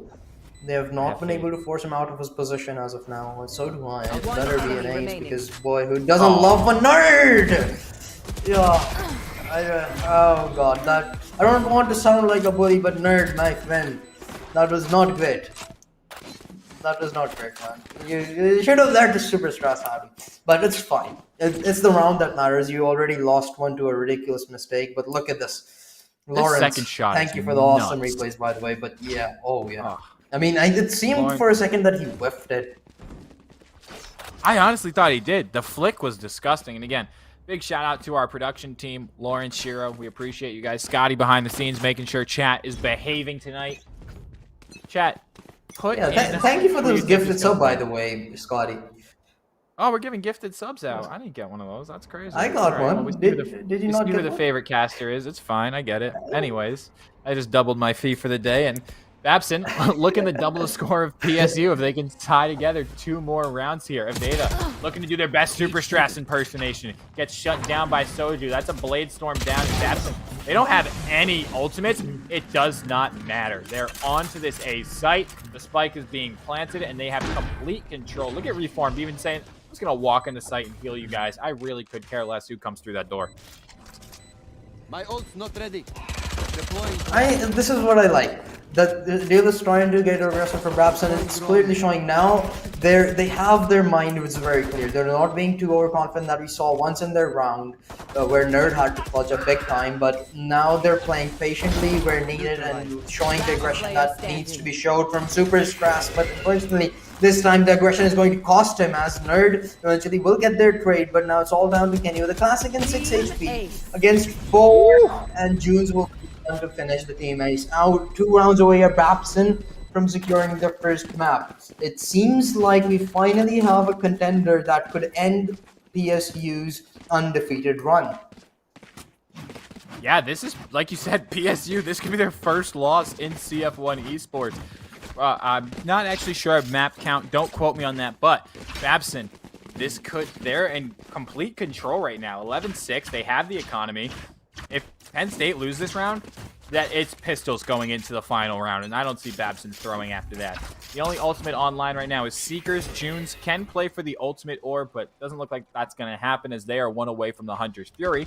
On the flip side, taking a alert at Penn State ultimate economy, we have a Cosmic Divide, we have a Neural Theft, and we have Seekers as well. So lots to go to work with, and I would prefer, if you're Penn State, to use those ultimates here. That way you have weaponry to back them up, and you're not trying to chase down Seekers with a Classic or a Sheriff and what have you. So very interested to see how they decide to play this. As Cosmic Divide comes out. I see you giving advices to your favorite team. I'm going to give some to Babson. Go pew pew. Easy. That's how you win those rounds. That's exactly what they've been doing, especially Soju. Those headshots and look at Soju's position. As well. Look at Soju's position already. This wall's going to go down in headshot. Not again. Oh, Nerd stole the kill. I mean, Soju is just... hey, also, not my favorite team. I did say Massachusetts bias on this one. So shout out to Babson. Holding it down for us Massachusetts people. I appreciate you. But Soju is this is a true game. And no disrespect to Rip 1, this is just a cipher difference, right? We saw it in the first map on defense. We're seeing it right now. Soju's getting so much information, hitting so many shots, and also just the teamwork of Babson even is playing so well. Look at that. No one is able to take a single fight one-on-one against a player from Babson. Every fight is a 2v1. They're immediately getting traded out. This is, I mean, if you're the coach or the president of Babson Esports Club, you have a very difficult decision to make next semester when it comes to, all right, well, what tier do we put our team in? Because right now, I could honestly see some of these players competing with that Radiant and the Mortal squad. Yeah, and these lower ranked tournaments certainly do help you show that the upcoming talent, of course. But Babson, their talent is certainly can be seen on here. And listen, man, you didn't allow me to switch sides previously. I'm not allowing you to do it so either. You're sticking with Penn State, and you're getting punished 2-0. I'm about to win this one again. Oh, 2-0. That's a bold prediction. Although, granted, this is a reminder that Penn State chose Ascent. Map number 2, not that it's mattered today, clearly. Every team we've seen play today has lost their map choice, but map number 2 will be on Icebox. That is the Babson pick, and Penn State will defend that. But in order to get there first, we need to see Babson take this last round. Hunter's Fury is available, so if Spike gets, or excuse me, if Penn State start to even defuse the Spike, it's just going to get tapped. I could absolutely, this round is 5v5. It's slow pace. Soju's already worked their way up middle. If Soju gets this frag into market, Babson is going to explode onto the B site. Oh. And he's just going to cut everything off that goes into CT spawn. Watch the timing, right? Oh, there you go. Soju. Just look at the minimap. Soju's open. Time Bandit's on site, though. Time Bandit gets one, gets the reload of Veda's there to back up their teammate. Reformed on site, gets 2. That's huge. Soju is scouted out by Evo, looking at the wrong thing. Spike's finally being planted by Nerd. Flash comes through, and it's a 2v3. No Hunter's Fury available for Babson, though. Seekers are available for Penn State. You got to use them or lose them if you don't feel like you have control, and there they go. Rip 1, he's on the backside. Evo takes down Reform. That's the player in Boathouse. Nerd gets 1, but not able to get the second, as Rip 1's going to secure round number 7 and say, hold on a second. We still got a little bit of life in us. Don't count us out just yet. Thanks. Holding by a thread are Penn State onto this map number 1.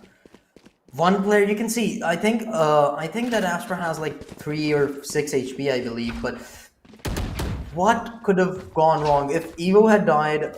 I mean, it was very likely that Babson end up winning this and the clutch comes through, because a 1v1 could not have been fenced. So it doesn't matter. We will never find out. But Babson, they're in a very comfortable spot. They have a 5-round lead, and they just need to take one fluke or maybe one major mistake from Penn State that could give them a round. And certainly, kind of one round is all you need to kind of get things going.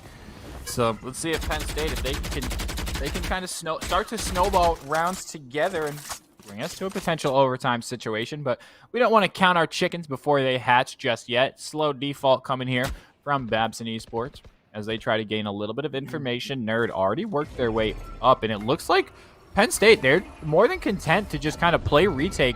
They're only leaving one player on site. One player in tree as well as Strass takes down the opposite jet. That's a data that goes down, and I think Soju got stuck on Nerd. Like, I think they tried to strafe and just ran right into him. Rip One's going to get a frag. Hunter's Fury comes out. That's going to buy some time, and that's going to buy a kill onto Junes. And that's the round. What just happened? I saw the Hunter's Fury go out. I saw them get one kill on the Spike Planter, and that was it. I thought there was 2 players left. I'll be very honest with you. I blinked twice and I saw Defenders 1. That's all that I saw.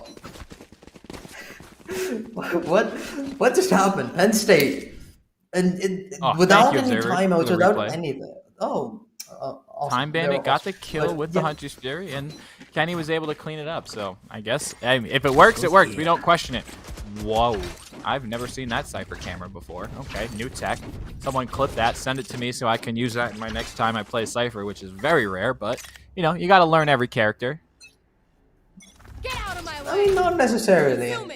It's not necessary. See, would you rather be good at multiple agents, or would you rather be great at some specific agents? I'd rather be halfway decent at all of the agents.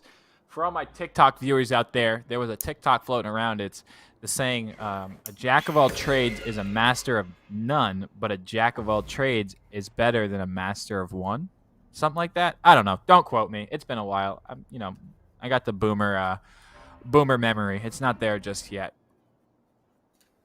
You get my point, though. But I'd rather be decent at all of them. Yeah, I do. You know, offers the team a little bit of flexibility. But granted, when you see a player like Soju who's just doing work with Cypher right now, it's hard to kind of argue against that. I mean, they have complete control of this agent. They know exactly what they want to do at all times, and they're making it work. But so far, Penn State for the last couple of rounds has had a pretty solid answer for this agent. Oh, are they going to check Evo here in this corner? They have to, right? Surely they check Evo. Oh, the Seeker messed it up. The setup was completely destroyed behind those, but a 1-on-1 trade goes through. Azavita has taken Super Strass out. They're the last one alive within the side. Actually, never mind. Ripon was present, but not anymore, as Reform gets the 2 kills, and this seems very promising as potentially the final round of this first map. As Babson, they're up against one player only, and that is Kenny. He hasn't had much highlights, and it seems like he won't. Oh, if that Trailblazer had connected, he would have died, because Trailblazers do 30 points of damage as well.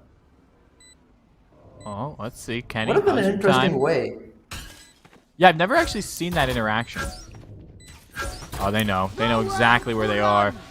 Hunter's Fury is going to come out just by a little bit more time. Kenny gets flashed. Kenny flashes themselves.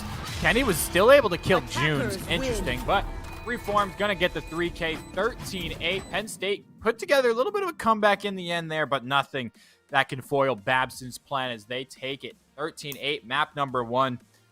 Inflict, I give you credit. You picked Babson. I'll say you did. It's just map number 1, though. So Penn State, they're in their comfort zone at 0-1 as we take a look here at the leaderboard. Soju leading the way. We talked about it time and time again. 20, 12, and 4. It's not often you see a Cypher top fragging, but my goodness, when you do see it, it's off of those lurks. It's off of those holding down B sites. It's just beautiful play from Soju. And Super Strass doing the duelist job. 3 first bloods, fragging pretty hard as well, and a 96 econ rating is nothing to shake a stick at, if I do say so myself. Yeah, and credit goes to Superstars as well, because in the initial few rounds he was kind of like doing pretty much nothing. He was the first one to die at most points as well, but in the final few rounds he really showed himself to come alive. He was the entry fragger, and I think that's like you can't really complain, because on defense, I guess it's fair enough that your duelist is struggling, but when you needed him the most on offense, he showed up, and he showed up big time with that fragging potential. Of course, you can look at the average combat score as well, 255. That's actually pretty good as well. So nothing to complain about. 13-8. It could have been a bit better. You kind of threw a couple of rounds to small mistakes, such as the one with the behind the Astra smoke. But yeah.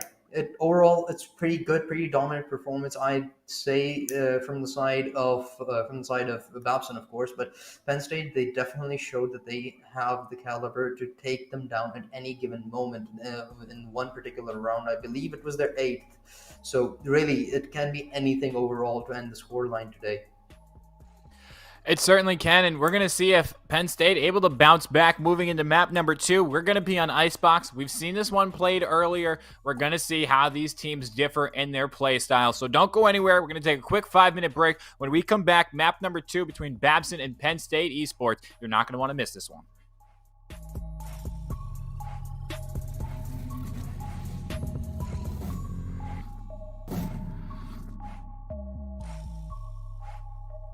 When I grow up, I want to be a nurse. But I want to be a policeman. A lawyer. I want to be an actress. My dream is to be a vet. My dream is to be an engineer. My dream is to be a Navy SEAL. To be on Broadway. I want to be an athletic trainer. I want to work with Doctors Without Borders. My dream is to cure cancer. One day, I'd like to dance at my daughter's wedding. Be a hero. Be a designated driver. Take the pledge today at herocampaign.org. You know, you're really getting better. I'm like this newly made dude. Hey, even my USB port back there is brand new. Yay! You're amazing! Well, not like me amazing, but a pretty darn good amazing. Attaboy! Watch out for that! Ow! Anyway, you want to hear my alien story? Yes. So, aliens.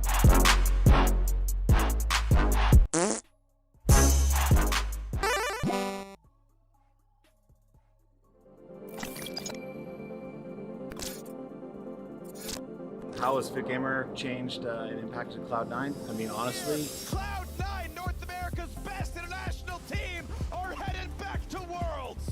the difference between the teams that actually win or lose are the teams that are going to actually have the stamina and still have like a sharp mind through that event.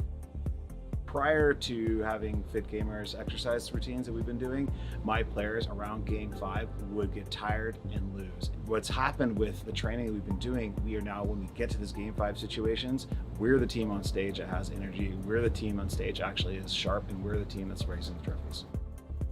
The FitGamer app helps you not only track on your everyday workouts, but we travel a lot. So while we're traveling, we can kind of pinpoint how our players are doing, how our managers are doing. They can report what their sleep is like, they can report the nutrition, and it gives us the ability to catch patterns that are not good early and address them and fix them. And our training routines, training up along both, has resulted in us lifting trophies at the end of the day. And for me, that's what actually matters.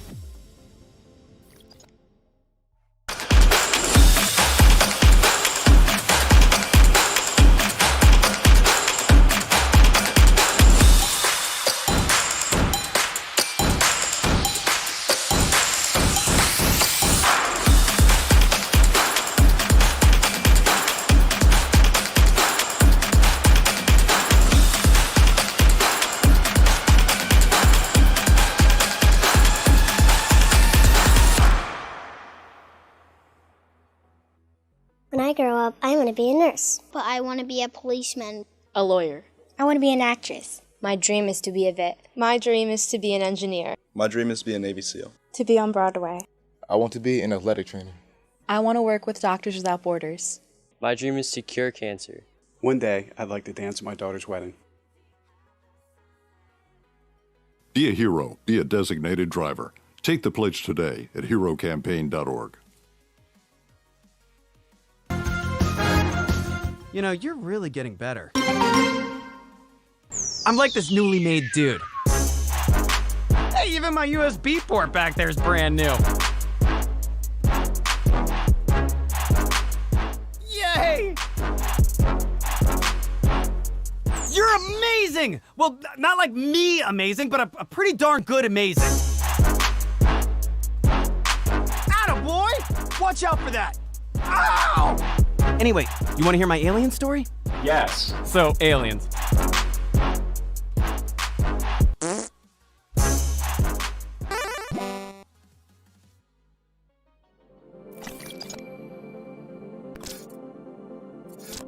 How has FitGamer changed and impacted Cloud9? I mean, honestly, Cloud9, North America's best international team, are headed back to Worlds. the difference between the teams that actually win or lose are the teams that are going to actually have the stamina and still have like a sharp mind through that event. Prior to having FitGamer's exercise routines that we've been doing, my players around Game 5 would get tired and lose. What's happened with the training that we've been doing, we are now, when we get to this Game 5 situations, we're the team on stage that has energy, we're the team on stage actually is sharp, and we're the team that's raising the trophies. The FitGamer app helps you not only track on your everyday workouts, but we travel a lot. So welcome back, everybody, and thank you for joining us as we just saw Babson Esports take down a powerhouse, many would say, in Penn State Esports. Jazib, you called it earlier. You said, you know, Babson, they looked pretty good coming into this one, and they certainly showed it on that last map. Oh yeah, they definitely did. They looked a bit shaky to kick things off there. They were down 1-4, but then they started to heat up, and especially Soji. That man had to get some rounds on his own for a little while, but eventually his team caught up with him, and then it was just smooth and very, very breezy for them overall. The utility users start to get on point. Then once they switch sides, their duelists start to come alive as well. So Chris Brass there just really helping out his team entering, and overall just generally a great team performance, and Soju, of course, the highlight player for them. Yeah, Soju, they had themselves a game and they put themselves on the map, but not to be outdone, Super Strass on that jet did some pretty solid work as well. We're moving in here, map number 2. We've seen both these teams play, obviously watching the last map. Anything that you think may come out in this Icebox choice was chosen by Babson. Penn State will be defending first. Is there anything you can think of off the top of your head that would really stand out, or is there a pocket pick? Maybe we see a breach, Yoru that we talked about earlier. Anything you could think of coming out on this Icebox? I don't actually believe that we will see a Yoru come out on this, of course, but a breach or maybe even a KO seems possible for either side, actually. I like their playstyle, and I think it will complement them quite nicely. So I wouldn't be too surprised if they decide to opt for a KO, and quite frankly, KO is also among those agents that you really don't get to see in the consistent agent compositions of teams either. So I really would like to see how these teams try to play with them, because as you see, KO provides you different sort of play styles. One is the very aggressive one where you play like in Counter-Strike and just have some extra bits of utility to work with, and the other one is just about locking down sites. We're probably the third or fourth entry, and then you're just using your nades and flashes to make sure that no one is entering the site for as long as possible. And oh, look at that, I love Babson. Okay, I've locked it in. Babson, yeah, our prediction. They're going to win this. Yeah, Babson may have just earned my heart on that one. I appreciate the Yoru hovers. They were definitely watching our first map where we were hyping up. You know, maybe on Breeze we'll see the Yoru pick, but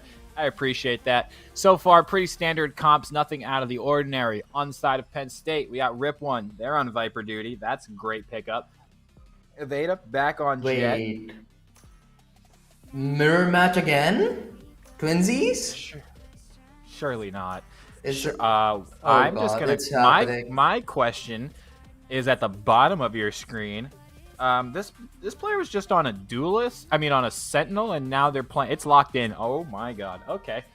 Don't know what to think about this one, as we're gonna see Soju on a duelist. The shot was hot. You can't complain. Oh, you certainly can't. And I think it's definitely going to be an interesting choice, right? Because on that defensive side, they got kills by lurking. They were just kind of being a nuisance in the middle of the map and cutting the map in half. But on Jet, you're clearing angles. You're taking these fights head on. So I'm curious to see how Soju adapts to playing a different kind of agent. But hey, they say those who can't play coach, and those who can't coach cast. So that's why we are here and not in the server. But that's neither here nor there. Map number 2, we are about to get underway. Babson and Penn State. Penn State, they need to answer back here, and they need to start this map hot and quick. They're going to be on the defensive side first, so that will force them, that will give them a bit of an upper hand on this map. If anything, I say it's like 52-48, somewhere in there. So not a true, one-sided map, but the case could be made on certain occasions. You reminded me of my COD competitive career, man. That was pretty sad. Now I'm sad as well, but one thing that will definitely cheer me up is Babson actually doing a 2-0. I'm not favoring anyone, of course, because, see, Penn State winning this would actually push us to a map 3, and what else do we love than having a map 3 that goes to the distance, exactly like we saw in the previous matchup, the comeback, the hype, the tension between both of those teams, and the confidence crumbling. It was just so magnificent to cast and watch. I'm pretty sure as a viewer that it just makes you, it just gives you goosebumps, and that's what I'm looking for here as well. Yeah, we want to see those. We want to see some great quality Valorant, and there's a great quality shot from Nerd. Gonna get us started early. Gets the kill onto Aveda, and the spike is not gonna be planted. Nerd continues, and that's the Reyna diff. Nerd got that first frag and was able to devour. So at 150, this is gonna be difficult to take down Nerd. But as I say that, Kenny able to find the kill with the classic before healing themselves back up. That's on a 40-second cooldown. Time Bandit. They have the recon dart. Can they make it work? Recon darts on both sides are going to get a charge off on each. Oh, they don't know. Oh, they found Reform. That's a huge pickup. Now they have to play off Spike. Strass have Super Strass? Duelist or not, he will still get those kills, as Rip1 is the last one alive. Standing behind the wall, the time against him as well, counted as a third player. You made the timing! He gets the one. He knows exactly where the second is. He gets the kill, but he does not have time.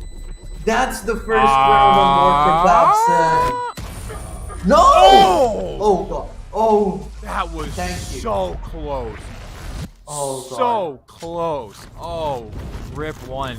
Quality round, but just the time not able to do it. I really thought they had it. Look at this. They hit this. If they hit the first shot onto Junes, I honestly think they get that. That was the slightest difference that made that.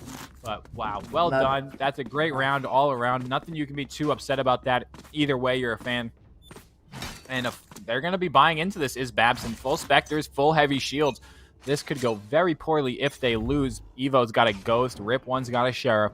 Let's see if they can punish Babson Esports here, as they're all grouped up, running this kind of death ball comp. So a bit different than what we saw in that first half, where they were slow, defaulting, sending a player out to lurk. This is straight up death ball. I know it's only round number 2, but still. Nerd once again with the opening frag. I like this from him. He was playing the Astra prior to this, but now he's playing with confidence. He has his main agent, it seems like, and Soju, so does he. Look at that. It's just beautiful. Magnificent plays from both of those units to kick things off here. Super Strass comes up from middle. The timing does not go the way of Kenny, and the cleanup from Soju and Nerd once again. Babson quite dominant, quite dominant in the initial 2 rounds, but now the real test awaits them as the rifles come out for PSU.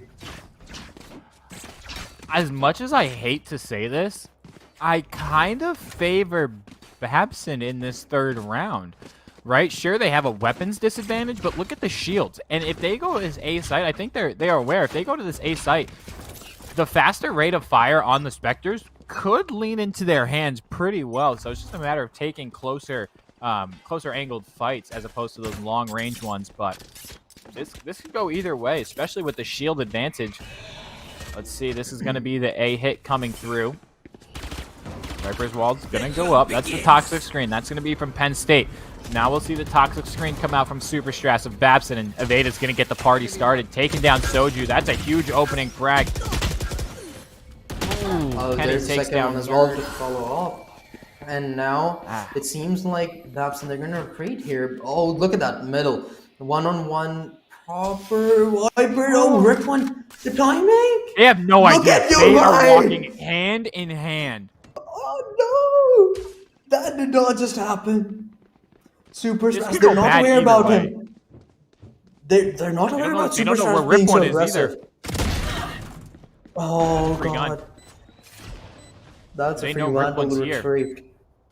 I don't think they know Rip One's here. Spike's gone down. I mean, Super stress. It's all on them to buy some time. Not going to get it. Evo gets the frag, and that should be theoretically the round here as a 4v2 advantage. Very difficult to come back from, but do they have some lineups in hand? No, they have a June. They're sticking this. Rip One does some significant damage. Reform going to get one as well, and yeah, that's what I figured. PSU, they're going to take their first round. They had the weapons advantage. If you go to a longer site like B, you're going to get those long-range fights. So, PSU, they strike. They're on the board. yeah, and I mean, if you're Babson, you're actually not too sad about this round because you were playing on your bonus. You didn't invest too much except for possibly some of your utilities that you may have utilized in the prior round. But you took 3 weapons off, and now PSU, they have to compromise. See, one player has a Guardian, one has a Bulldog with a half shield, and Evo, he's stuck with that with the half shield as well with the Vandal. So one-shot Phantom headshots as well work to get those kills. That's out of the equation for the time being for those 2 specific players. So Babson, you've dealt the damage, and I'm pretty certain that there's some utility missing on the side of PSU as well. It might not be much, but it could just be enough to make a difference. Certainly can be the difference maker, but Nerd looking to be the difference maker on this as they get that first frag. The Viper's Pit has gone out. Look at that. They seem to know that Aveda's up here. Oh, this is a difficult one. This could be a flawless round, and that would be a knife to the chest of Penn State fans just as they start to get going. Kenny, though, looks to have something to say about this as they take down Nerd. And I like the... Oh, I was just about to say, I like the positioning of Junes. Junes was up on that wall playing the heady. Could have got an easy frag, but nonetheless, not going to happen. Enemy remaining. There's the Vipers Pit down to 1-on-2. PSU, they've made the unlikely look very likely as Soju. He has to reload. The kill. Oh, Aveda just got the kill on time. Otherwise, it could have been pretty bad for PSU. But we're all tied up. Babson, they looked quite strong, but eventually things started to fall apart. What went wrong there? I think what went wrong there was, A, the reload from Soju was just unfortunate. Ran out of bullets. And one thing that we haven't seen teams today on stream do too well is use their utility in the post plants, right? Junes, I was about to highlight them as soon as they fell. They were boosted up on that, onto the headshot ledge. Could have just backed off even further, played off the shock darts and, you know, utilized that utility. Chose not to, chose to play the headshot angle, and they got popped off from a great shot. So I want to see teams plant the spike and then play around lineups, play around, you know, the angles of util, whether it's a shock dart, whether it's a snake bite, even if we see a brimstone at some point today, even if it's a molly, right? They're taking these fights that they don't necessarily need to, and in these 2v1 situations, they are not winning them. You will not. Eventually, though, a one-on-one trade does go through, and there you go. That's actually a massive resurrection because that's Soju that you're keeping alive, and you're also getting a man advantage them. Make that +2 actually, as Nerd has taken Kenny out from the equation of this round. PSU only left with 3 players. Look at the minimap. They wanted to set up a flank, but it seems like they're going to decide against it. And now it's going to be a head-on-head fight. The spike has been spotted. The one-on-one trade coming through, but Super Strass will be the one that gets 2 to his name. Rip one tag down to 33 HP. I'm not quite sure if he should go for this one or not, but it seems like he wants to. Gets one. Okay, this is very much possible now. He has 2 snake bites and the Viper's Pit to work with. He needs some good positioning though. There's a player right beneath him and right in front with the timing with the jump is just so bad. Reform getting a free kill, and there's the third for Babson that they should have had in the previous round, but eventually they get it in their pocket. That's that Call of Duty timing, right? You're holding an angle for so Yeah. long, and then as soon as you turn away, you just get blasted. So unfortunate there, as I really thought they had a crack at that. Rip1's been playing extremely well in this map, and I think if they slowed it down just a little bit, don't necessarily try to take that jump, they can certainly win that round. But nonetheless, Babson, they're going to get their third round on the board and slow the momentum down. There was back-to-back rounds in there for Penn State. They had the weapon advantage, so very well done. Snakebite used early from the side of Rip1 on this B site. That's a bit of a shock, as they haven't committed to a site. And it looks like on the minimap, Penn State, they wanted to commit. They committed the Snakebite. They wanted to bring every player over to that B site, but as you see now, they're just rotating that jet back on over to A as Babson slows down their assault. They're trying to feel things out, get a pick, and play off of that. For the time being, the pace is very slow of the round, though. Things might change very soon if Nerd decides to go up the tube, but actually he's not. So they're just holding it off. I think they're just waiting for PSU to make a mistake, to get a bit aggressive, and to question the positioning of their opponents. Right now, they are aware that there's at least one player present over middle and Nerd. He's up in the face. They're all loud, and now they won't hesitate as they look to enter the B site where there's only Viper present within it, and he's hiding. What? Oh no! You just did not do that. Nerd has had ridiculous plays in this series today. First that 3-piece, now this through the smokes, all accurate shots. Soju has taken him down as well. Time Bandit, last one alive, and has been taken out by Superstrat. Babson, they are making some mind games. They're playing some mind games right now with PSU. I'm just so confused at this shot from Nerd. Granted, yes, there's a box there, but Viper could have been anywhere in that Viper's pit. And he just, let me shoot this box, see what happens. Gets the frag, and that right there, that was the round changer. You're trying to force your way onto a site that already has a Viper's pit. If they enter that and take that fight, they're getting decayed, and that's an easy kill for Rip1. But says, I'm going to stay on the outside looking in, has the shot, and I mean, that's the difference maker right there. So props to Nerd popping off. And it seems like Babson, they're kind of just taking turns, everybody having a pop-off. We've seen Soju pop off. We've seen Nerd.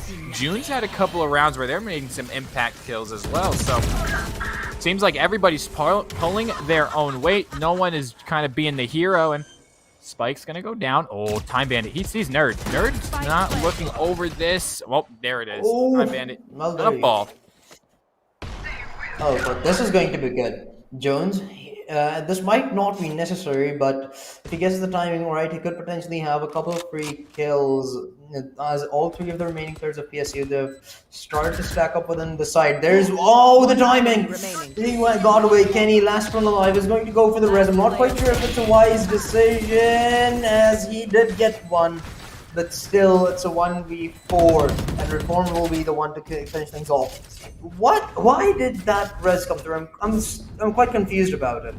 You and me both. I heard your duty is not, and I just, my head kind of craned to the side, and I was a bit confused.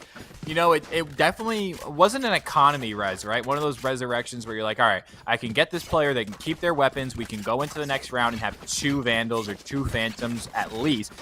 It was a res, and it wasn't a bait either. You can't bait a 1v4. That's just not going to work out unless, you're the best player in the world. I'll shout out to Austin on that, but yeah, that's an interesting one. Might have been a fat finger, or just again the nerves maybe get to Penn State, as Soju almost gets tagged there, and that recon dart gets a lot of information. Yeah, to be completely honest with you, Inflict, I don't really know why that res came through, and I don't really know why Nerd has decided to heat up like this. Nerd playing untouchable, of course. Time Bandit, go ahead. Oh, look at that! Talk about heating up. The Sheriff connects again. There's the 3-piece, 31 HP, up against 2, and they're avoiding him. They don't want those fights, but Time Bandit, he's confident now. He wants more. Oh, that unfortunately that is not going to go through. Word tag down. Soju though is going to be the one that finished things off. Time Bandit, he did get this one close, but not. It was just not enough. Babson, a 4-round lead, and now this is where they start to get a bit more comfortable. And the answer to your question probably is that because Nerd was playing Astra, and hence was more utility based, and the Astra is basically the one that has to stay behind because she's like, she's quite vulnerable in the Astral form. So he had to play a bit more passive, and once we did see some aggression, it was that 3-piece that came through. So Nerd, he's comfortable right now with the arena, and it's really paying off. Yeah, that's a great point that you make there, Inflict. Again, I'm just shocked that we see such completely different roles for the players of Babson. Soju going from Sentinel to Duelist. Nerd going from a controller to a Duelist. And so far it's paid off, but Evo gonna do their own little Duelist thing as they're able to get a frag. And this is the wall that comes through. It's gonna make everything so much easier. What a shot from Nerd. Able to take down that player. And Kenny, Evo though, it's really just the Duelist show at this point. Oh, it really is. Look at that. Soju finds one more. Evo will be the one to fall 3 versus 3. The Resurrect is available for Babson to work with, and it comes through. This is super fast. This is going to be big because the Snakebite lineups are going to be great as well if they have some to work with. And I probably think so that they do. Now, they're faking a diffused. Nerd doesn't have much health to work with, but he gets the kill. There's the heal coming in. Oh, that a little bit of overheal there present as well. It's all good as Reform comes all the way from behind and finishes things off. Babson, this is not the scoreline I expected when you told me that Penn State were undefeated in CF1. Yeah, you and me both. I have a quick question for you, Inflict. If we were to put Nerd in a server with Rapidil, who do you think comes out on top? Because I knew Nerd was popping off, but I don't think I didn't realize they were popping off like this. 18-6. I mean, that's just ballistic. There's nothing you can do when you're the top fragger in the game has triple your team's kill leader. I mean, the highest player on Penn State has 6 frags.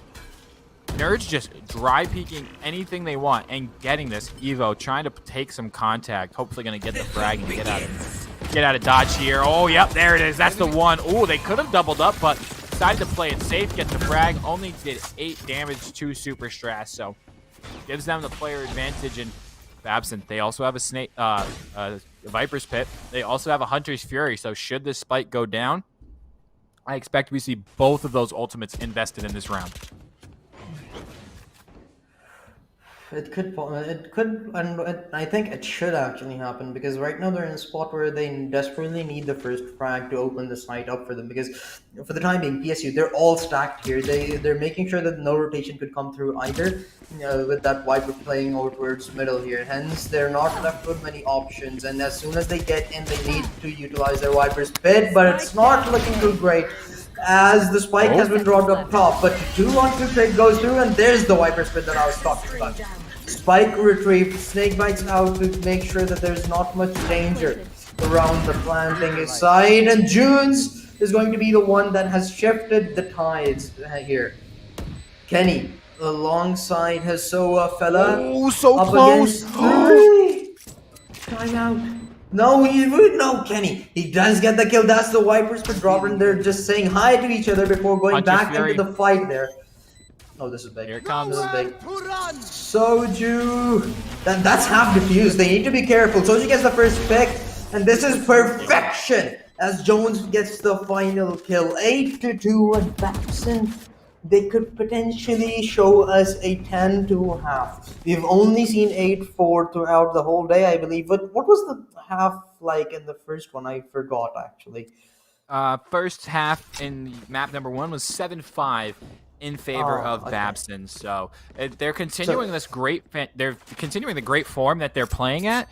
I mean, again, Penn State was undefeated coming into this game, and they have just been absolutely dominated by Babson right now. There's nothing that Penn State can do. I mean, even just from an analyst perspective, right? The only thing I can say is gamble stack and play a retake, because the shots right now, I mean, they're not particularly falling, as Nerd's just walking over everybody. Even there, like, you have a player right next to you to play the trade. Look at this. The trades are available for Penn State, but Babson is just baiting, and they're doing it so well. Bait and switch, bait and switch. Aveda's gonna, yeah, they know you're here, Aveda. They know. It's just a plain bloodbath. Oh, Nerd has fallen. Never mind. Super stress. We'll get the trade, and that's big enough for them to possibly close this one out. Rip one last one I spotted as well, and this should be done and dusted. 9-2. Pretty much secured at this point. The shock dart does not connect, but Jones' vandal shot does. And hence we're up to 9-2. This is the most dominant first half scoreline that I've seen, and this is actually the most unlikely matchup that I would have expected it, and because of how ridiculous the prior maps have been. Babson, yeah, it's just lights out right now. I absolutely agree with you. They're playing so well. I mean, sure, you have Nerd dropping a 20 bomb and Super Strats 10, 7, and 7, but it's just the way that they're doing this, right? They're playing so well around each other and playing off of each other. It's bait and switch. It's utility usage. One person's flashing for the other. I mean, how many times have we seen Nerd throw out a Lear and then let Super Strats go get the frag? But it's just very clinical Valorant, and they're doing it to a T. So Penn State, they're going to have to do something significant, very significant, to turn this one around. And it's going to have to start in this round, and it's going to have to start with the Reyna, who's cutting off this Evo. Oh, Evo, how's your timing? How is your timing? Better be good. Better be good. There. Oh, no, how did you whip that? Jones punishing them big time. The heal's going to come through as well. And talking about making a significant difference, I guess Penn State, they can make one here right now. Put this to a 9-3. Then you have the 9-3 curse on your side. Just close your eyes, run in aside, and go pew-pew, basically. The same strat that I suggested to Babson in the previous map.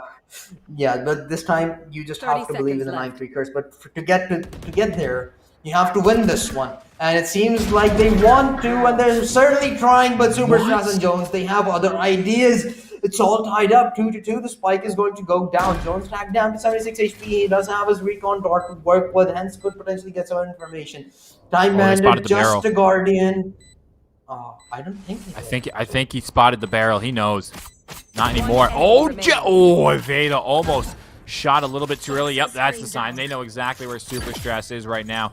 Just going to try and play these snake bites by a little bit of time. Aveda? No way.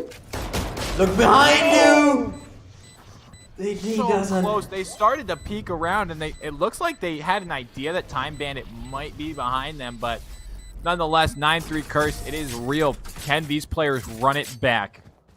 ESU, they have a massive hill to climb right now, but it's still doable. You know, see, I wouldn't mind actually a 9-3 curse, because one thing is pretty clear from the map theory of the first best of 3 series that we casted. We love comebacks, and I know that I most certainly do. I'm pretty sure you agree with me on this. And Penn State, they really need to make one, because by Babson, they're really making a statement. As you mentioned, Penn State, they have remained undefeated up until this point, and this is really going to damage them big time, because Babson, we really were not expecting them to show up at I guess, maybe a little, but at such an extent. This is just unforgiving, really. Yeah, I was not expecting this level of dominance from Babson, but Aveda gets us started as Super Stress. Kind of a heat check round. Nerd had a Sheriff. That is a bold push to make with a Sheriff, and Evo's not going to pick it up. So interesting decision there. Maybe they're opting for the rate of fire. They feel more comfortable with that in close quarters. Interesting decision. As PSU, they're still slowing down. They're still defaulting. Didn't this skin just come out yesterday? What a shot. I believe so, and I'm not. I'll be honest. I'm not really a fan. I'd rather have the Reaver Sheriff or the Iron Sheriff. They just look cleaner. The Ion collection is pretty clean. I do like the comic book collection that we've been seeing quite a bit today from a couple of players. I think it might have been last map, and then a couple of Skies have been running it as well. But nonetheless, skins, all skins, some skill. Isn't that what they say? As skills give you skins give you skills. That's what I heard. Oh yeah, same. That's why I spend so much on Valorant skins and PSU. If they're gonna get it started, that's certainly the way you want to start it off. The comeback is on. They're gonna buy into this round. Does Babson answer with their own buy? I doubt it because it was a flawless round and they are broke. Oh yeah, they are, but it's still the second round of the half. They sure will be able to close out the gap a little bit, but Babson, they will still have a 4-round lead at the very least, leading into the third round of the second half, where they will have rifles to work with. Hence, Babson, I mean, I still think they're in a very comfortable spot. You will actually start to worry a bit once PSU have hit the 6th or maybe the 7th round point, but up until then, you're good, you're Gucci, you're relaxing, you're having some tea while you look at other people's heads that you're going to shoot, because it seems like Nerd's just so easy. Watching Nerd feels like I'm just too horrible to even pick up a mouse. Oh yeah, I feel like the way Nerd plays this game right now, it's astonishing to me that they're not in the higher echelon of play, right? In that Radiant or Immortal group that we will be seeing, I believe, next weekend when we see their playoffs. But again, there's still plenty of time for these players. They're still young in their collegiate careers. That's the beauty of CF1. It allows these kids the opportunities to kind of grow and to get that firsthand experience within competition. So that's what we love here at CF1, and that's what we try to provide. So if you have any questions about it, make sure you ask Scotty in the chat. How can I get involved with collegiate esports, and how can I get involved in esports in general? I'm sure he'd be more than happy to talk to you about that. Now we head into the side. Evo will be the one to kick things off. Ivana follows up, and so does Kenny. Okay, Kenny gets 2, and just in a blink of an eye, all the dominoes that Babson had have fallen, except Soju, the mastermind behind Babson, and well, he was only good for 1 as Evo takes him out. Really nothing much to say about it, because, well, gun difference, then too fast to process. Too fast, too furious. This is the round that matters. Look at the buy coming out of Babson. 3 players with full rifles and light shields, 2 with a full buy. This could get dicey. If they lose this round, Penn State, they're right back in this. That's going to be a couple of free weapon upgrades for them if they can take them off these dead bodies. And I mean, you can't ask for much more. The economy is pretty well in control at this point in time. Time Bandit's still going to play with that free Spectre, so this could get very dicey very quickly if you're a Babson fan. We don't want to put our chickens before they hatch, or count the chickens before they hatch, but I don't know. If I'm a Babson fan, I'm starting to get a little bit antsy. And look at that. Super Scrass. He's chill. He got the first kill. You have now even a round behind it.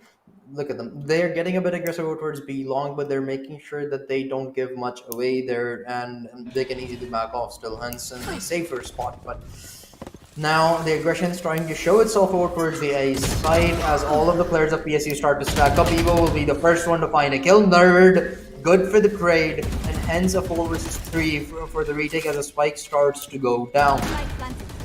The reinforcements have arrived, and it seems like we won't be seeing any flank for the time being at the very least, but the jet is still on the rotation, and all the players of PSU have actually started to back off. I believe they have snake bites and shock darts to work with, hence a lot of post-plant util that could come in very handy indeed in the late round. But for the time being, they're in head-to-head. Time Bandit finds the first pick. The defuse is coming in. It is going to get No way.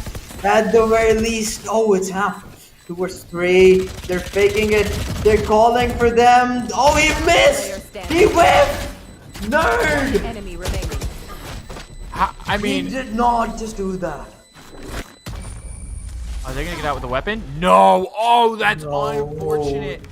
Kenny not able to keep the gun, but like I said, the economy is in a good spot. That is just, I mean, how do you miss that shot? Running through the smoke. If they can hit that shot, I honestly think that this map or this round can be going the other way. I mean, just runs right past them. Buying a little bit of time. You get that kill, you hop on the spike. Both snake bites were already used, so they have to ego challenge that, and then you just have your bodyguard kind of hold it down and protect you. Unfortunate for Babson there. What was the half? It was 9-3. Curse is real. Rip one gets it started. I'm telling you, the curse is real, man. Oh yeah, it really is. I mean, at this point, we shouldn't even question it. The caster's curse, the 9-3 curse, it's all real. There's no mythology involved in there. I don't know why the people don't get it. See, look at that. Iveda gets another one. There's two fallen. PSU already off to a great start, and Evo makes it even better as he gets one more. Soju will get the trade, has retrieved a Vandal in his hands, and now it's towards his fourth. The side pretty clear, but look at this. PSU are about to big brain Babson, it seems like. They're on the rotation, and I don't know why they're taking this too slow for some reason. I mean, they can take it as slow as they want. They could rotate back from B to A, and they have plenty of time right now to work with. I mean, 4v2, you have the Blade Storm. You should not need to use this, but Util's going to go out. I wouldn't be shocked, in all honesty, if we see Babson save here. They have two players with... I hope they were able to retrieve rifles, if I'm not mistaken. Yeah. I wouldn't. Okay. I really think they're not they should saving save. them. No, they're going for this. The execute's going to come in. Or the retake, excuse me. I mean, those are just retrieved rifles, so you... okay, there's only one rifle. They did not get any opponent side rifle either. So, see, that is a retrieved rifle, so it doesn't really matter because you are still going to be able to buy any rifle you desire, again with your teammates. So the economy balance would still be present, I guess, and yeah. Okay, they're actually gonna go for it. That's a save in the hands of Reform, so nothing too bad there. And PSU now they have started to worry me. And if you're Babson, you are panicking at this point, but you should not do that. Maybe take a timeout, calm yourself a little bit because this is starting to look very bad. Yeah, I absolutely agree with that. You know, give us a tack pause, talk things over. That's what, 4 rounds in a row now. 5 rounds in a row, excuse me, if you include the 13th round. For the side of Penn State, and they are just, they're kind of comfortably cruising, getting back into this. Babson, though, they're going to opt to kind of hard head through this one. One of the things that we haven't seen is this operator, and I think Soju might have it. Yes. So this could be the difference maker. This is a look we haven't seen, and Soju gets one and did significant damage to the Viper. Viper is going to be down around 25 HP. Kenny's going to have to rotate back to heal him up. Is Kenny not going to heal his teammate? No. Kenny wants it for himself. Okay.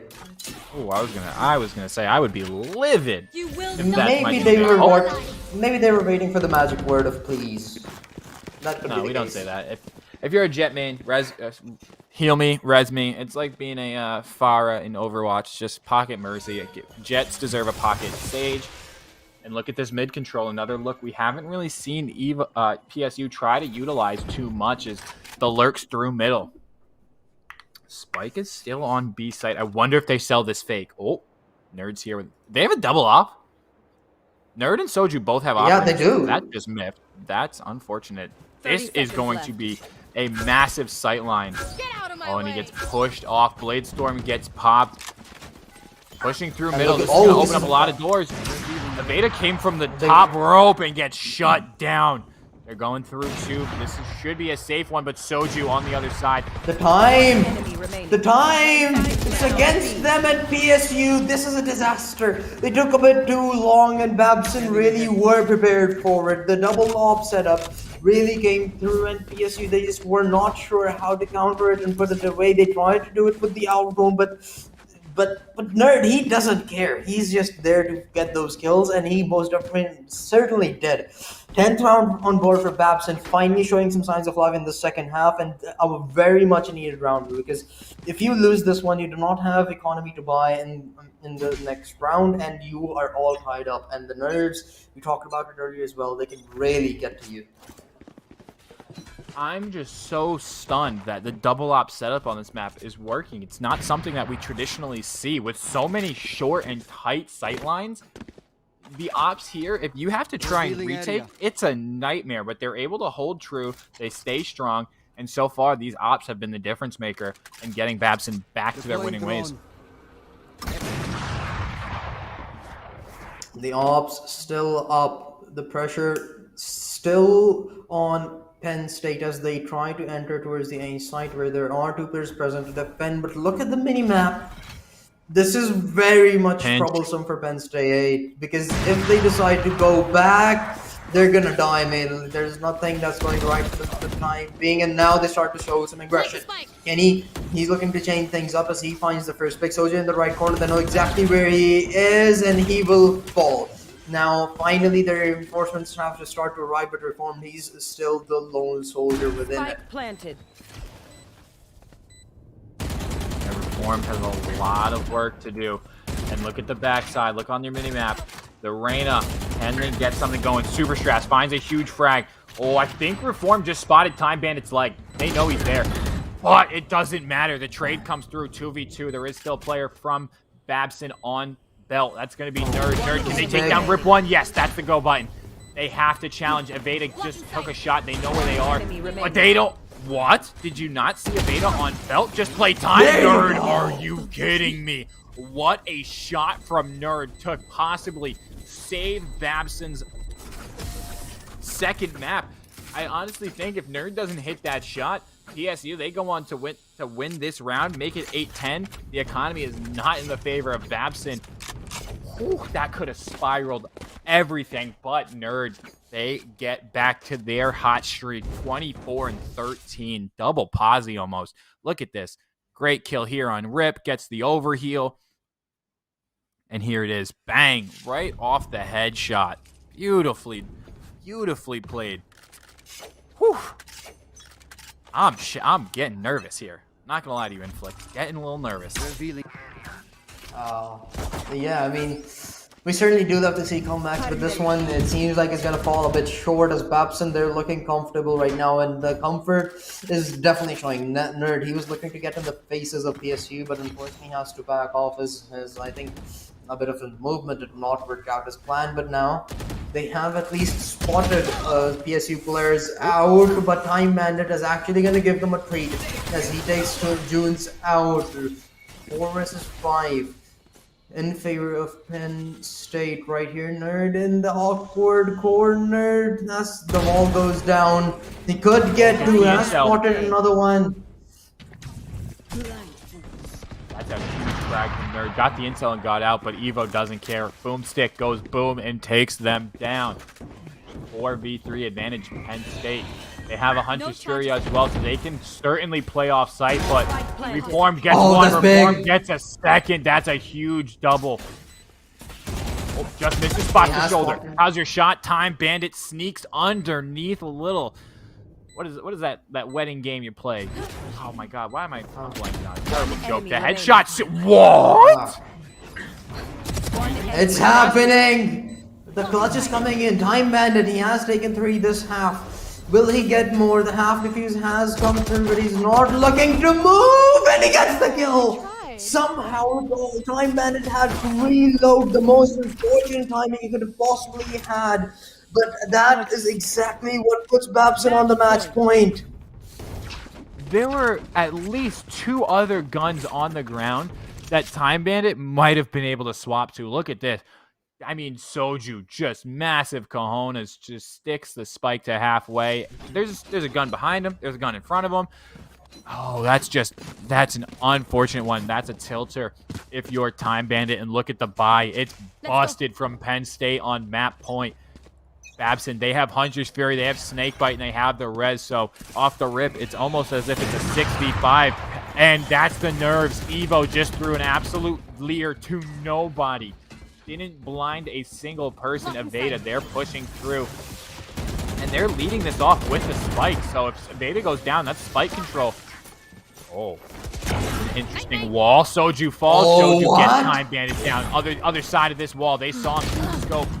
Oh, rip one. Gets the trade. Reform gets two. Babson just needs one more, and they find it. 13-7. We thought they were losing control, but Babson, they're going on to the next round in dominating fashion. Inflict, what a game. What a game indeed. Every single player from Babson did not disappoint. They showed up when you needed them the most, and especially Nerd, because we talked a lot about Soju, so I don't think we need to mention him a lot more, because it's just, the man speaks for himself. The dominance, the passion, the gameplay, it speaks for himself. But Nerd, what a show, man. He switched his roles completely, and he just turned the tides of the scoreline. They did not even let PSU have a chance. There was a slight chance of comeback, but as soon as the 7-point mark hit, Bobson decided that, okay, we had enough. We're ending it right here. Go home. Bye-bye. Yeah, it certainly got a little too close for comfort once that 7th round from Penn State came in, and Babson, they knew it was time. They shut it down. Congratulations. They will be moving on. It's a bit unfortunate for Penn State as their first loss of the season comes in the tournament, but hey, that's the way it goes when it comes to the playoffs. You have to win or go home, and unfortunately, Penn State, they will be going home. Inflict, I know we're not done. We got another game coming up. It's going to be Washington University Red against the University of Wisconsin-Madison. Washington University, they're the #1 seed. They've been steamrolling teams all throughout the year and all throughout this tournament so far, but University of Wisconsin and Madison, they've had a couple of good games so far today in this playoffs. Let's see if they can keep that rolling, or will Washington show us the reason they're that #1 seed. Don't go anywhere. When we come back, we will be moving on to, I believe this is the quarterfinals, if I'm not mistaken. So don't go anywhere. Yes, Stay tuned. We'll be right back.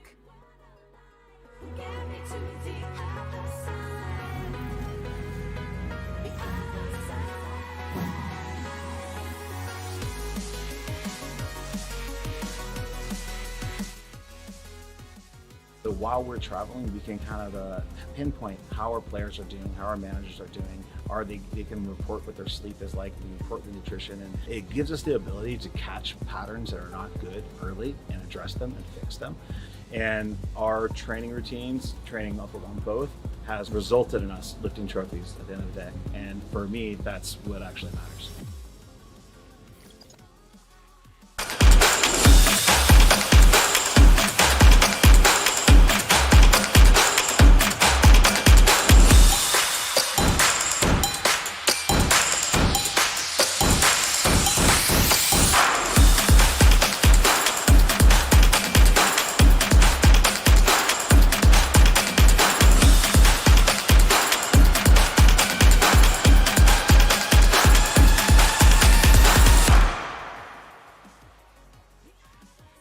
When I grow up, I want to be a nurse. But I want to be a policeman. A lawyer.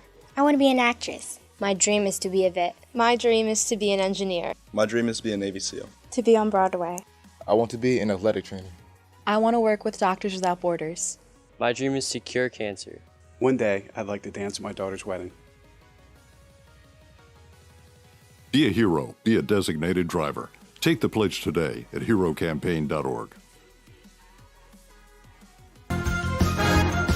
You know, you're really getting better. I'm like this newly made dude. Hey, even my USB port back there is brand new. Yay! You're amazing! Well, not like me amazing, but a pretty darn good amazing. Attaboy! Watch out for that! Ow! Anyway, you want to hear my alien story? Yes. So, aliens.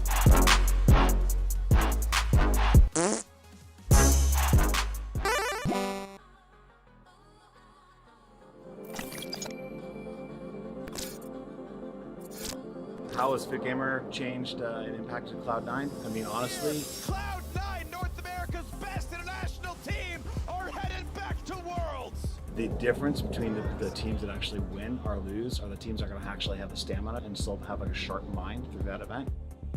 Prior to having Fit Gamers exercise routines that we've been doing, my players around game 5 would get tired and lose. What's happened with the training we've been doing, we are now, when we get to this game 5 situations, we're the team on stage that has energy, we're the team on stage actually is sharp, and we're the team that's raising the trophies. The Fit Gamer app helps you not only track on your everyday workouts, but we travel a lot. So while we're traveling, we can kind of pinpoint how our players are doing, how our managers are doing. They can report what their sleep is like, we report the nutrition, and it gives us the ability to catch patterns that are not good early and address them and fix them. And our training routines, training up along both, has resulted in us lifting trophies at the end of the day. And for me, that's what actually matters.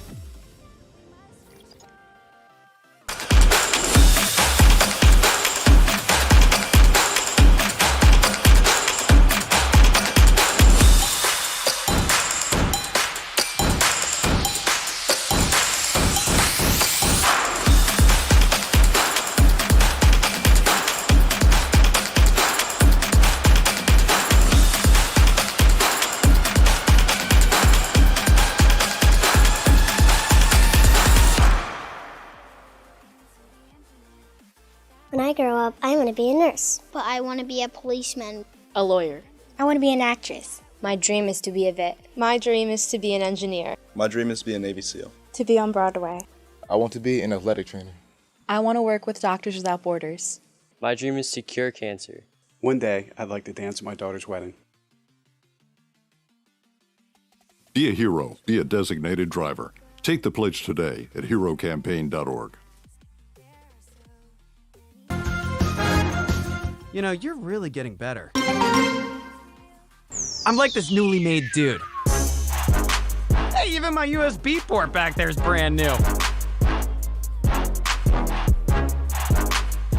Yay! You're amazing! Well, not like me amazing, but a pretty darn good amazing. Attaboy! Gamers, welcome back. It's been a long day so far, but it's only going to get longer. We're going on to the third round of this Diamond and Below playoffs here at CF1. If you're just joining us, welcome. My name is Speezy24. Joining me is Jazib Inflict. We've seen some great matches so far. We've seen stomps. We've seen close, almost overtime games. I don't think we've quite had an overtime game just yet. But that could all change here. We're going into the third round, like we said, and we're going to have two banger teams. It's the University of Wisconsin against Washington University. And Washington University, like I said before the break, they're the #1 seed. They are untouchable right now, and they've continued that form throughout this playoffs. Well, if there's one thing that we learned from the match that we just watched before this one is seeds don't matter. Yeah. Anyone can win this. Do not underestimate the underdogs, because that was such a dominant fashion that Babson won that match against Penn State, sending them home. A 2-0 match that was the least expected, quite frankly, with how the story was you were telling me. And this could potentially be the exact same scenario. Washington University, they are the #1 seed, but you cannot count anyone out. It's the playoffs. Everyone must have prepared. Yeah, I mean, they're certainly prepared. And speaking of prepared, we have to get prepared because the map picks are in. We're going to see two maps we definitely have not seen tonight. Map #1, which was chosen by the University of Wisconsin. We're going on Split. Map #2, we will see go to Haven. And if needed, map #3, we're going to head back to Ascent. I mean, Inflict, Split. I know how we'll get into how I feel about this map. What are your thoughts on Split as a map in general? Okay, a lot of people might hate me for this, but I love it. Split is my favorite map of Valorant. I knew it. But yeah, I'm not lying. Split is actually my favorite map of Valorant because I like to play Killjoy on it, and the amount of cheeky swarm grenades you can put, it's ridiculous, and it's funny how the people react to it. So yeah, it's something that you can smile to while you're playing it in ranked and have some weird opposition. You can always troll them with the Killjoy Swarm grenades. That's something that I've learned, and I'm not teaching anyone else because those spots are very much secret. Well, you're gonna have to teach the stream. If we see a Killjoy, I'm expecting some extreme Killjoy knowledge from you, and I will test you on that. In terms of what I think we can expect to see on Split, I think we can expect, as much as I am probably going to get killed for saying this, I think we can expect a KO. I really honestly do. I think this is one of the maps where KO can really shine and use that 0 point to kind of nullify any entry onto a site that we're going to see. 0 point's going to be huge. The flash drives, they can be huge as well. So that's my pocket pick. Another one I think we could see, but it really depends on the rosters that these teams are running right now. We could see the Breach. It's something that was pretty popular over in Korea a couple of patches ago. It's something that can still shine, given you have to be able to work with your team, right? You have those flash points. You have the aftershock to kind of push people off site.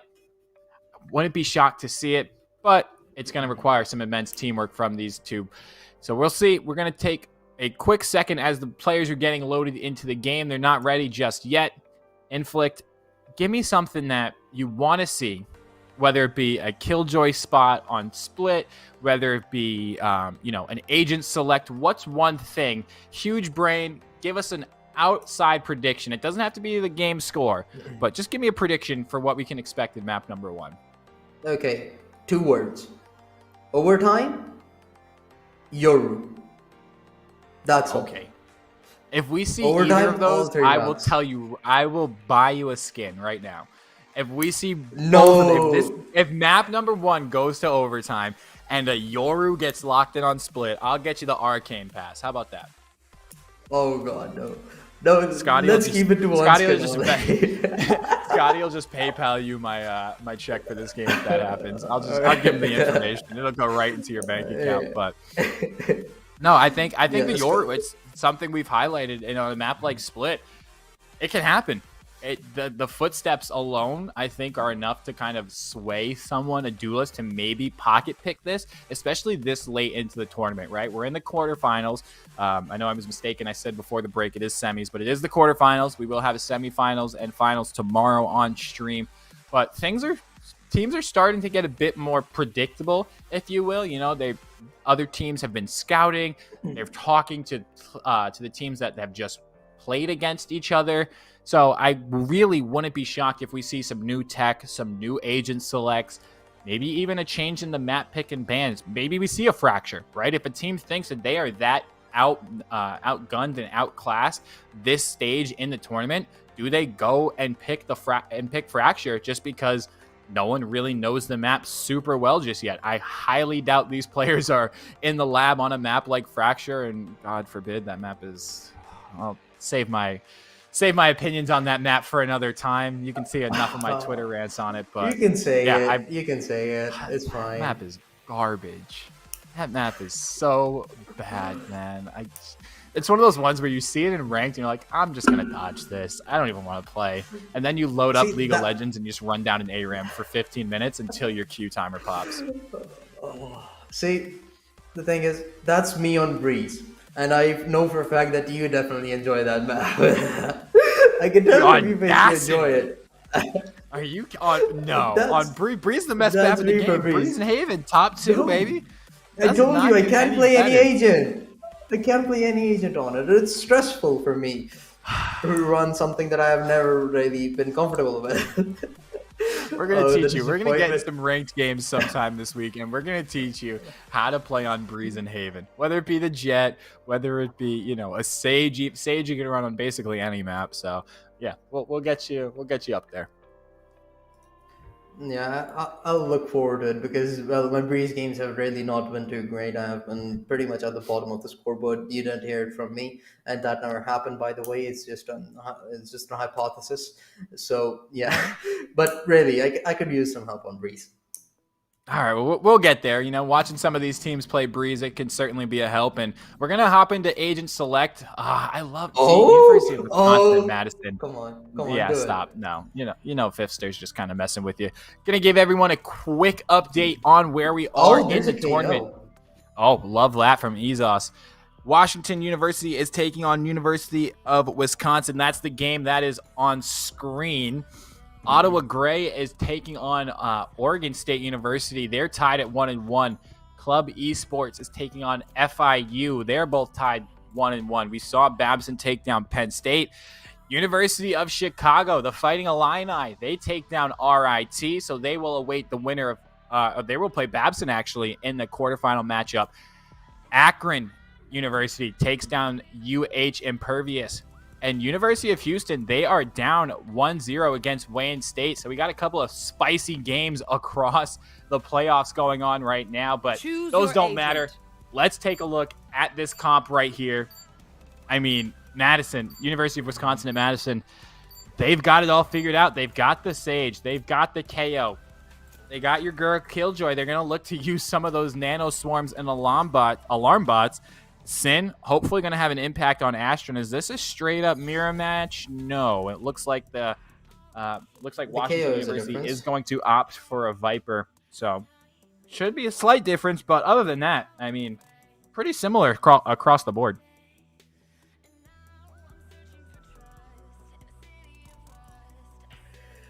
Well. The beauty of a map that's split is I'm pretty sure you're just face palming at this point, but I love it. And I cannot wait. The amount of close range angles that there are, any weapon could beat you in a fight at this point. That's the beauty of it, you know. Everything is surprising, and it could hit That's you in what the face. infuriates me. That's why I hate this map so much as a Jet player, because if I dash into a close corner with a Phantom or a Vandal and I get blasted by a Shorty, I'm going to tilt so fast, it's not even funny. But let's hope these players don't tilt. We're going to see Singh put down the Killjoy turret and alarm bot. Pretty standard B setup here so far. And take a look at the minimap. All of University of Wisconsin is grouped up almost on this B site, so wouldn't be shocked if we see a quick B rush to get things started off. See, you're on the receiving end of those things. I do those weird plays, hence I love it. But for now, Washington, they're looking to defend the site. They do have two players present within it, but they get kills, and he enjoys a piece of blood as well as Singh. He gets the second one unofficial, finds Baby J, and now it's all down to 10 HP up against 4. Spike in the grasp of your opponents, and you are spotted as well as Mr. One takes him out. First round quite easily obtained behind the utility usage from Mr. One and Singh. And I love what University of Wisconsin was able to do with that KO, right? We saw the beginning of the round, Singh was setting up the alarm bot. They were setting up nano swarms and turrets, but just one 0 point from KO nullified all of that, made it completely invalid, and they were able to push onto the site. But the gunplay, it came out from Washington, and they were able to secure the round. So very well done from the side of Washington to not let their utility usage be counted out just yet.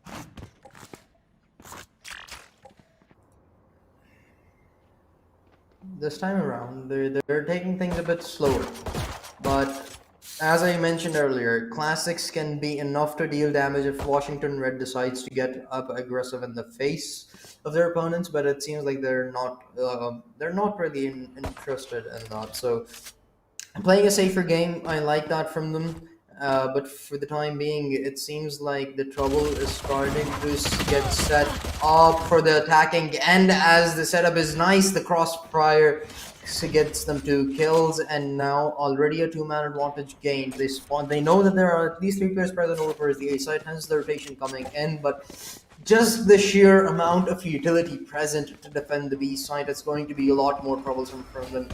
Flux, he's the first one to enter and face the fury of the nano swarms, and Singh gets one. Oh, he will fall. It seemed like he had almost gotten the kill, but Mr. One is present for the trade. The last one alive is Shen, and he will fall as well. And again, just the sheer amount of utility that's available on that B site, it's just unbelievable. I mean, you walk into site, you're immediately greeted by an alarm bot, a nanoswarm, a gravity well, and the Killjoy turret. There's, other than using a 0 point from KO, there's nothing that you can do that's going to take all of that out. They would have to get a very early pick onto Sing, and so far with the way Sing's playing, they're playing very far in sight. They're not giving them the opportunity, and they're letting that utility work. Again, this is another masterclass in how to play Sentinels. We saw it last map. What? As a Viper player, I don't know this one, so I'm a little concerned. Shiro It's hit just a tab. basic one-way setup, it seems like. Nothing too big brain, but for the time being. Talking about big brains, the big rifles are coming into play as Baby J has found their first pick, and now the A side is all open. But no one has had has been able to enter the side from the side of the offensive end though, for the time being. But eventually the spike is going to go down.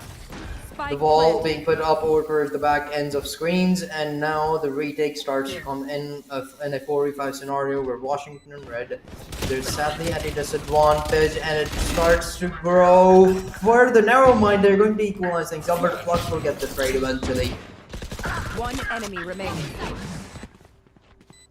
It's all going to be left up to Sing and the Sheriff. Can they make it? No, Izos going to get the kill.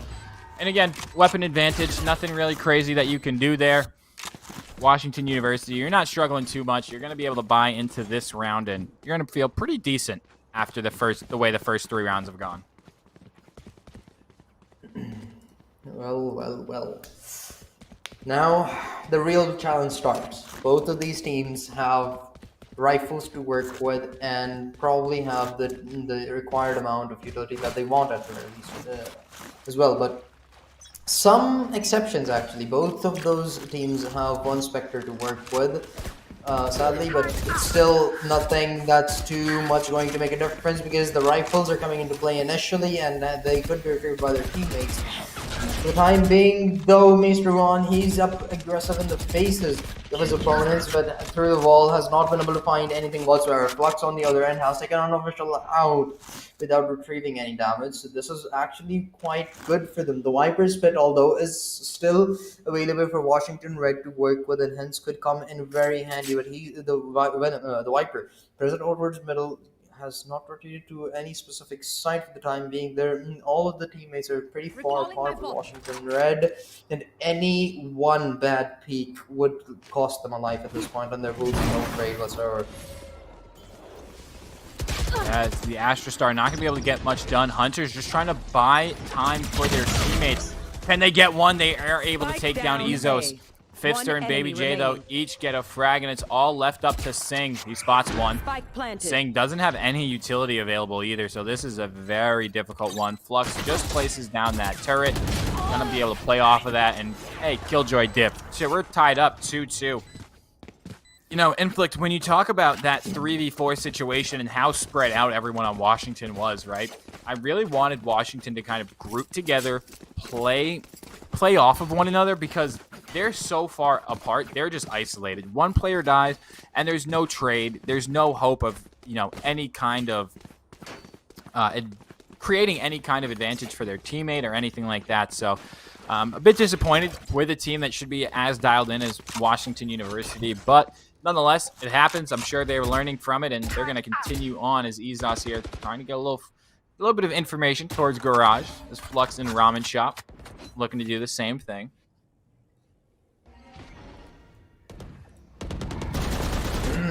Two, we're all tied up in this round. Well, it's not going to be too difficult, it seems like, because Washington Red, they have had some compromises. Their Jet is up close right now next to Fifster. But Fifster, he's I like this. He's playing patiently. He knows he is all by himself, and he may not actually be prepared for that surprise, but he is making sure that he doesn't have to face any for the time being. But on the other end, Izos, he has found the perfect entry. That's saying that's all the utility he could have possibly used. Denied right there, down and dusted. as the spike starts to go down. The ultimate, the null command utilized as well, and no abilities whatsoever, at least for the time being, for the retake here in the hands of Washington Red, as his Aussie finds the second to his name as well. The Shen follows up. Baby J does so as well, and unofficial, the last one alive with just a melee in his hand. What? Yeah, that was an Oh, interesting one. There. Okay, there's a short. Yeah, and Does he see not that know gun there's buddy? A body left. There's a body next to him. There is. But see that gun buddy? That's what he's about to play. Hit F. Gets 2. Okay, 2 bullets, 2 kills. Okay. Gets 2 little exit frags, so can't complain That's about F that. for but I the think Washington players. Yeah, but look at their economy, right? They don't even hesitate. Yeah. They buy right back in. They're not struggling. Fister's got 6,100 credits in the 5th round, and they're 1-3-3. Yeah. I mean, it's something to get the confidence boosting it up and a little bit of cheese if you are Washington University, but nothing that's gonna tilt University of Wisconsin too hard just yet, I would say. Placing swarm grenade. And now, Inflict, I have a question for you as a Killjoy player. Hit me. How do you feel about using both nano swarms, or placing both nano swarms before the start of the round? Do you like to do that, or do you usually save one so that way you can at least kind of use it like a molly should something go wrong mid? See, it really depends on what my team composition is and what site am I playing on what map. Because if it's we'll talk about it after the round, because it seems like that Washington, they're starting to face some trouble as one of their players have fallen and saying he's going to be the front line of defense, but will he be only good for one as Flux takes him out. They have now UW-Madison, they do have 2 ultimates to work with here as the spike starts to go down and the Cosmic Divide invested into this round. Washington Red, I think you start to question whether you want to save your rifles at this point or not, because this is really not looking likely for you, especially after the lockdown has been invested and UW-Madison, they're looking to close out their fort at the very least as soon as possible. As Fifster, he gets one and unofficial, he's just trying to run away with the rifle. Yeah, you have the operator. You got to save this. It's a hefty investment, so not able to make it work just yet. And University of Wisconsin, they're proving you're right, Inflict. It doesn't matter about the seeding in playoffs. It's just who's going to show up on that given day. And so far, University of Wisconsin, they're showing up and showing out as they're going to be able to take their 4th round in map number 1.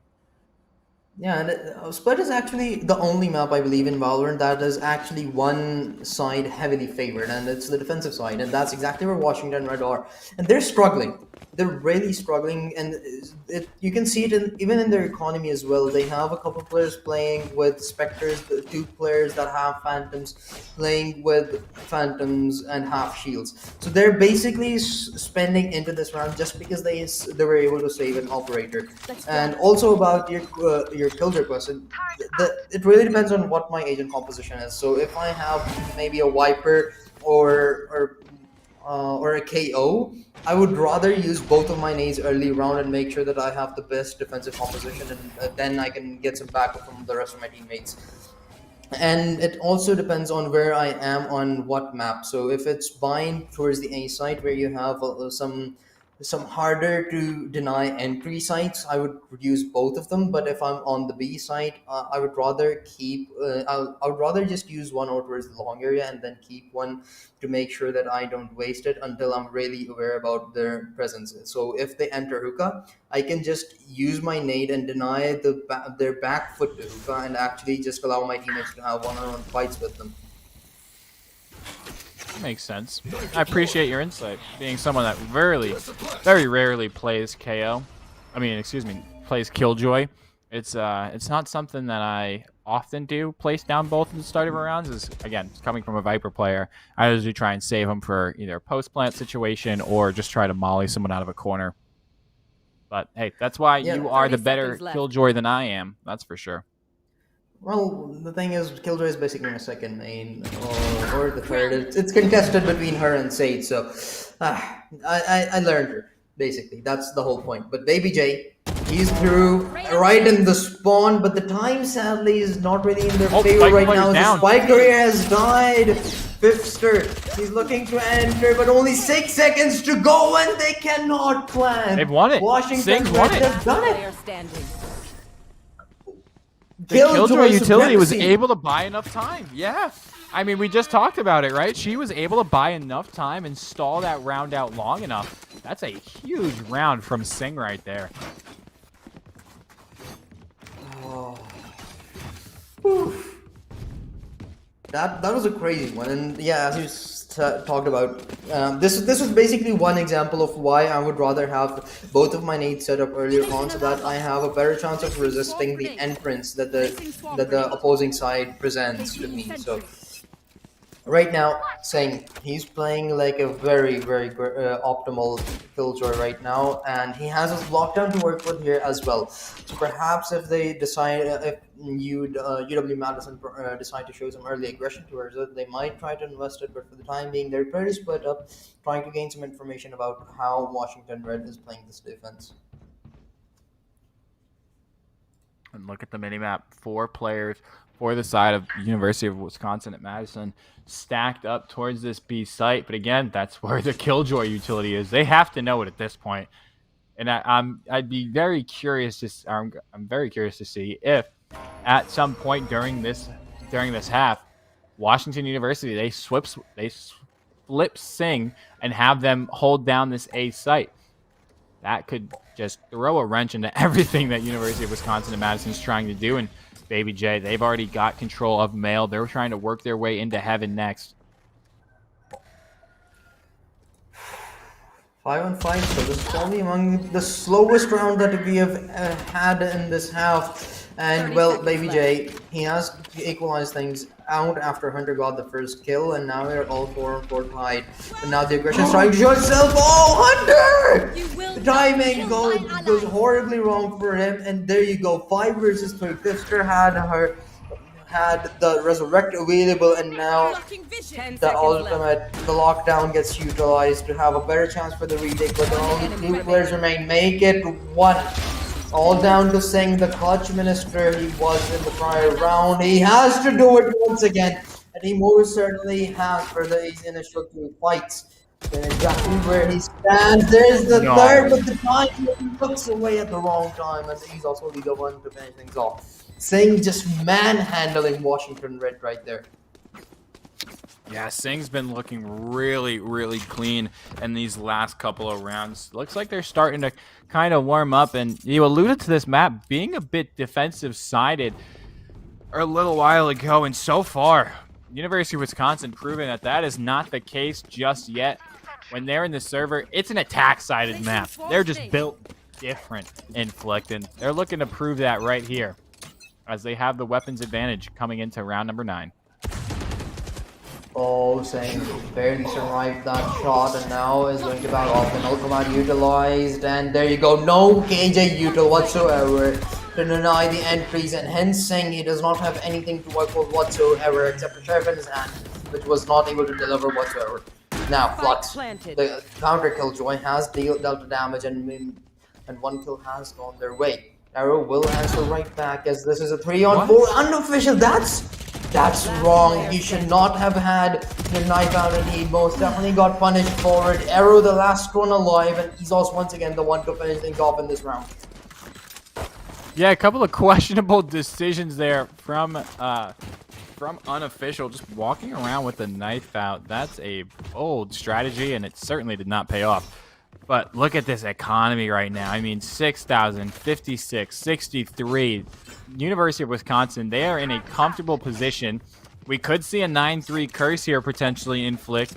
If Washington University don't win this round, their economy is broken. They are going to be struggling and piecing together a bye for round number 11. But we have to get to that point first. Flash, the 0 drive goes out, not able to find anyone. Unofficial got the op, gets tagged themselves. They're down to about 47 HP. Operator, not the easiest gun to retake with, especially on this map.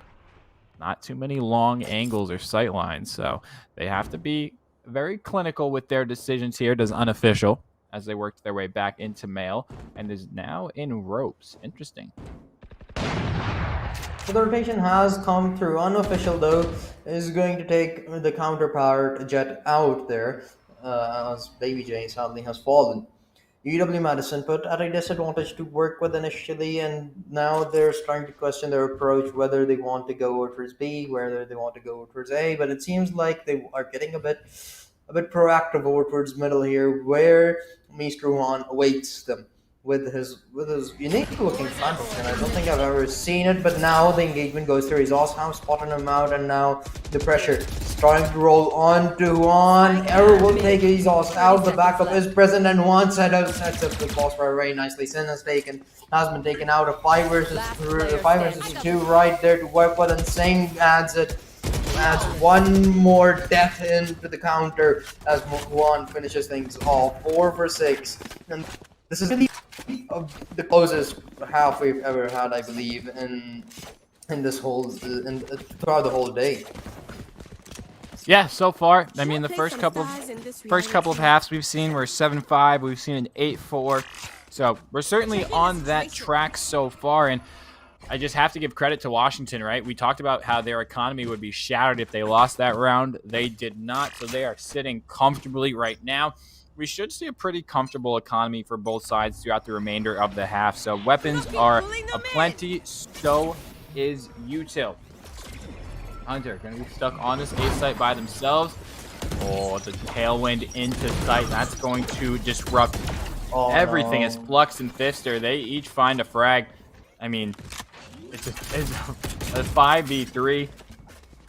Blade Storm and lockdowns are available, but Mr. Juan, they are available as well, as they get the first frag started for Washington University. Also, only on 46 HP. Doesn't get vulnerable, but Flux seems to know. Flux definitely knows. Gets pushed away from the corner. And lockdown, that's a detained character. Freeload. The turret! Oh! The turret from Flux has his back, and unofficial got the boomstick. They're going to save as they carry this operator into round number 12. 7-4. UW Madison. It seems like that they most definitely can push the number 1 seed of CF1 this season of CF1 out of before the semifinals. I know it's wild to even think about it, but the chances and the probabilities are rising with every round that counts down into the map. It's just looking likely and likely. Because Washington Red, as I mentioned earlier, they're defending. This should be a bit more smooth than what we're witnessing right now. Yeah, and I think one of the things that we're seeing, right, is the lack of information gathering from their team comp. There's no Sova, there's no Sky, there's no way for them to safely grab information from the University of Wisconsin. Granted, now when you look at the flip side of things, oh, excuse me? That's the story of the game right there. Unofficial misses an absolute sitter as Baby J looks to take their place. Rude sight. And Ezos, they're able to get one. But yeah. See, this is exactly what I was talking about. Exactly. It's extremely tough. 3 players remain for Washington Red for this retake. Last round, you have to invest every single piece of utility that you may have. Flux has been taken out. The lockdown available for Washington Red to work with, and there you go. Has been initiated. It's in the back alley, so they can get aggressive towards it, but they're going to decide against it, and hence just play it from the backlines. And I actually like this decision. They know they have this spike planted in a comfortable spot. The slower, making sure that no one can escape your sight lines before tagging it, and Ezos. There you go. The first kill goes their way. Null command utilized for the 3rd time in the single half, and the last one alive is Singh, and he falls as well. 8-4 half. Washington Red, the number 1 seed, struggling exactly where they shouldn't be. Yeah, and I want to highlight, it was something I saw in the kill feed for the second to last kill that the University of Wisconsin got. Every single member got the assist on that. every single one had to put at least a bullet, a flash, or some sort of damage onto that player. And again, that just goes to show the teamwork that we're seeing from the University of Wisconsin right now. It's very clean. It's clear to me that they are dialed in their practice. These players know exactly what they're doing, and I mean, it's hard for me to see Washington come back right now, even though they are the #1 seed. I mean, yeah, they're the #1 seed for a reason. They can make a comeback here. It's not something that we'd be too surprised about, I'm pretty sure, but just the consistency that UW-Madison have had with their kills, with their trades, with their utility usage, it just doesn't cease to impress. It just impresses me too much. And Mr. One, well, he has fallen this time around. Earlier on, sorry, Ezos, but this is still just the pistol round. There's a lot more to expect. There's a lot more to witness in this half specifically, and the pistol round is where it all begins. As the aggression starts to show itself over towards the B side, Singh will be the one that gets the second kill and putting a double man advantage up for Washington Red. He's down to 10 HP though, so that is something that's a bit bad, but that one nano swarm could deal a lot of damage, but that doesn't need to happen. As the last one alive is Fifster. Up against all 5, finding even one would be decent enough, but that's not going to happen whatsoever. In Washington, they show that they still have a little bit of fight in them, taking that pistol round and answering back. There hasn't been a significant run, I would say, or a significant shift in momentum from one side to the other just yet. Taking a look at the timeline here, I mean, 2 rounds to Washington, then you had 4. The biggest win streak is 4. In some of these earlier matchups, we've seen, 6, 7, even 8 rounds at one point in a row, so it's still anybody's game. They're just still trying to find a foothold in it, and the bye comes through from Washington University. They have some decent weaponry, not the greatest, but it's definitely going to be better than the pistols of University of Wisconsin. Okay, they're looking to retrieve the weapons. That's 1 kill and going their way, and look at the aggression. UW-Madison, they know they have nothing to lose whatsoever. They've given up the B side, and this is the gamble play that we had seen earlier as well. This time around, it has sort of worked out for them, because now they have a rifle to they have a gun to work with. I'm pretty sure they were able to retrieve a Spectre, so now that's something. And that could potentially lead to you getting more kills, even if you don't win the round. Even getting at least like 3 kills against a bonus would deal a lot of damage on the economy of the opposing side. Singh, though, he doesn't even want to allow them to get even closer to that. And there you go. That's the second kill for him. 3 versus 4. Singh, he does not mess with the sheriff. Are you crazy? I think I may be, because Baby J, he has taken unofficial out. Ezos almost had the kill onto arrows, but will fall. 2 kills still going the way of UW-Madison. It's nothing too impressive, but it's nothing too shallow. It's certainly not, but I want to highlight Washington University. They're continuing to answer back. And I think that maybe they chose, because if I'm not mistaken, University of Wisconsin picked split, and Washington chose to defend first. So maybe they had something special cooked up on this attacking side, and we're seeing it so far. They've gone back-to-back rounds so far. If they can win this round and take the weaponry away, I really think that they are setting themselves up to take the entire map. Because that's going to be the knife in the hearts of University of Wisconsin at Madison fans. Still, though, the rifles have just come out on the defensive end for UW-Madison. This is going to be the real test for Washington Red. I mean, not quite actually, because they are still playing on their bonuses. They have the Spectres in hand. But as we mentioned earlier before the map started, that there are just a lot of closer angles, hence you cannot count them out. The probabilities of them winning this round are probably higher than they would have had on any other match.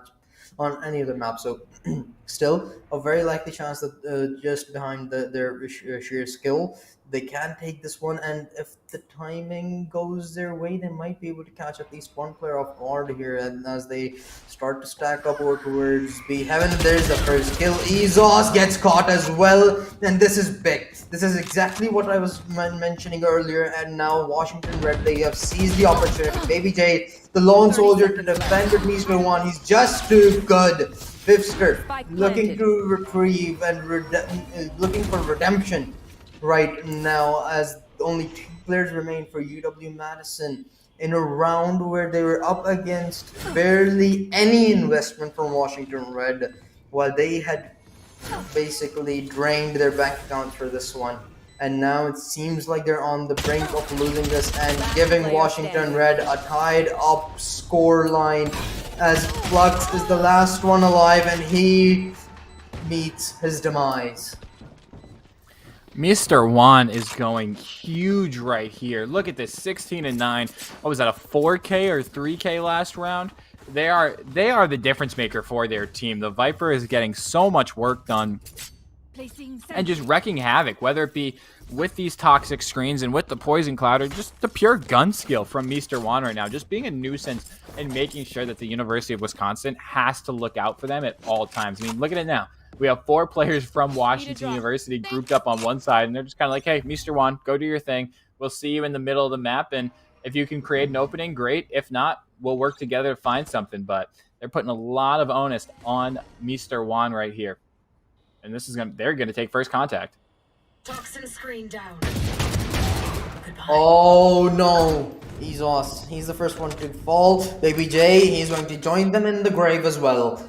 Now, this is very pretty. As I said, this should be an equal tied-up scoreline, as the A side is already cleaned up for Washington Red to enter, but they're still taking their time. They do not want to make any mistake whatsoever, because losing even one round, especially this one, could be pretty bad, because you're up against just sheriffs on the side of UW Madison, and UW Madison, they're surprisingly just holding it off. They're waiting for the plan to go off and maybe looking for an opportunity for aggression from the side of Washington Red.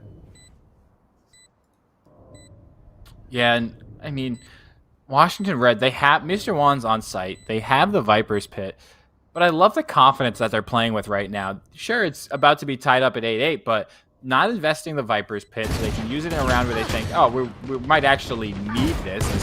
Mr. gets traded out, Arrow and Sing able to finalize the round, but they're taking fights and they're winning them across the map. I mean, Mr. Juan just raw peeked into Ezos on ramp, easy frag, but this is the difference maker that I wanted to see right here. It's Baby J on the operator. Can they live up to their namesake, who actually, I believe, just got dropped by FaZe, if I'm not mistaken? But yes, he did. I'm not quite sure if it's the same one, though. Is it? I did ask. No. We don't think so. It definitely shouldn't be. But, hey, you never know. Diamond we'll see. Yeah. Regardless. See if they're, yeah, regardless. I mean, I saw the Riot Gun Buddy. That's what kind of gave it away for me. And I was like, no, surely it can't be. It's Diamond and below. But just probably paying some homage to their favorite player. I mean, if he didn't play ranked as much and didn't have a rank, I guess that counts as Diamond and lesser. But that would be big brain. But right now, the brains are not really working out for Baby J, as he falls alongside the two of his teammates. Make that 3. As Shen falls, scratch that. Flux is going to join them as well. And Washington Red taking the round advantage finally, after struggling for so long. Yeah, and this is the Washington that I expected once we saw the brackets come out and they got the #1 seed, right?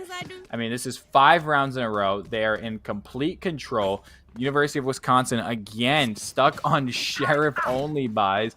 I mean, this is, right now, complete control from Washington, whether it's economic control, map control, utility uses. It is all on point right now, and they can do nothing wrong. They can just slow this one down, play for trades, and do what they please. Yeah, it's really working out for them. Baby J this time around has taken one to his name. A one-on-one trade does go through, but Washington Red overall, generally, they're in such a favorable spot because of their ultimates that they have. Ezos, though, the man advantage has been taken away.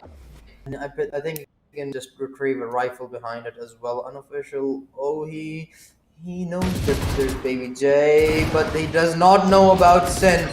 The dash going to save his life. His arrows present for the backup as well. Baby J alongside Ezos, present to defend the B side, but now the rotation coming in from Flux as well. But really, Is it going to matter because they do not have their preferred weapons to fight? Yes, it won't. Baby J and Ezos, they're taking the kills. And now it's a 2 versus 1. Ezos, he has the Phantom to work with, and UW Madison, they are showing us that they number 1 seed or not, they're here for a fight. Yeah, and of course, as soon as I say, you know, Washington, they're in complete control. They have the economy. They've been playing super well the last couple of rounds. Caster Curse. I'm just going to stop talking and enjoy this beautiful Valorant, because every time I say something, the exact opposite happens, right? Like, watch. I bet you if we observe Baby J on this, Baby J, I'm going to say is going to get first blood, but I bet you they die first. That's just my prediction. So, Baby J in the kill feed, one way or the other. Let's see what happens. Hey, I'm right. 5 head. Oh, let's go. I mean, we were technically not looking at him. We were not observing him, so it's fine. Yeah. The Caster's Curse was not 100% active, but well, I'm glad that what you said has finally come true, because your predictions have been quite terrible for the past few matches. I'm just going to rub that in your face casually throughout the broadcast. But Hunter, though, he's gonna have some shots being put into his face as well, as Shen and Ezos take them out, and 10th round, the double digits secure for UW Madison. Oh man, I mean, Baby J's coming online. That's all I can really say for University of Wisconsin right now. Baby J's found a couple of first bloods, and has done super well when they're able to get those openings for University of Wisconsin. So the duelists, they need to do what they do and create tons of space for their teammates. Let's take a look at the ultimates available, as I think we may have a tech pause here, not a traditional tech timeout. So bear with us while we get this sorted out for the time being. And again, Baby J, they've got the operator, but unofficial. They're tired of seeing Baby J get the shine. They've got one of their own as well. So this is the battle we want to see. Where are they going to post up and fight? So it looks like we did have a player disconnect. So bear with us while we get them back into the lobby. It didn't take too long as we get them back in. Yeah, it's the big player for Washington Red, and it's Juan, of course. But you don't want him out, because just look at the scoreboard: 18-11. He's definitely been the difference maker. Even 5 assists while leading the charts there in every aspect possible. But Washington Red, they're actually quite struggling. UW Madison once again have won 2 rounds in a row, and this round actually matters a lot for either end, because the economy for UW Madison is good. You can buy for 1 or maybe 2 rounds further, so you're in sort of a comfortable spot. But losing this one means that you tie things up and the stress just grows. Washington Red, on the other hand, you lose this one, you have given UW Madison their 11th. Then your economy is in shambles. You probably have to go with Spectres, or maybe at least a couple of rifles, Bulldog, throw a Bulldog in there as well maybe. But that's all you get to work with. Actually, never mind. I just noticed that Sing and Juan are actually rich. So basically, they will have to basically negotiate onto shields, I guess, at max, but still it would hurt them, because what I'm thinking right now is, since Washington Red are at a disadvantage sort of right now, they want to use every single bit of ultimate they have in order to secure their 10th, and losing after that would only hurt them more. I think it certainly would. And again, you talk about ultimate usage, you really have to choose your moments here, right? Earlier in the game, you can kind of ulti, I wouldn't say, at random, but you can ultimate at inopportune times. Whereas now, you have to be more calculated, you have to play with your team, and you really want to coordinate these attacks. Especially when you look at the ultimates that are available, Rez, Cosmic Divide on the side of Wisconsin, and for Washington, Empress and Bladestorm, you can kind of do what you please with them. But that Killjoy ultimate, the lockdown, it's really going to require a good coordinated team effort to secure that. So I'm curious to see how they're going to work with these ultimates available. And even taking a look at the scoreboard, Baby J's not far off of Bladestorm, and Flux isn't far off of their lockdown of their own. So it's going to be a tight one coming into this round. And I want to see if they can test for these ultimate orbs that are available on the map. One thing we haven't seen too much of today is teams fighting for these ultimate orbs. But one thing we have seen is everybody get back into the server. We are back underway. This is live. Every player is back in the game. And we are into round number 20. No, actually. It seems the timer has run out. Juan sadly could not join us in time, so we have to continue the matchup. So Washington Red, this is just sad because you're already at a round disadvantage and now you are at a man disadvantage as well. Make that too, because that op shot from Baby J, it has connected, and it seems like that the caster curse has been reversed. He should be playing bad after you called him out, but he's starting to hit those shots more frequently. Yeah, I'm surprised. I actually didn't curse someone for the first time in forever, so I'll take it. It's a win for me. It's a win for everybody because we're seeing some ridiculous shots come out. And Baby J is playing so far back in screens right now, just holding down this angle. Hard scoped in, I'd imagine. Flux is kind of just in flux, just rotating back and forth from ropes to a heaven. Unofficial, starting to get a little antsy. There is a player up in the mailroom. Let's see, or not in mail. There are back of the heaven. Oh, it is Baby J just misses, just whiffs on that shot. Unfortunate. Lockdown is available for Flux, but Hunter gets the kill. Oh, and they line up for Hunter. Are you kidding me? Look at the time. Look at the time. Do they get it down in time? Yes, they do. Ezos. Spike planted. Stuck in a 1v2. I wonder if Ezos knows this is a 1v2 or if they think it's a 1v3 still. Because that's going to make the world of a difference. I wonder that myself, but it seems like that the chances of them winning this one are very unlikely, especially behind the Cosmic Divine, because they will be entering into the side with just confusion to work with behind that flash. Oh, it really didn't work out. Spotted and killed by Singh. 10-10, we're all tied up, and still, I believe it is a 4 versus 5 as Mr. Juan is still not present, sadly. But Washington Red, they have shown us that they can win in a 4 versus 5, maybe with a bit of luck that Hunter had with that lineup, but other than that, it's still possible. Nothing is impossible, and we're going to take a second tech timeout because, well, Juan is still not present, and it isn't as fun as a 5v5 right now. Yeah, it's certainly not. And if you want to be the best team in CF1 at this level, you want to play on the best and while they're at their full strength, right? You don't want to take the team down when they're 5v4 or, they're not playing their best. So it's something we want to see. And hopefully we can get Mr. Juan loaded back in as they do get another 3-minute break pause here. And taking a look, I mean, if anything, you're hoping as a Washington fan that they come back just so they can kind of play the bank, right? They have 9,000 credits fully maxed out. If they lose this round, Mr. Juan needs to come back just so they can buy up for their team, whether it be a couple sheriffs, maybe a marshal. You're just hoping for something, the national bank of Mr. Juan. Yeah, and since we are waiting, we can maybe talk about the rest of the games a little bit here. Game 1 of Babson Esports versus University of Illinois just ended, and Babson, they just never cease to impress, because look at that. 13-6 scoreline with Soju going 24 for 10. How ridiculous is that? I mean, you can't stop Soju at this point. The player's just going to go off. You got to let him go. And Soju's going to go ballistic. Just let him. I mean, it's kind of like the Sentinel strategy. 10's go kill, and this one's just called Soju. Go do whatever you want.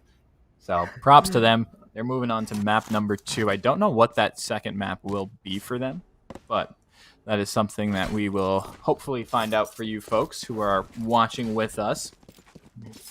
And I do want to give you all a friendly reminder that tomorrow we will see the semifinals as well as the grand finals of this tournament.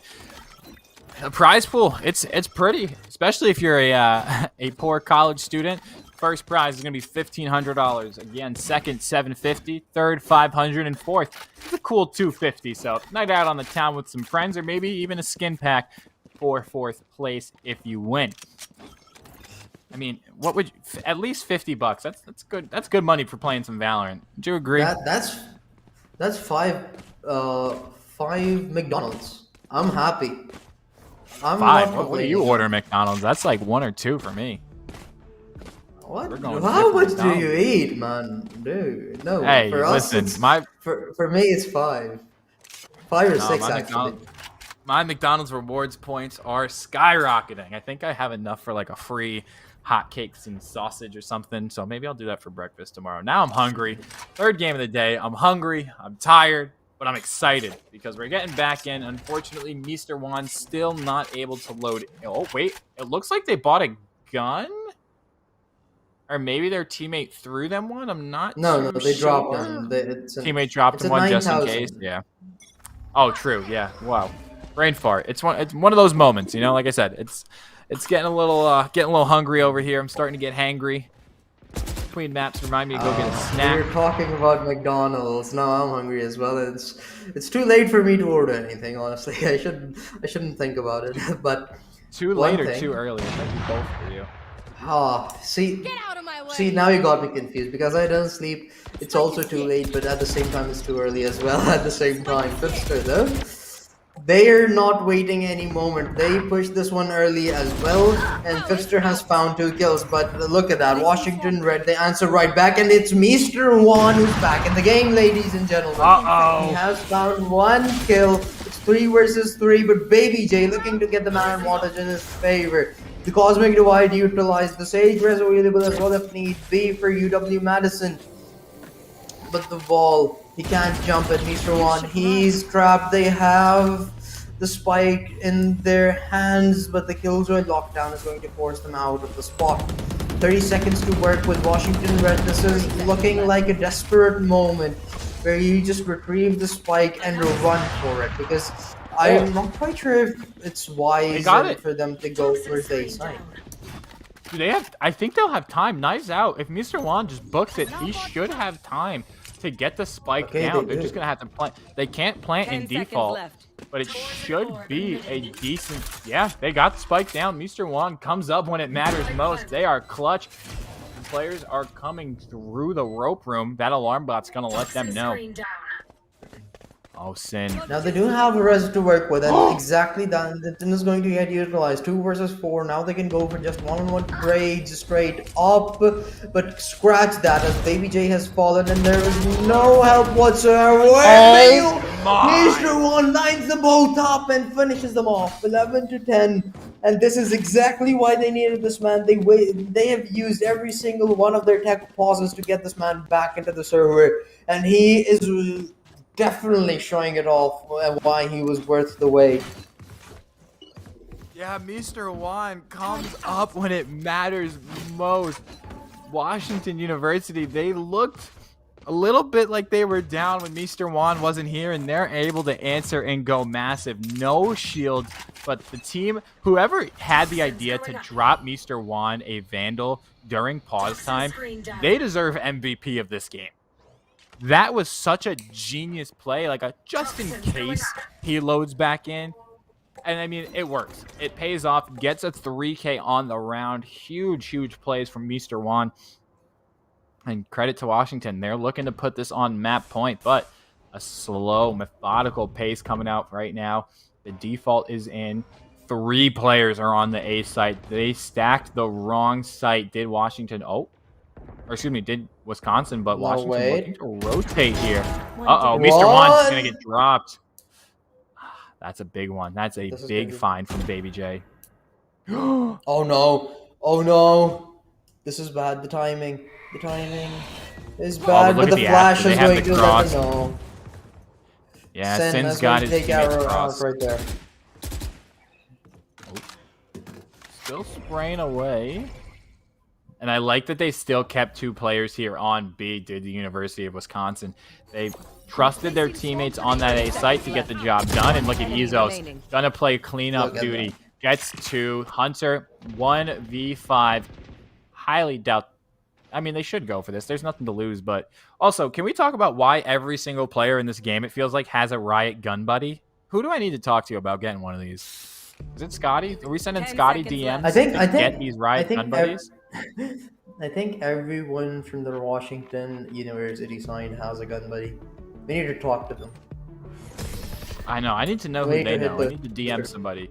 Chat, if you want a Riot gun buddy, make sure you hit up CF1 Scotty on Twitter. I'm completely kidding. He does not have any control over those. Oh God, do it. Scotty, I'm sorry. I'm sorry, buddy. Someone's not getting invited to the mid-ball.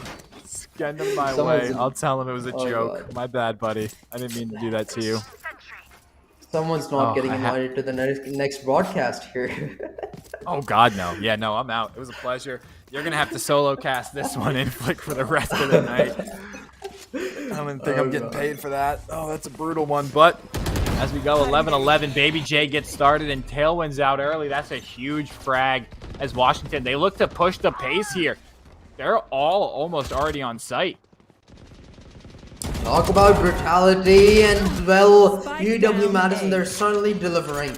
Null command available for UW Madison to work with in the hands of Ezos as the spike yet to go down. Washington Red, they are in a troublesome place right now because now Hunter can't even use his utility whatsoever for this retake denial, and Shen has taken one out. They know exactly where Arrow is, and Ezos will be the one to finish things off. And UW Madison have put themselves on match point. Will we see overtime? You predicted it. You might be right. Inflict, I might be getting a skin. Oh God, I forgot about that actually. Oh yeah. UW Madison, please shut it down right here. Baby J's got the boomstick. The broken buy is in from Washington. The National Bank of Mr. Juan was not able to provide for the entire team. Oh, if Baby J, oh, thank goodness. They're running to the opposite site. They must have a sense for where Baby J is, because I think there's only been 2 times where they've peeked into Baby J's operator, and he's just massacred them. So this is hold W and just push. Oh, the info behind that dart is just too much. Then the rotation is very fast, and so is the entry, but Ezos and Flux, they're here to end things out. Mr. One still though in the fight, surviving with 11 HP to work with. He's up against 4-2, coming over towards Heaven. The timing, oh, it could have gone very wrong for them. Gravity well, no one's gonna peek. No one's peeking. This is a free kill, take it.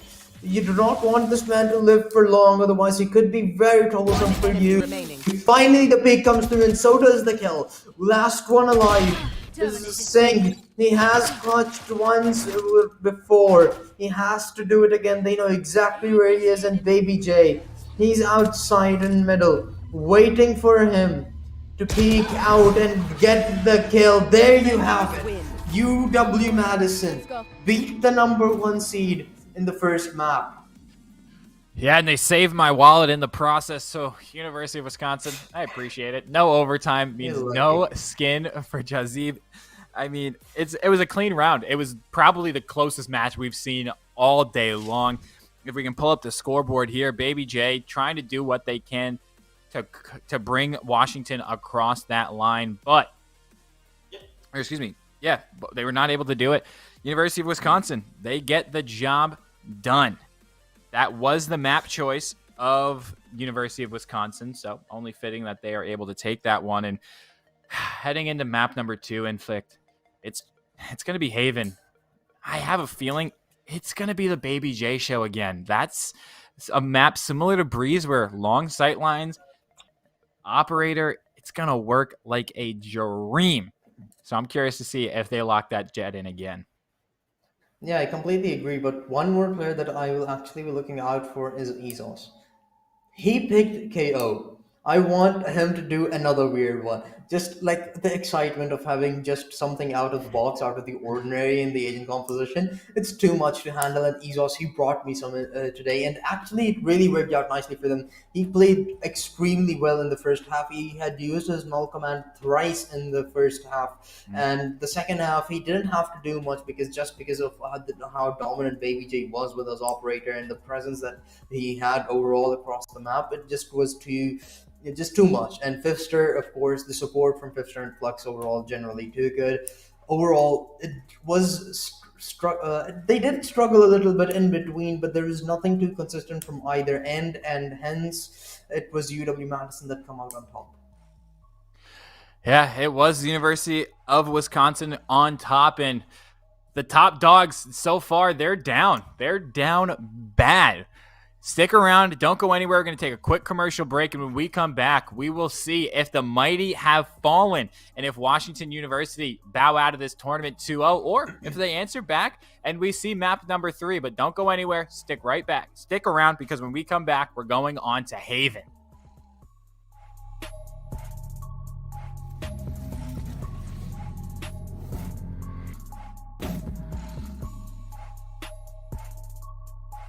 Watch out for that! Ow! Anyway, you want to hear my alien story? Yes. So, aliens.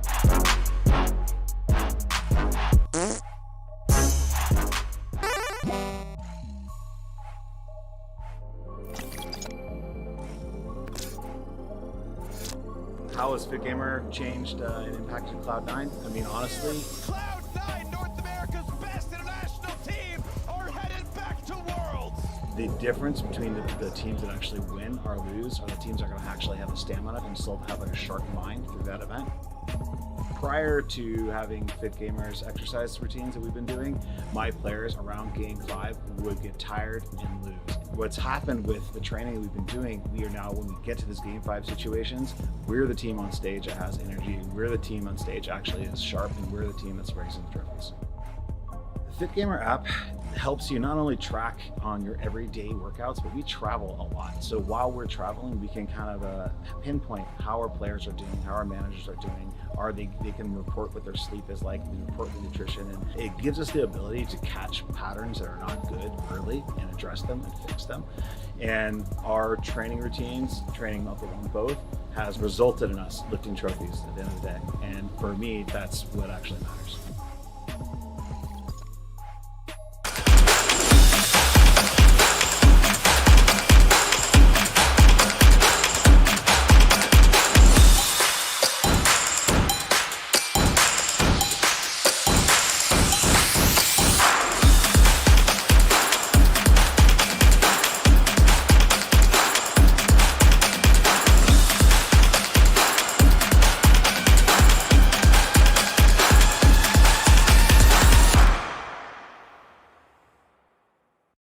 When I grow up, I want to be a nurse. But I want to be a policeman. A lawyer.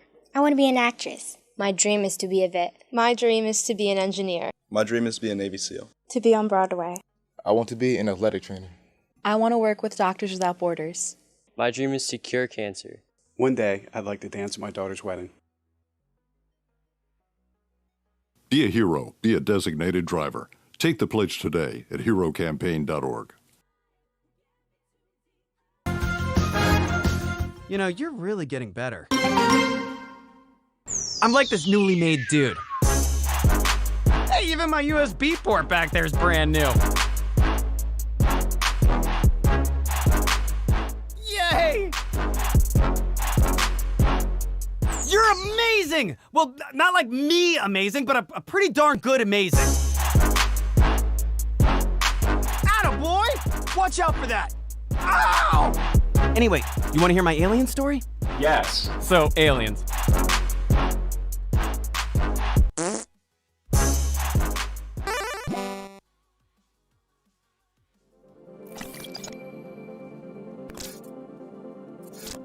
How has FitGamer changed and impacted Cloud9? I mean, honestly, Cloud9, North America's best international team, are headed back to Worlds. The difference between the teams that actually win or lose are the teams that are going to actually have the stamina and still have like a sharp mind through that event. prior to having Fit Gamers exercise routines that we've been doing, my players around game 5 would get tired and lose. What's happened with the training that we've been doing, we are now, when we get to this game 5 situations, we're the team on stage that has energy, we're the team on stage actually is sharp, and we're the team that's raising the trophies. The Fit Gamer app helps you not only track on your everyday workouts, but we travel a lot. So while we're traveling, we can kind of pinpoint how our players are doing, how our managers are doing. They can report what their sleep is like, they can report the nutrition, and it gives us the ability to catch patterns that are not good early and address them and fix them. And our training routines, training up along both, has resulted in us lifting trophies at the end of the day. And for me, that's what actually matters.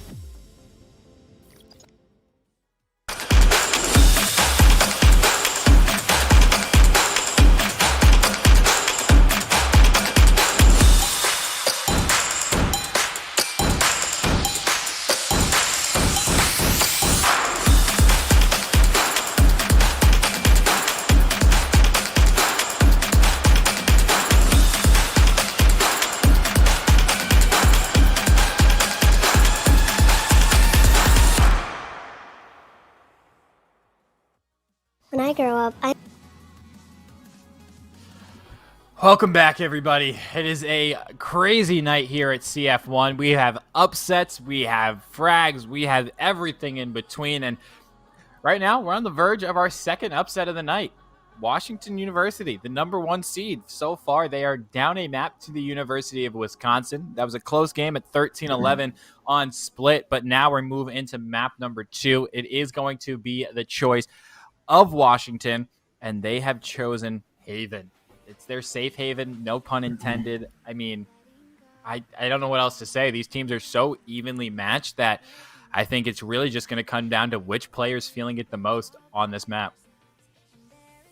Yeah, it really will, because with how close this matchup was and with how consistently we saw Mr. Juan and on the other end Baby J pop off for their teams and securing rounds solely on their own, like without any help, it could just go any side if one player starts to pop off too much and too consistently, because we saw them go off in rounds maybe 2 or 3 after another. But if that starts to happen in every other round, then that team will basically have a huge advantage over it, just because of how much of an open space these two players had been providing on split. And that's actually a map that you can like have early map control as offensive players, but it's really hard to maintain it and keep it to yourself. While they were really able to do it on their own, and it could really pop off onto Haven as well, especially since it's such a big map that defensive sides are pretty tough to manage, since you only have 5 players and you have 3 sides to deal with. Yeah, it certainly comes down to a lot of individual outplays, right? Just having that one player hold, whether it's B site, leaving A site, or even, I think the power position for me in this map, I'm looking at Garage. Any player that can maneuver their way into Garage, it's similar to Showers on Bind. You can cut off rotations, you can get into the enemy backlines, and I think that's going to be there's going to be a lot of emphasis on that position as we move into this map. But in terms of agents, I think we see some pretty standard stuff. I think we'll see the Jet. We'll probably see a Cypher, definitely a Sky, and maybe a Sova as well. So, yeah, would not be shocked if we see that kind of agent comp come out. For you, Jazib, any kind of interesting things that you can imagine or think of? I doubt we see Yoru. I know you want to say it, but No, not on Haven. I think it's too ridiculous to expect a Yoru on Haven, but I'm not quite sure really, because KO, it doesn't make sense for me that any team would pick it. Maybe if it's like you're a team that goes to like A side heavy or maybe B side heavy, but on the C side and Garage area, it could really start to punish your own self, unless you're like really great with it. But I don't think that any player has really tried giving KO the proper time to learn it for the time being. So KO seems a bit unrealistic as well. So nothing that I'm expecting too much. But one thing that I would like to see is a double initiator setup. It was a norm a few patches ago that every single agent composition had double initiators. But now Haven is, I think, that one of those maps that where we can still see it consistently. So I would love to witness maybe a Sova Sky or maybe a Breach with a Sova or something like that. Yeah, I have to agree with you on that one. I think Sova Sky is such a great and powerful combination on these bigger maps, like you said, on Breathe, like on Haven. Just their abilities between the drones, the recon darts, the even Sky's guiding light, the flashes, just hearing, oh, blinded, that's information enough to let a player know there's at least one or two of them on site. So I would not be shocked if we see that composition come out. Double Initiators, I have faith in it. I hope these players do because it's a fun comp to watch as well. Double Initiators, maybe get a Jet, a Cypher, and Sage, I guess you could say. Let's see. Oh, well, there's the Insta Locker that everyone doesn't like so much, but unofficial, Hunter, Arrow, everyone's confident in their picks. They're not even second guessing it right now. So saying probably looking to lock in that Killjoy. And there you go.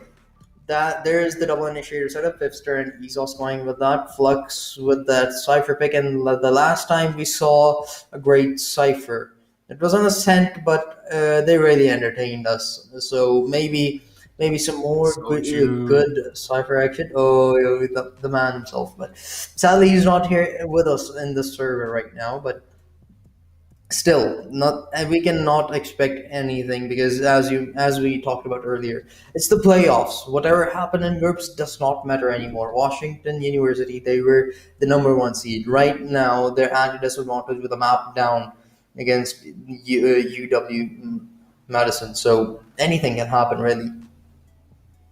It certainly can. Anything can happen, and the backs are against the wall. It's time for them to put up or shut up as we get loaded into map number 2. The Astra choices on both sides. I like the confidence that these players are showing with her. She's not the easiest agent to play, but they seem to be dialed in. They seem to be comfortable, and especially on the side of Washington, right? You wouldn't play something that you're not comfortable. So I'm looking at Hunter to really be the catalyst for this team and to do the majority of stalling when it comes to site, whether it's a Nova Pulse, a Gravity Well, or even just a Nebula Smoke. A lot of this is going to fall into the hands of Hunter. Okay, there you go. Fast rotation coming in initially from the side of Washington Red as they have taken control of the C side. The spike is going to get planted peacefully there. But now both of those teams trying to stack up around the C site, and well, it's UW Madison for the retake and a 5-on-5, the first pistol round. It could go either way, but unofficial. He is at a key position, and look at the mini-map. The Killjoy over towards middle. Now that I believe is going to be saying, so he could have a lot of effect onto this matchup as well, but unofficial. He misses his shot and Flux makes him pay, saying he's going to fall as well. Within the side though has been taken out. One has gotten the kills needed. There's not enough time to defuse. They have done it. Washington Red comfortably take the first round. Last player standing. Yeah, and I like the way they played that pistol round, right? They got the spike down, they played off site, and that's the first time we've seen a team. They had the lineups, they had the utility. I mean, between the Gravity Well pulling you off spike, between the double shock darts that we saw come through, and then the recon bowl, you can't dodge all of those abilities. One of them was bound to hit you, and they certainly did. So credit to Washington University, and hopefully that's a trend we see them to continue with. Look at these hero phantoms in the hands of Arrow and Unofficial. If they go down, that's a free weapon over the University of Wisconsin. That is a disaster. Look at how aggressive Wisconsin's looking to be on this minimap. Sing gonna get the party started and take down Fister Sky.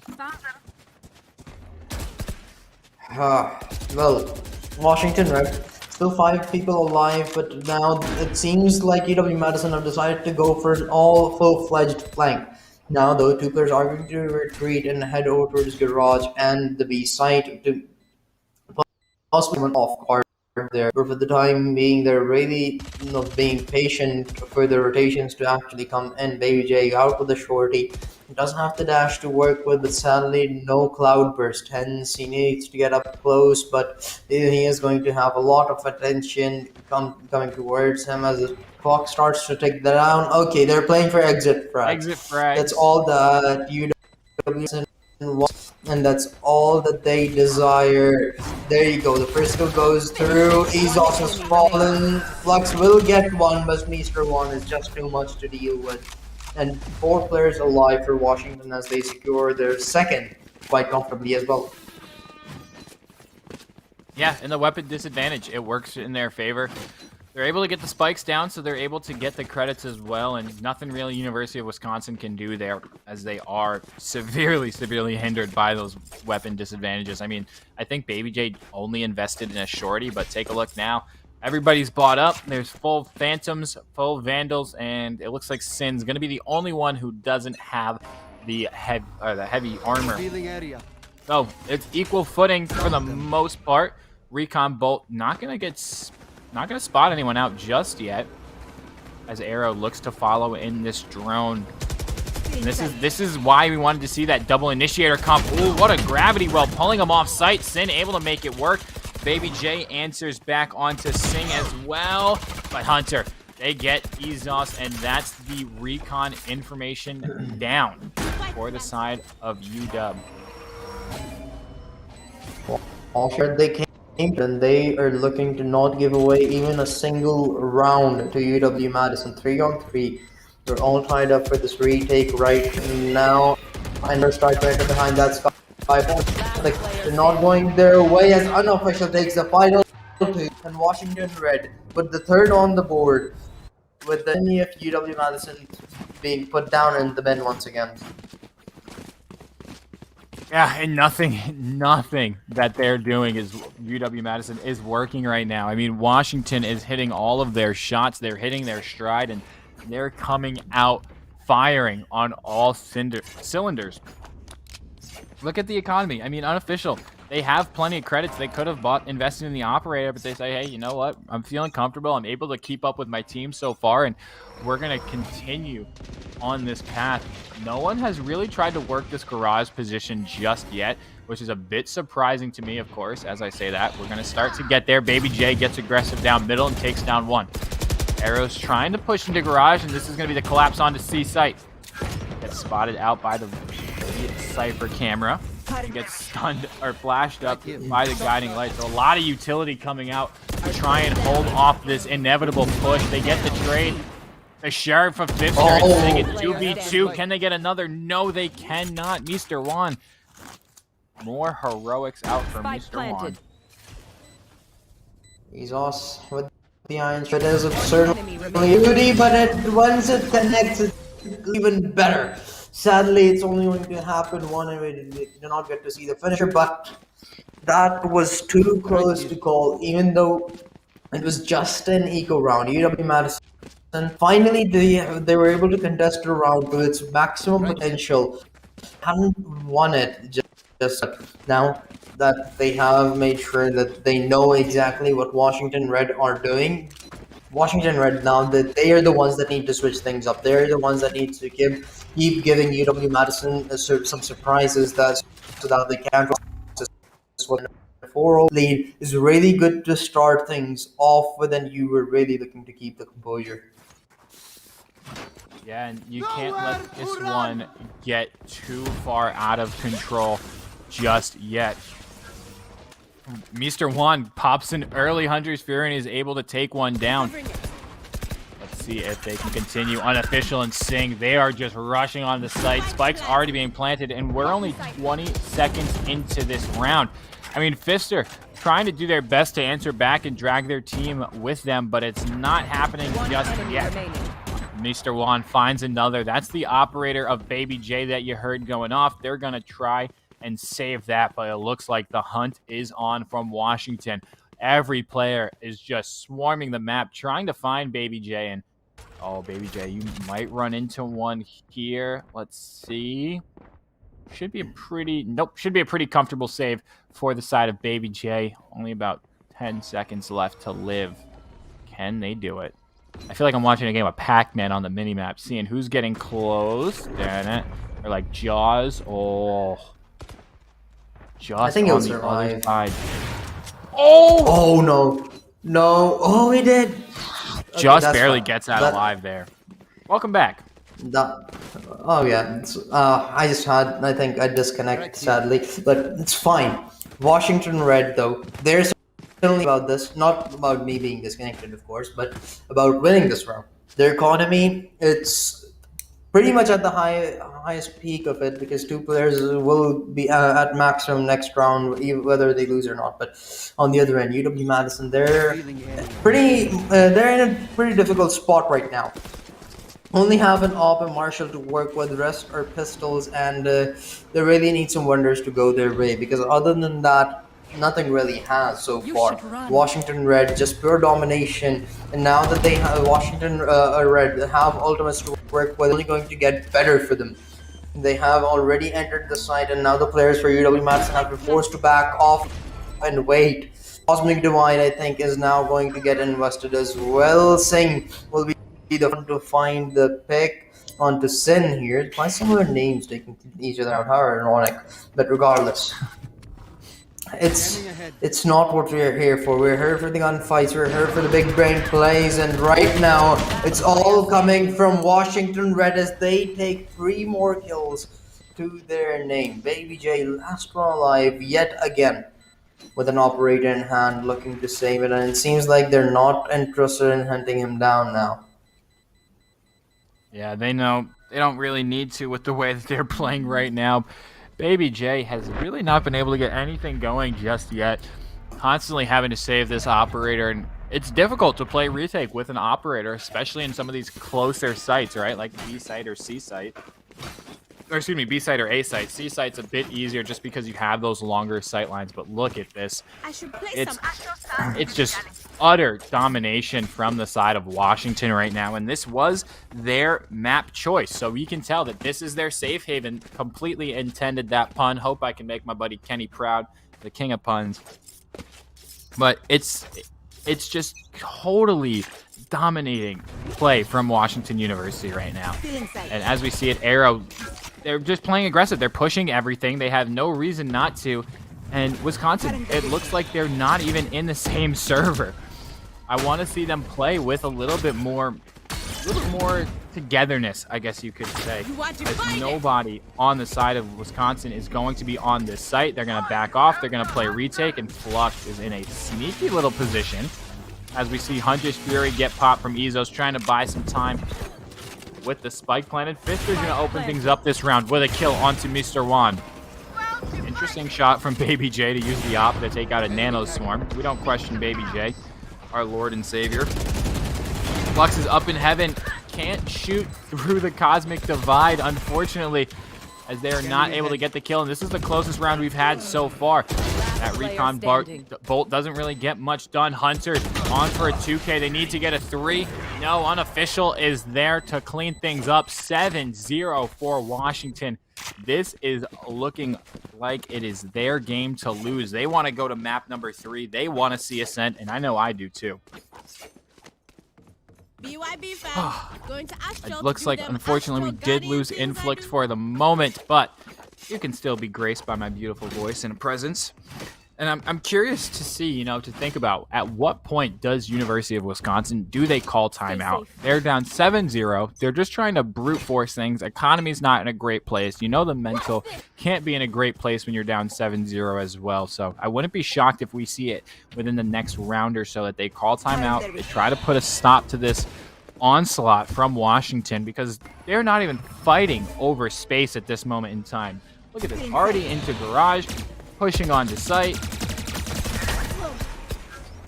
And Hunter's got the opener. Baby J lost all daggers, doesn't have anything. Mr. Juan doesn't care about your disadvantage. They take down Baby J. It's blinded by their teammate, Arrow and Mr. Juan. They're going to clean this up. That C site is a stronghold. No will. If you get that reference, I'm proud of you. That was a great movie back in the day. But 8-0. Washington can do no wrong here at this moment in time. 1 second, peeps. I gotta visit the Astro to play some stars. And look at the economy again. Unofficial, 9,000 credits. Fully maxed out. Hunter, 7,550. Sing and Arrow each with a little over 6K. And Mr. Juan, the First National Bank of Mr. Juan's got 4,100. Sitting pretty. They are just rolling in money right now. Recon Bolt gonna get a bit of information gathering done, and this is the kind of setup that we wanted to see, that I wanted to see a bit more from the University of Wisconsin, right? We see Ezos just sitting in garage trying to play these tighter angles and at least fighting over space. Valorant is such a game of inches that you really just want to contest for space. As Ezos able to get the opener. Does a bit of damage onto Hunter. Are they going to get aggressive? They hear the reload start to peak, and they get the frag. They get a 3K so far and get out of dodge. New weapon upgrade for Ezos. Can they do the same? They know where both players are thanks to that neural theft. And a tailwind out of dodge. Recon Dart's going to let him know where Unofficial is. Flux gets that one, and it's just up to Mr. Juan in a 1v4. I think I hear a second voice. Inflict, is that you, my good friend? Oh, it is I, and what a timing. They've done it. University of Wisconsin has got the job done. They have taken their first round, and they have, for the moment, put a Band-Aid on an open wound. I mean, this is just great play from Ezos. This is the kind of stuff we wanted to see, the aggression, fighting for space. But you can't rely on a 3K from Ezos every single round. You need to start tying things together, playing a bit more like a team. Baby J, you're going to have to updraft on that one, buddy. Oh, does Baby J have tech that I don't? No. Yeah, just updraft because you already missed your timing. They've got the angle. Mr. Juan's got a lineup. Oh, Baby J hits the shot onto Unofficial. That's massive. Unofficial, they had the angle first. Sin's gonna take out Arrow, and Hunter, they should be able to plant this for free. Okay, Sing, he has taken Shen out. There's the second one for him to work with as well. It's 3-on-3, but Flux, he's looking to get the man advantage. 3 versus 2 right here to work with for the retake, but Juan going to equalize things out here. Ezos still with the recon guard trying to deal and gain some information and deal the damage behind it. Fifsters, oh, he's trapped and been taken out as well. Washington University, they're in such a dominant spot right now. Just one player remaining. This is looking very likely like a 9th round on board, and it is as Hunter confirms the kill. And Washington just putting on an absolute clinic right now. They're showing us why they are that #1 seed. They said, all you doubters in chat, anyone who bet against us, we're still here. We're ready to play. And it only took them one map to warm up, but I mean, they're not even warm at this point. They are just molten lava. Every single player positive, every single player fragging out of their minds. Mr. Juan continues their fantastic form at 13-4. Even Unofficial on Jet, 7-4. Nothing to shake a stick at. Quite surprising, really. Oh, Baby J. He's struggling right now. You can clearly see that. He's just not had the space that he wanted to work with, and yeah, the initial frags have just not been going his way whatsoever. But this time around, he does get the first one, but will get traded out immediately. Mr. Juan once again enters the site aggressively, gets to his name, and once again, the same scenario that we have seen so many times in this map. 3 versus 2, man advantage for Washington Red, but Sin is going to neutralize it actually. Sing, he's not even looking at the right place, but Mr. Juan, the man himself, who has been so magical for Washington Red, is up to the task again. He's looking at the wrong side. Sing is just getting 2 lucky kills, and now it's a 1 versus 1 against Unofficial, and he takes it. Oof. UW Madison barely managing to get the second round on board behind a clutch by Shen. Hey, that's some bold play from Sin right there, and you can tell Washington, they are playing with all the confidence in the world right now. I mean, Mr. Juan just walks straight in. You could hear Mr. Juan bunny hopping from hell all the way up into heaven, just not a care in the world. They feel like they can't be stopped, but in doing so, they've gifted around right on over to the University of Wisconsin, and it's certainly still winnable. I mean, a 10-2 scoreline at the half is you're staring down the barrel of a shotgun that's fully loaded trying to come back from that one, but it's not impossible. Anything can happen. We've seen crazier things. You should run. It certainly is not, but Washington Red, I'm pretty sure they would beg to differ. As unofficial, has kicked things off officially this time around by taking the first kill into their favor. The lockdown is going to detain one player out, but they're safe for the time being. BabyJ, he has the backup he needs. And Shen, he just gets those lucky kills, really. It's been working out for him for so long at this point that it's surprising at a little bit, but now the Cosmic Divide is going to go out and the fights should begin sooner as Mr. One and Sing kicking off. In the retake scenario, but things are starting to fall apart as Flux and Sin, they take to their name, Mr. One. He's last one alive. The Neural Theft has given away his location to work with the users coming in, but that's how. The 9-3! It's 9-3, UW Madison. The curse is in the cards. Switching sides.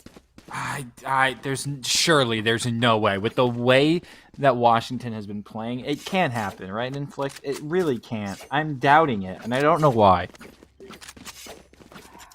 I mean, listen, it might just not, because last time around we tried doing a curse, it actually ended up improving the player's performance, so it might not. It might not. Right now, maybe BabyJ needs your help. You know, last time around you did help him get those op kills.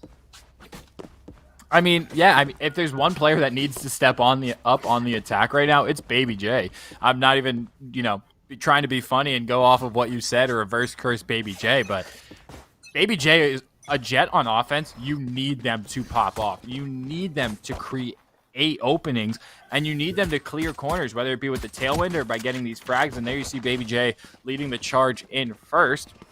Right here.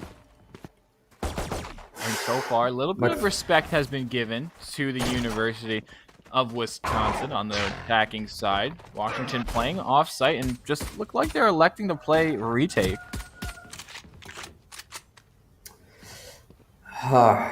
They're taking their time, like both ends. None of them is getting too aggressive. Washington Red, as you mentioned, are respecting the presence that UW Madison have shown over towards the side, but unofficial, well, he didn't, and well, disrespecting anything gives you a punishment. That's exactly what Flux gave one there, 9-3. The score line could turn in any favor. Like, literally, it's a curse, so it could be broken quite easily. It could go wrong for you as well. But UW Madison, they're definitely hoping for the latter as they look to enter towards the C side behind that recon dart. Now the players, they're not forcing to back out this time around, but the aggression over towards Garage has forced them to move a little bit further as Singh has taken one to his name. A little bit of damage dealt on a few players, but no going their way as Arrow gets 2. Flux, he gets 3, but a one-on-one trade goes through. Okay, this is bad. Singh, he does not have much health to work with. BabyJ, he doesn't have much time, but BabyJ will be good enough to get the kill. Are you kidding me? I mean, the 9-3 curse so far. BabyJ got 2 frags that round. The comeback is on? Question mark? Ping?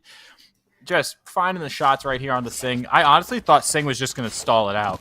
If they had a Nano Swarm in that situation, you can stall out, force BabyJ to try and make a play.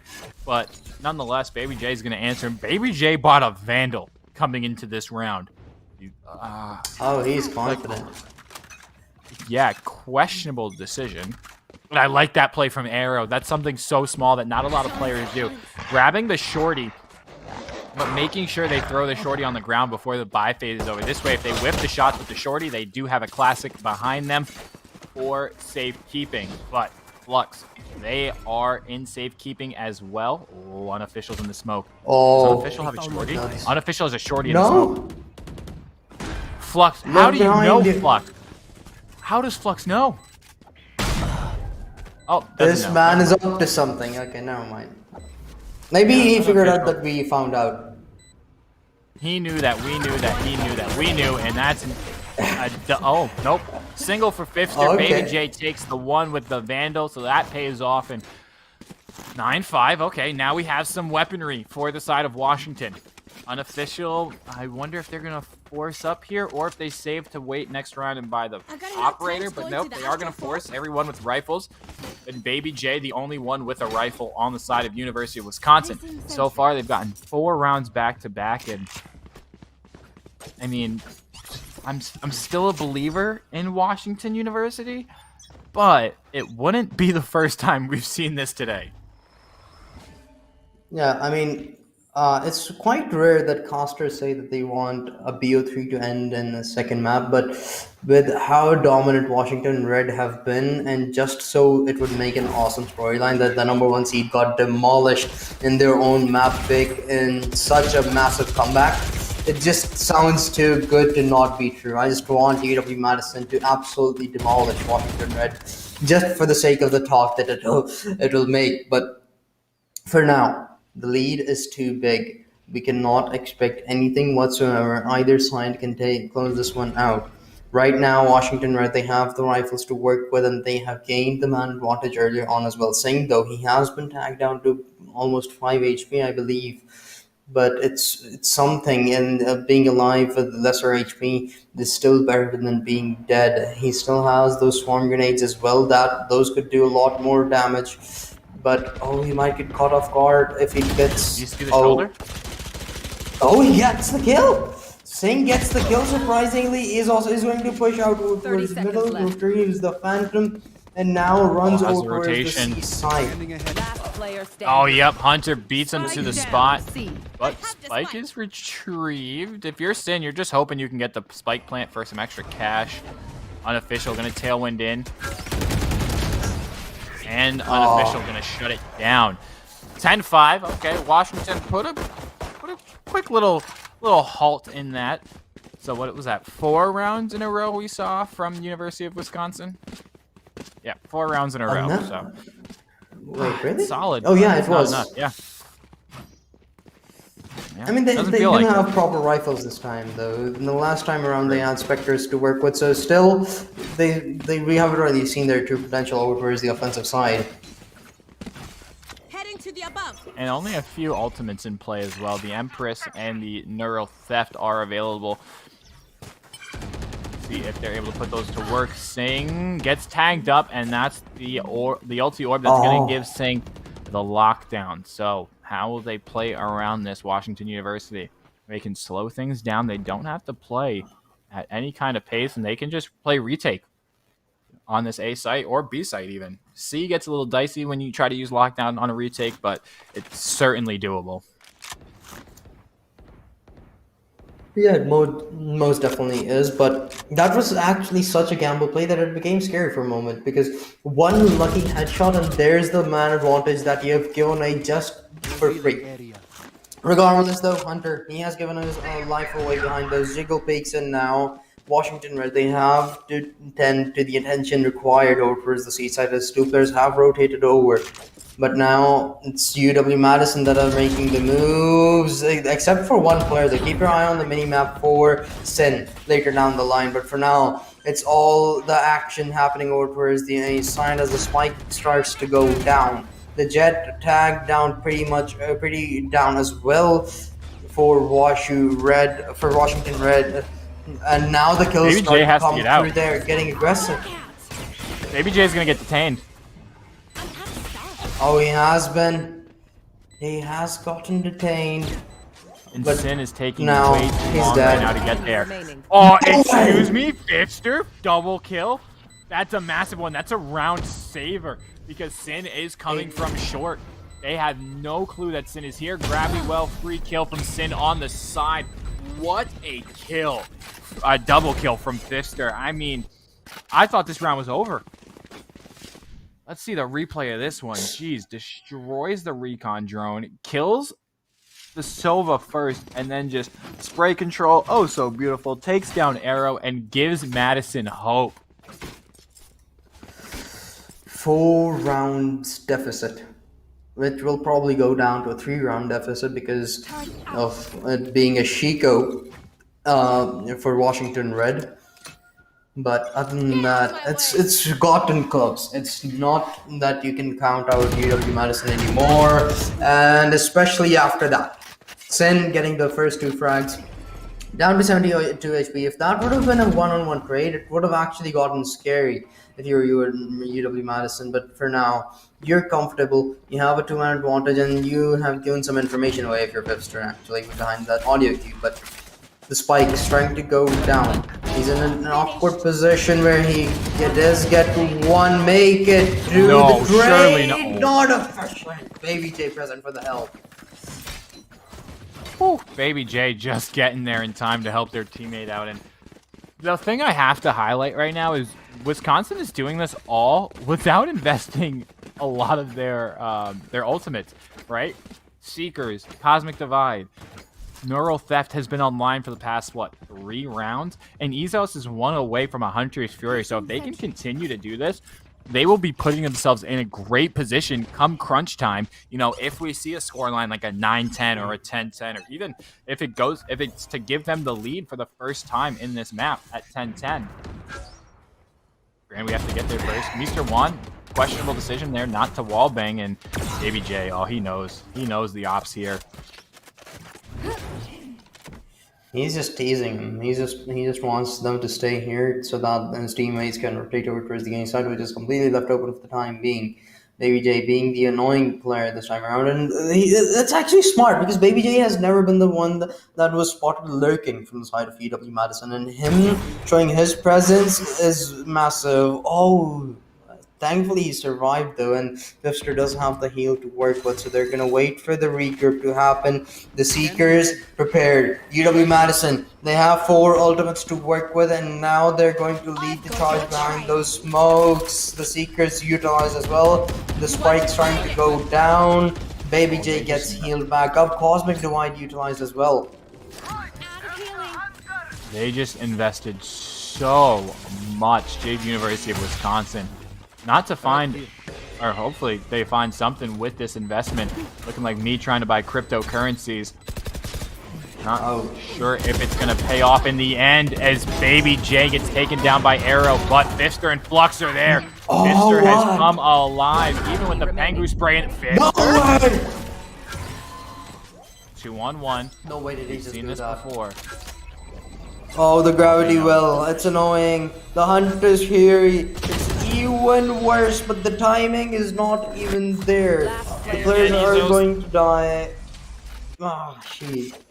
That was close. That was close. Ezos barely died, actually. Sorry, Shen barely made it out, but it doesn't really matter. The economy is just looking too good for UW Madison right now. 2 rounds away and another Chico. Wash for Washington Red. The comeback has become a reality. The 9-3 curse has once again been proven correct. So, I wouldn't say that just yet is unofficial. Tries to play the official matchmaker and meet or introduces Sheriff to the head of Baby J. They're gonna get stunned up. Oh, Baby J, do you check your corners? Baby J takes down Hunter. Flux seems to know, but Mr. Juan with a 1-tap to the face of Flux.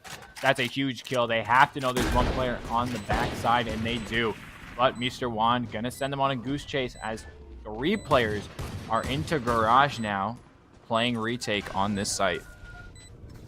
And that's also a rifle retrieve for Washington University to work with. Baby J, he's gonna be the Wild West player over here. He does get one, but the trades are efficient one. Now they have 2 rifles to work with. But although the Hunter's Fury is the difference maker, you do not want your SOA to fall, and hence Pipster, being the bodyguard that he is, gets the kill. Now the Hunter's Fury gets invested, saying live with just 11 HP, and UW Madison, they struggled a little bit, but now they're back into the game as they managed to get their 9th round on the board, just 1 away from equalizing things out. Oh man, this has been a fantastic back and forth game so far. Fister, again, one off of those Seekers, which we just saw them use 2 rounds ago. Flux still holding on to this neural theft. And take a look at the flip side. Hunter does have a Cosmic Divide. Sing is 1 away from a lockdown. Arrow 1 away from Empress. So I really want to see them again fight for these ultimate orbs. I think it could pay off well for them in the end, but doesn't look like it's going to happen just yet. A great arrow comes out from the side of Washington. Gives them a little bit of information, and Sing gets frisky, but Baby J makes him pay. That's a huge opening for the round that could potentially tie this game up. The Cosmic Divide and Neural Theft are available on either ends right now to work with, but it's really about what they get on they're available to use. Oh, they're trying to get one through the wall bank. Won't be able to do so, but they, UW Madison. It seems like they're not afraid anymore, but Washington Red, neither are they, and it's going to make them pay. Baby J, he does not miss it. Why did all of that rhyme? I'm not quite sure. Made me feel like a rapper, but oh, this is not good. He needs to back off. He has tagged down one player a little bit. Hunter! Oh, we could have got a lot more, but sadly won't be able to do so. The Seeker is utilized now, and they think that there's no one close into the site. They do not believe it, but there's the 1 kill. 1 versus 2. They know exactly where the last is. It's a 1-on-1. Arrow up against Fister. Arrow gets it. Arrow puts a stop to University of Wisconsin's run of 4 straight with a massive clutch. His teammates have to be thanking him after that one.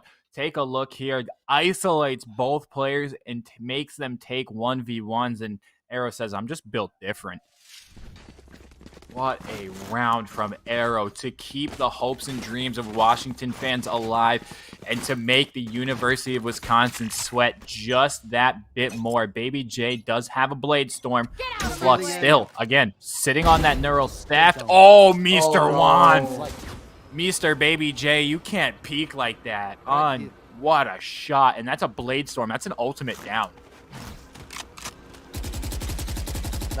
That's actually a big kill because Washington Red, they have a lot of utility to work with to defend the site and resist entries as well. And without a jet, it's only going to get further harder. The lockdown, the Cosmic Divide available in the back pockets of Washington Red. They're looking to push this to map number 3, but before that happens, they need to win 2 more rounds.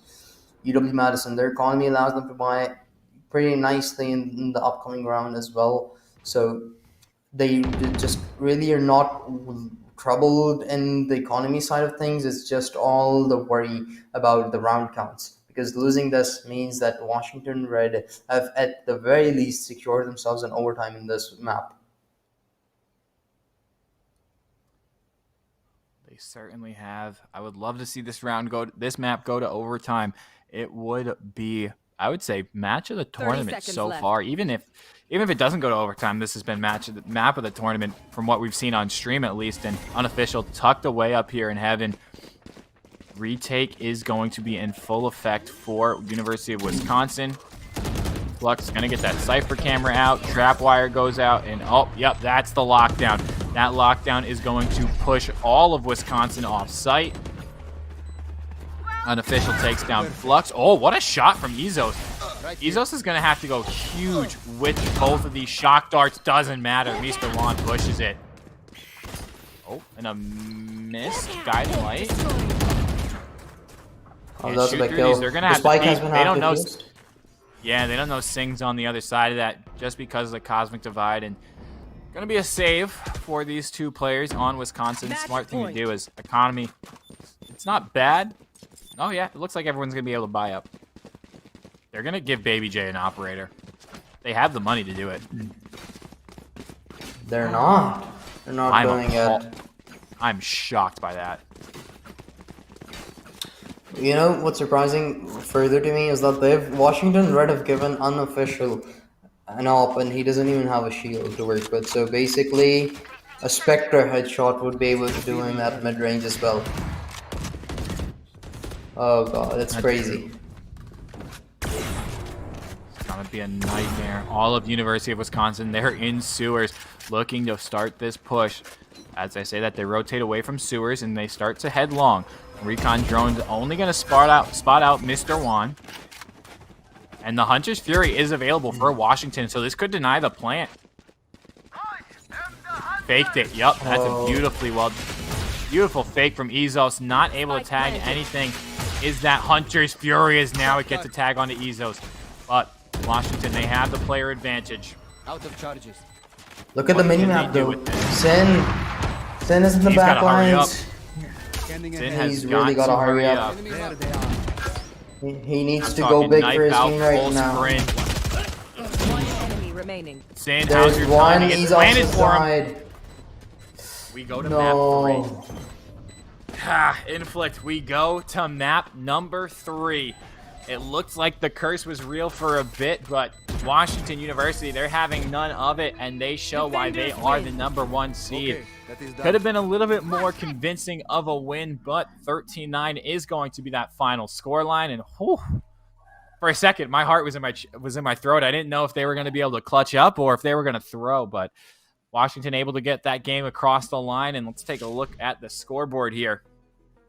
Mr. Juan continuing their dominating performance. Fifster had a solid performance as well, 19 and 17 on that Sky. And yeah, the one you're really looking at if you are a Wisconsin fan is Baby J. Didn't have the greatest of games, at 13 and 17 on the Jet. Wasn't able to create a lot of openings, but it is what it is. Try and forget that one as they move into this final map of the evening.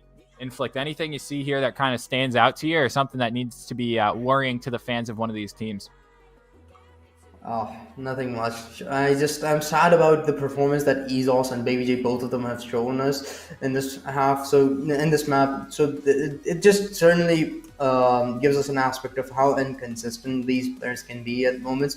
Fifster though, I did like him specifically because he was being a very supportive player in the prior map, and his kills were, I'm pretty sure he had a positive KD still. This time around he has an agent that allows him to roam freely a bit more and can do team support as well as play a solo game at the same time at some extent. So this really worked well for him, and he continued playing like that. Sadly though, Ezos, Baby J, they weren't present like the previous map, and they certainly need to show up once again when we head into Ascent, because otherwise it might as well just be a clean sweep.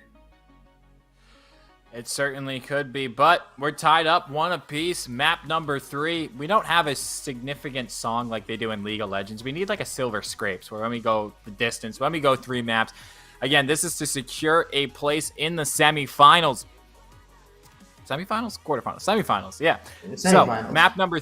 semifinals. I knew I wasn't going crazy. We've cast so many games tonight. I don't remember what round we're in, but I do remember that map number 3 will be up after this break. We're going to be on Ascent with UW Madison on the defense first. So don't go anywhere. Stay tuned. You're not going to want to miss this conclusion to a fantastic day. We'll be right back.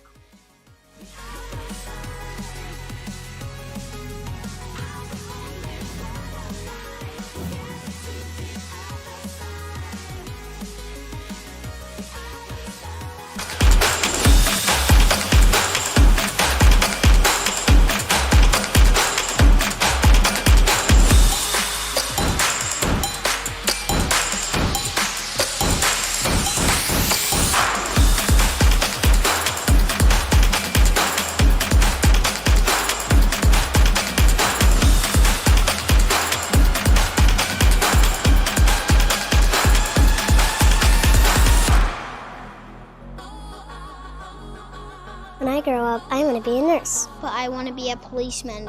A lawyer. I want to be an actress. My dream is to be a vet. My dream is to be an engineer. My dream is to be a Navy SEAL. To be on Broadway. I want to be an athletic trainer.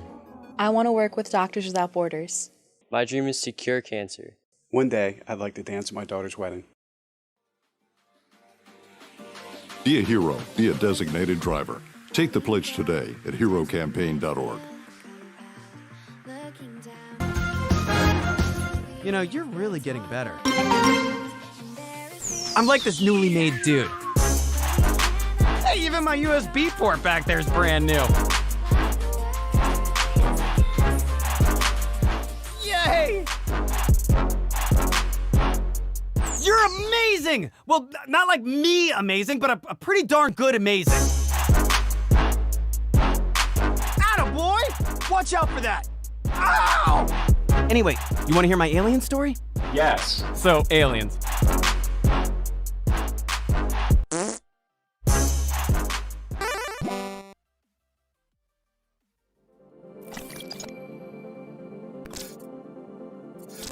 How has FitGamer changed and impacted Cloud9? I mean, honestly, Cloud9, North America's best international team, are headed back to Worlds. The difference between the teams that actually win or lose are the teams that are going to actually have the stamina and still have like a sharp mind through that event.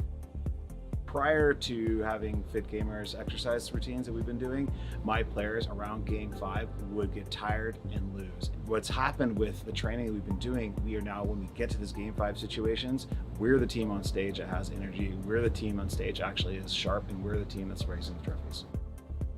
The FitGamer app helps you not only track on your everyday workouts, but we travel a lot. So while we're traveling, we can kind of pinpoint how our players are doing, how our managers are doing. They can report what their sleep is like, they report the nutrition, and it gives us the ability to catch patterns that are not good early and address them and fix them. And our training routines, training up along both, has resulted in us lifting trophies at the end of the day. And for me, that's what actually matters.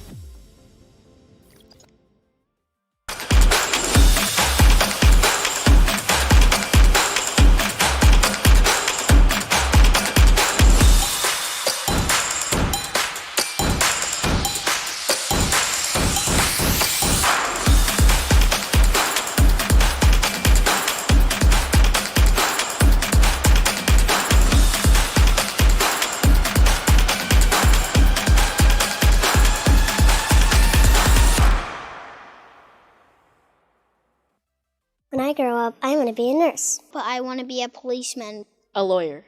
I want to be an actress. My dream is to be a vet. My dream is to be an engineer. My dream is to be a Navy SEAL. To be on Broadway. I want to be an athletic trainer. I want to work with Doctors Without Borders. My dream is to cure cancer. One day, I'd like to dance at my daughter's wedding. Be a hero. Be a designated driver. Take the pledge today at herocampaign.org. You know, you're really getting better. I'm like this newly made dude. Hey, even my USB port back there is brand new. Yay! You're amazing! Well, not like me amazing, but a pretty darn good amazing. Attaboy! Watch out for that. Ow! Anyway, you want to hear my alien story? Yes. So, aliens.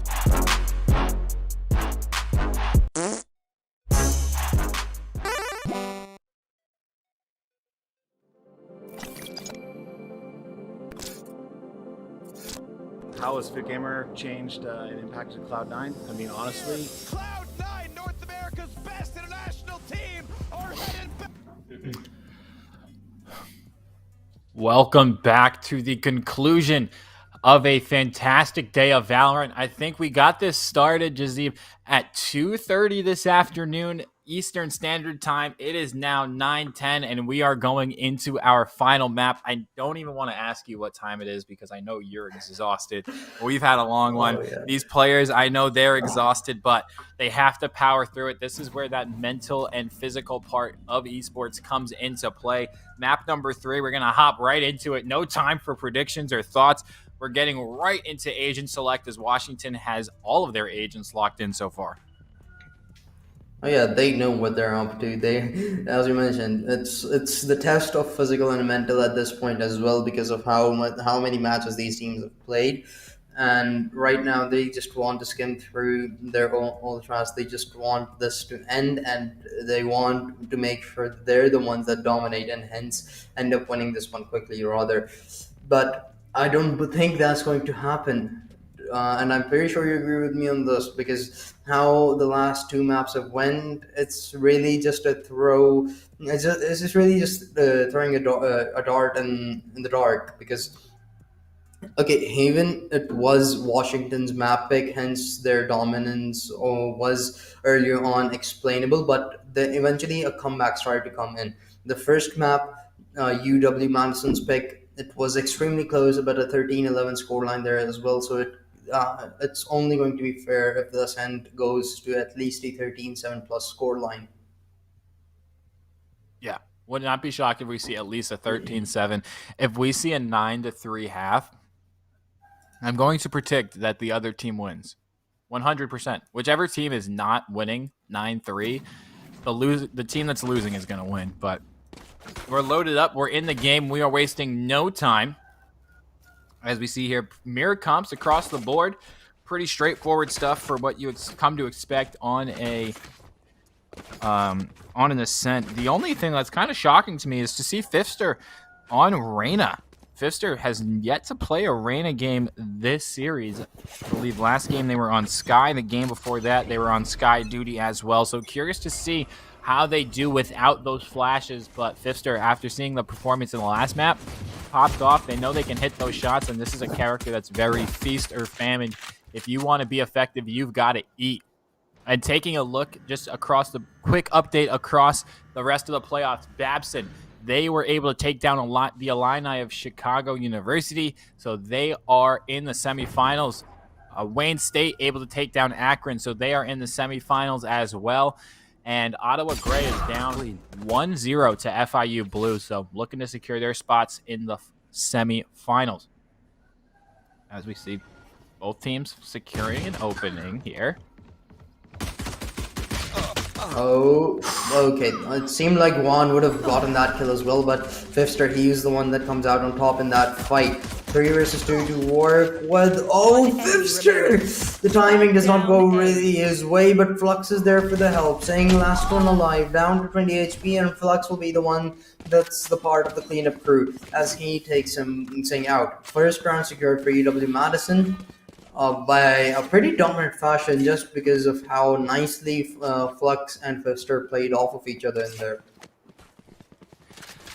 Yeah, it looked clean. It looked good. Fifster, again, you have to, if you're going to play the Reyna, you got to eat and you got to get fragged. So far, able to do that. The overheal is such a powerful ability on these pistol rounds, and we saw that go to work right there, but they were involved in they had 2 assists on that as well, so credit to them. Just trying to start this one off hot and continue the fine form that we saw them in last snap.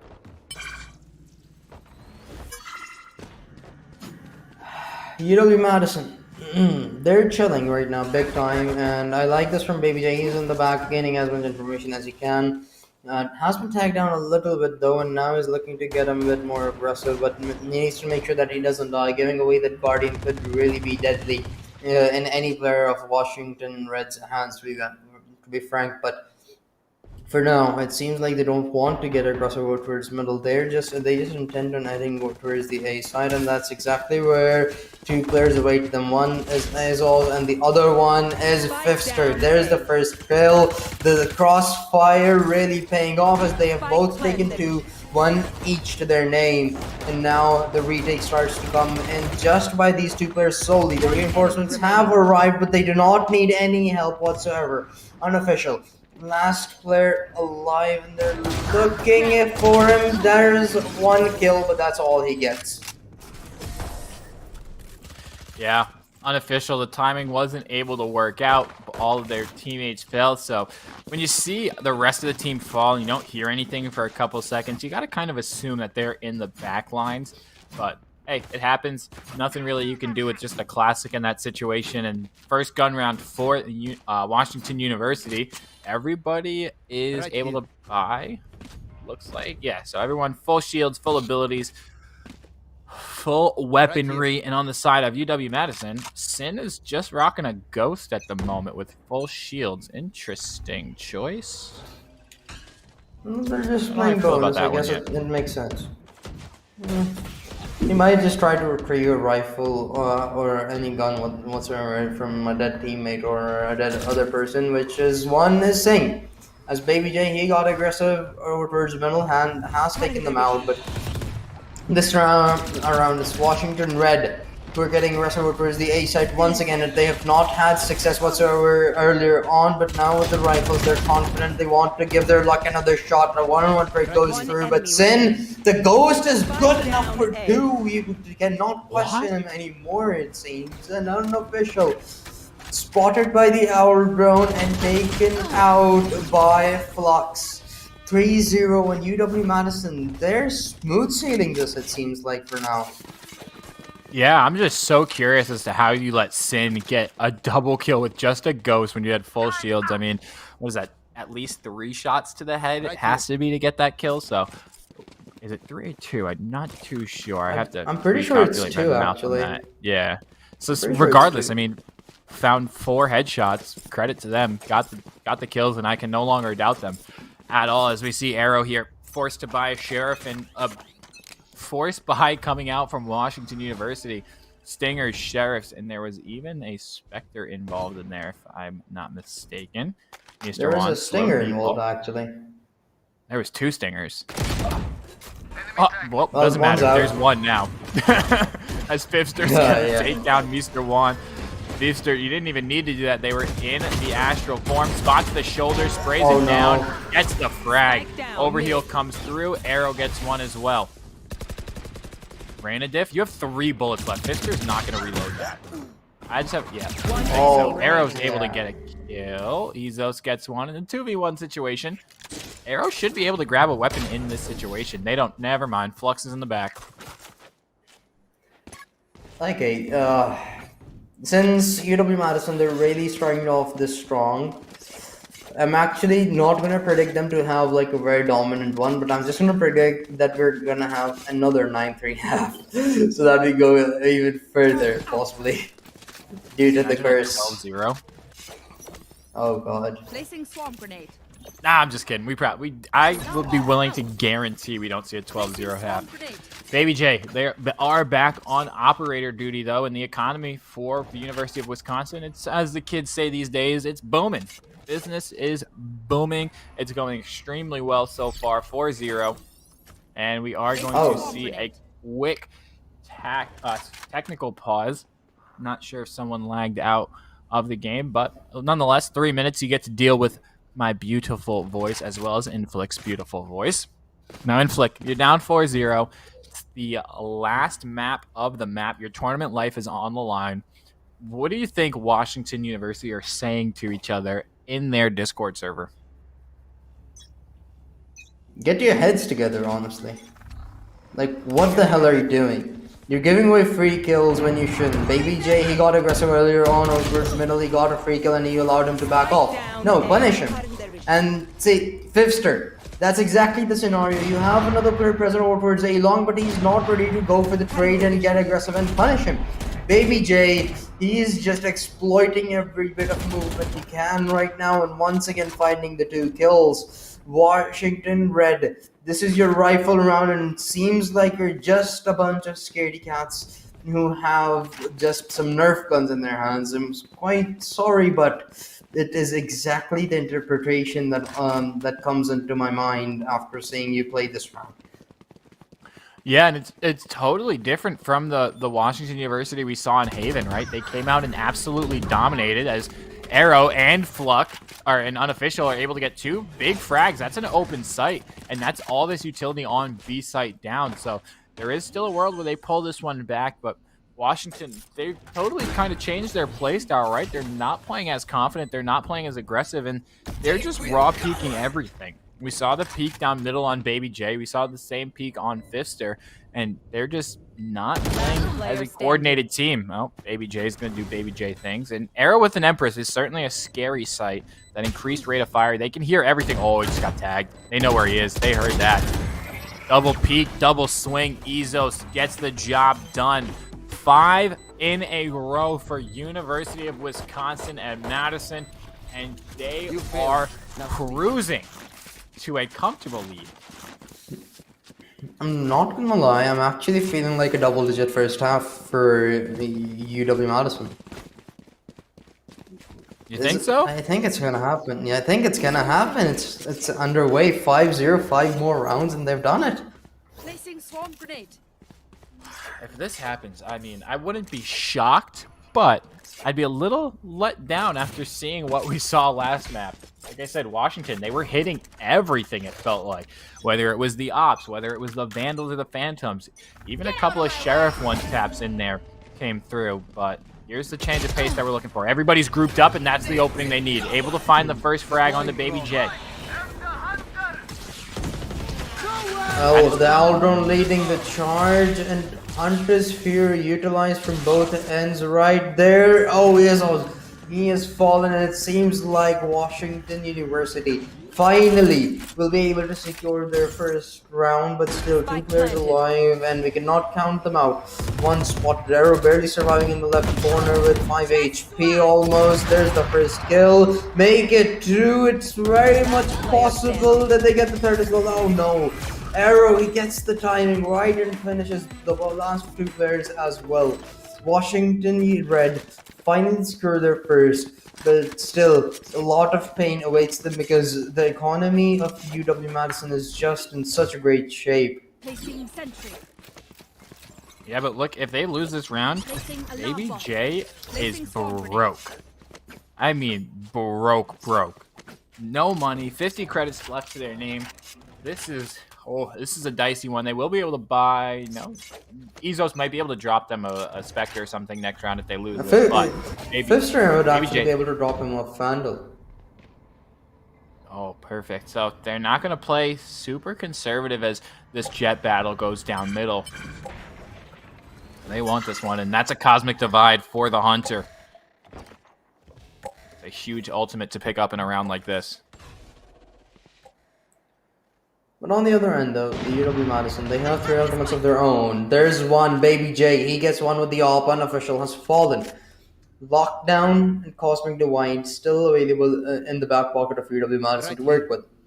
And it seems like Washington Red, they are interested in entering the B side here. Possibly behind the Cosmic Divide as the players start to stack up. The Killjoy, though, still present over towards middle, trying to maybe spot a roaming player around somewhere, but they're just waiting for the timing. They're just waiting for the Cosmic Divide, and there you go. Behind the recon dart, you start to enter the side with the Nano Swarm. It's gonna force you to back off for a little while. Baby J, 4 HP. He's still good for 1. What? And gets to back off behind that Cosmic Divide. He did it. He dodged the bullets. Literally, without a tailwind, they let them just walk off site.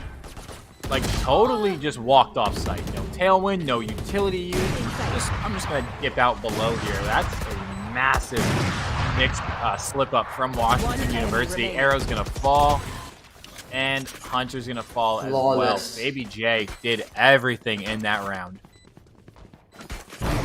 Oh, this is just gotten worse for Washington Red.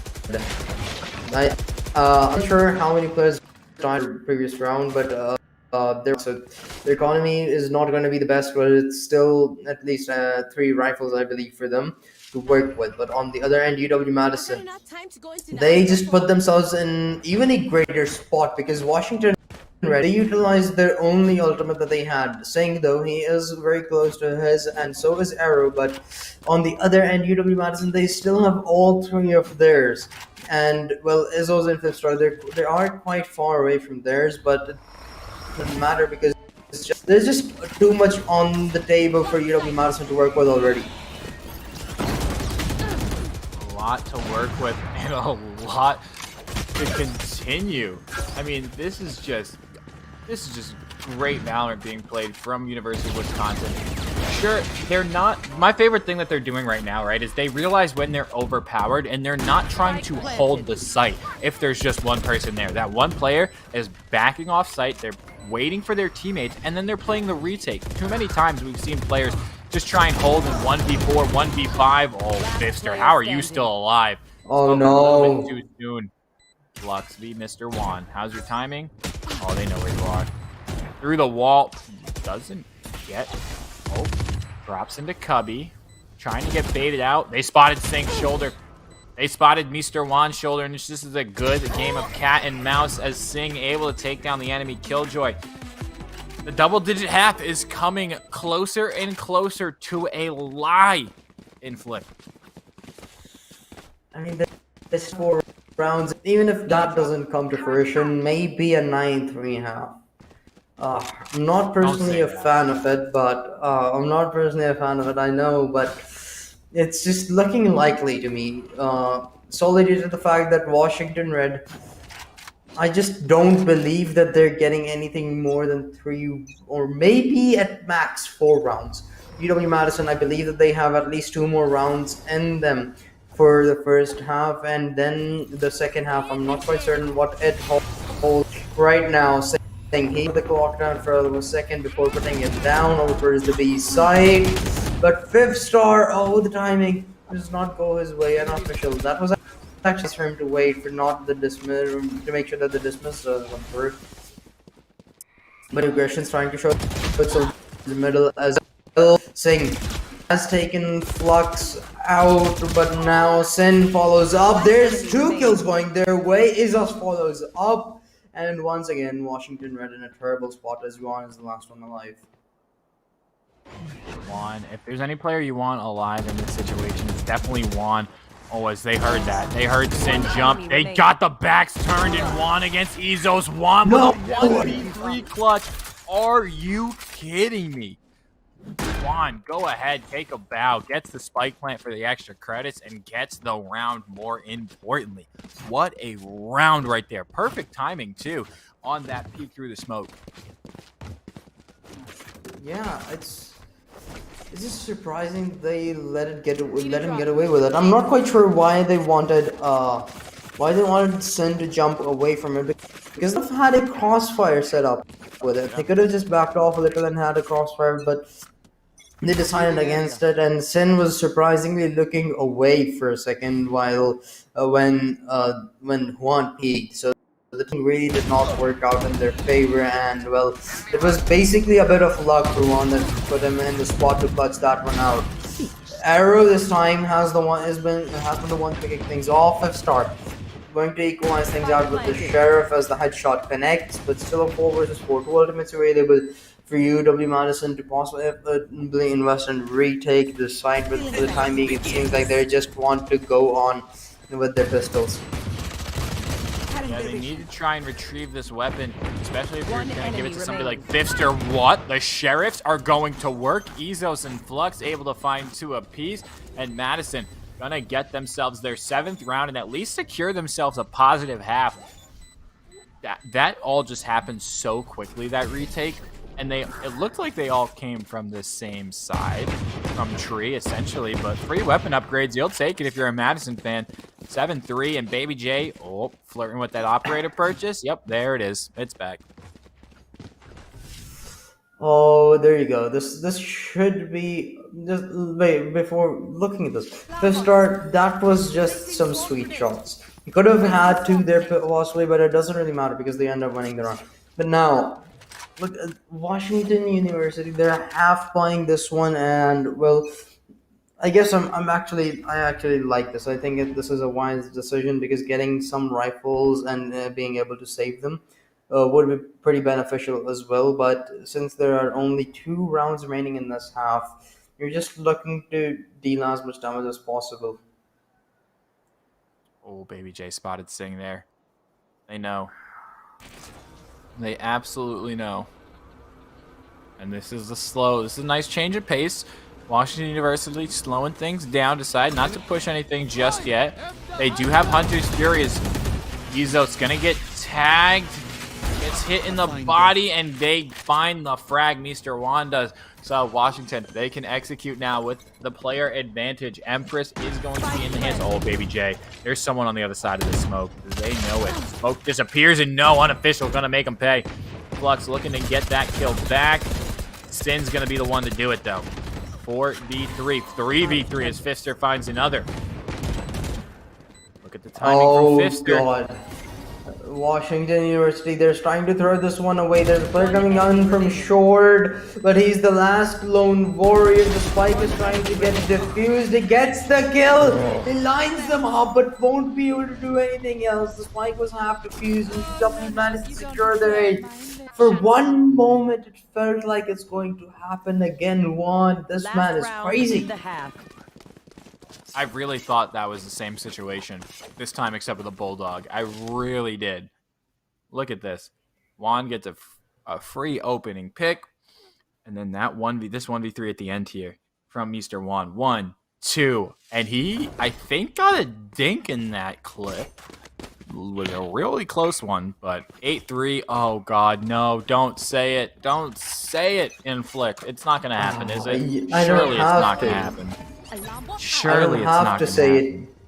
You know it's happening. 8-4. You know it's coming. UW Madison, they're going to win this round, and we're going to another cursed second half. As Fifster takes the first frag, Juan has fallen. That's the big dog that you wanted out.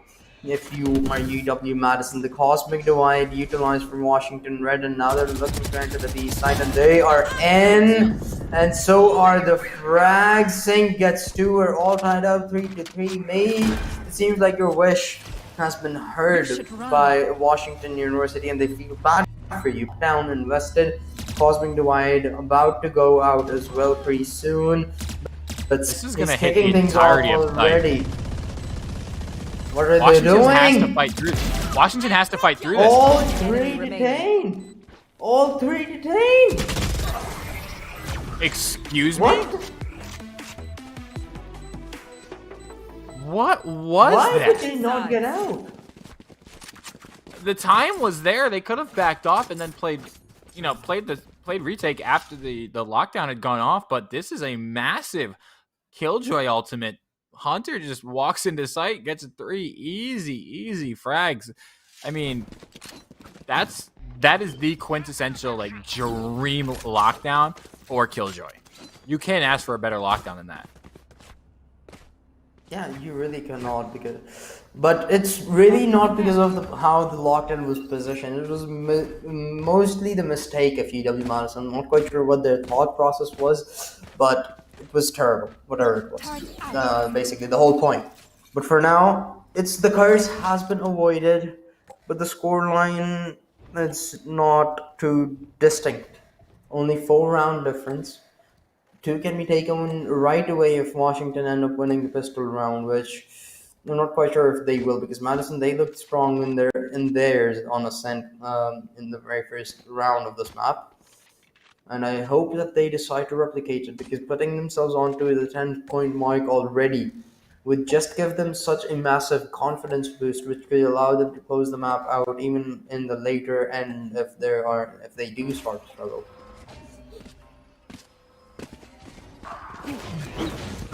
It's just gonna open things up. Baby J takes a significant amount of damage on this pistol round, but yeah, if they are able to win the pistol, that is going to set them up to success. But Washington, they answer quickly on their defensive side. It's almost, it would require something absolutely magical here from Sin, and unofficial gonna shut it down. 8-5. Washington look to mount the comeback early as we go into the 14th round. Okay, so that's all. It doesn't even matter at this point if it's cursed or not, because, well, Washington University, they've put this one very close now. They're very likely going to win this round as well. That's 8-6 scoreline. A 2-round deficit can be removed in the blink of an eye. So it could go really anyway at this point. We're once again up in the air with Ascent, the final map of the day. And as soon as this ends, one of these teams will go home. Washington University. Surprisingly, I did not think that would expect a #1 seed to struggle so much in the quarterfinals, but they are struggling, and hence could be the team that doesn't even get to see the semifinals while being the #1 seed in groups. But UW-Madison, they've really showed up, and I'm really impressed by them in this round, in this map as well. 8-5. They just need to keep this up. They certainly do need to keep this up, and one thing that they want to keep up is the slow, methodical pace that they're being able to play. Look at the minimap. The Reyna from Wisconsin just able to creep their way into middle. If they can cut the map in half, that's huge. Can Fifster go big? Just being here alone is enough to buy presence and buy time for their teammates. As the recon bolt is perfectly timed. Mr. Juan's going to take down Isos. Mr. Juan's going to take down Sin. Flux has to win that battle against Hunter. They do. They get one. Oh, and the right click from Fifster. No dismiss away just to bait some time, and Baby J got it all to do. 10 seconds left. Just a sheriff. I highly doubt this goes down, but probably just looking to get killed so they can get the loss bonus. Mr. Juan with a 4K 8-6. Washington coming back strong on their defense. Mr. Juan is having a fantastic game, I must say, in map 3. And so is Fifster, actually. That man has switched roles 3 times up until this point. The first one, he was a Sentinel, Sage. The second one, he was an Initiator, Sky. Now, he's just completely shifted from where we began, from a Sentinel to a freaking Duelist. And he's really showing up big time. I guess it does make sense because in the previous matchup, in the previous map, your Duelist was struggling. Baby J, he was struggling on his own. So maybe having like a second Duelist to back you up a little, and Baby J continues to have problems with his gameplay, then it's nice. And with how consistent Fifster was, I actually like the situation, and it's really been working out for them so far. It's just the first 2 rounds that they've lost in the second half that are a bit troublesome. But now they have rifles to work with, hence another potential to grow their lead. Yeah, and the rifles have been all the difference, as you know, silly as that is to say. Anytime a team is at a weapons disadvantage, other than that, whoa, Sing has just made all of Tree a dance floor. The way that lit up to all of those nano swarms, just not wasting any bit of util as they were able to find a kill with that. But like I was saying, we haven't seen too many times where the eco rounds have won. No one's been able to convert, but Sing with some disadvantaged weaponry able to get one. His unofficial gets another. Things are setting up perfectly here, but Flux has it all to do and can't get it done. Calm as you like. Hunter gonna take down Flux, and Washington gets number 7 on the board. They are right back in this thing. 9-3, 8-4, it doesn't matter. Halftime has given them a nice reset to make, and Hunter wants you to clip that. This is just overall generally great because Washington University didn't invest too much, while UW-Madison, of course, they ended up cleaning out their banks for the prior round. But you end up getting free rifles and also a 1 round on the board. You're now just one deficit from UW-Madison, and it should probably be good enough to fill the gap at this point because they only have sheriffs to work with. No ultimates either that could pull off a miracle possibly, so UW-Madison, they're just bare bones with half shields and sheriffs right now, and Washington University, they need to capitalize upon it, but for the time being, they're not, as Baby J was the first one to find the pick. Yeah, and that's a big opening on this B site. It's Baby J able to recover a rifle. Oh, and Sin creeping their way. Oh, spotted the cape, but Mr. Juan gets the frag. Flux is down. Izos got joined by Hunter back here, and Mr. Juan is continuing the form. Esu from Mr. Juan. Put some respect on it. What an ace from Mr. Juan. All tied up. It's going to the maximum lengths. You got to call timeout at some point if you're the University of Wisconsin, right? 5 rounds in a row. I think it's time to call timeout, mentally reset, figure out where you're going wrong. Is it do you need to start to play things faster and push a single site altogether, or do you need to play default, play for those picks and really try to make them count? Because so far it is not working out what they're trying to do, and that doesn't help when Mr. One hits shots like that. The Huntress here out as well. A player tag. There's 2 kills as both players line up. And UW Madison, this is disastrous. They're falling apart completely. Another player is pretty weak. That is going to be Shen. Flux, 1 player alive up close. He has been spotted as well. Up against 5. The shock dart doesn't connect, but the bullets of Hunter will. Flux falls, but will be able to take 1 down with him. At the very least, and Washington Red finally managed to get themselves a lead in this map.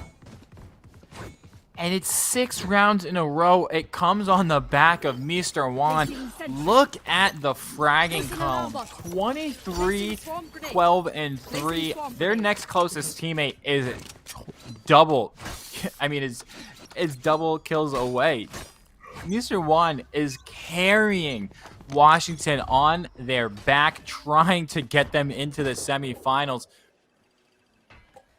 I do have an update as Babson will be playing, I believe that's going to be Wayne State University in the first semifinal, and we are awaiting the winner of, obviously, this one in Ottawa Grave versus FIU Blue.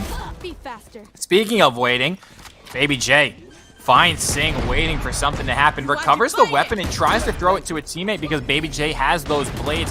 4v4 situation, both blade storms have been popped.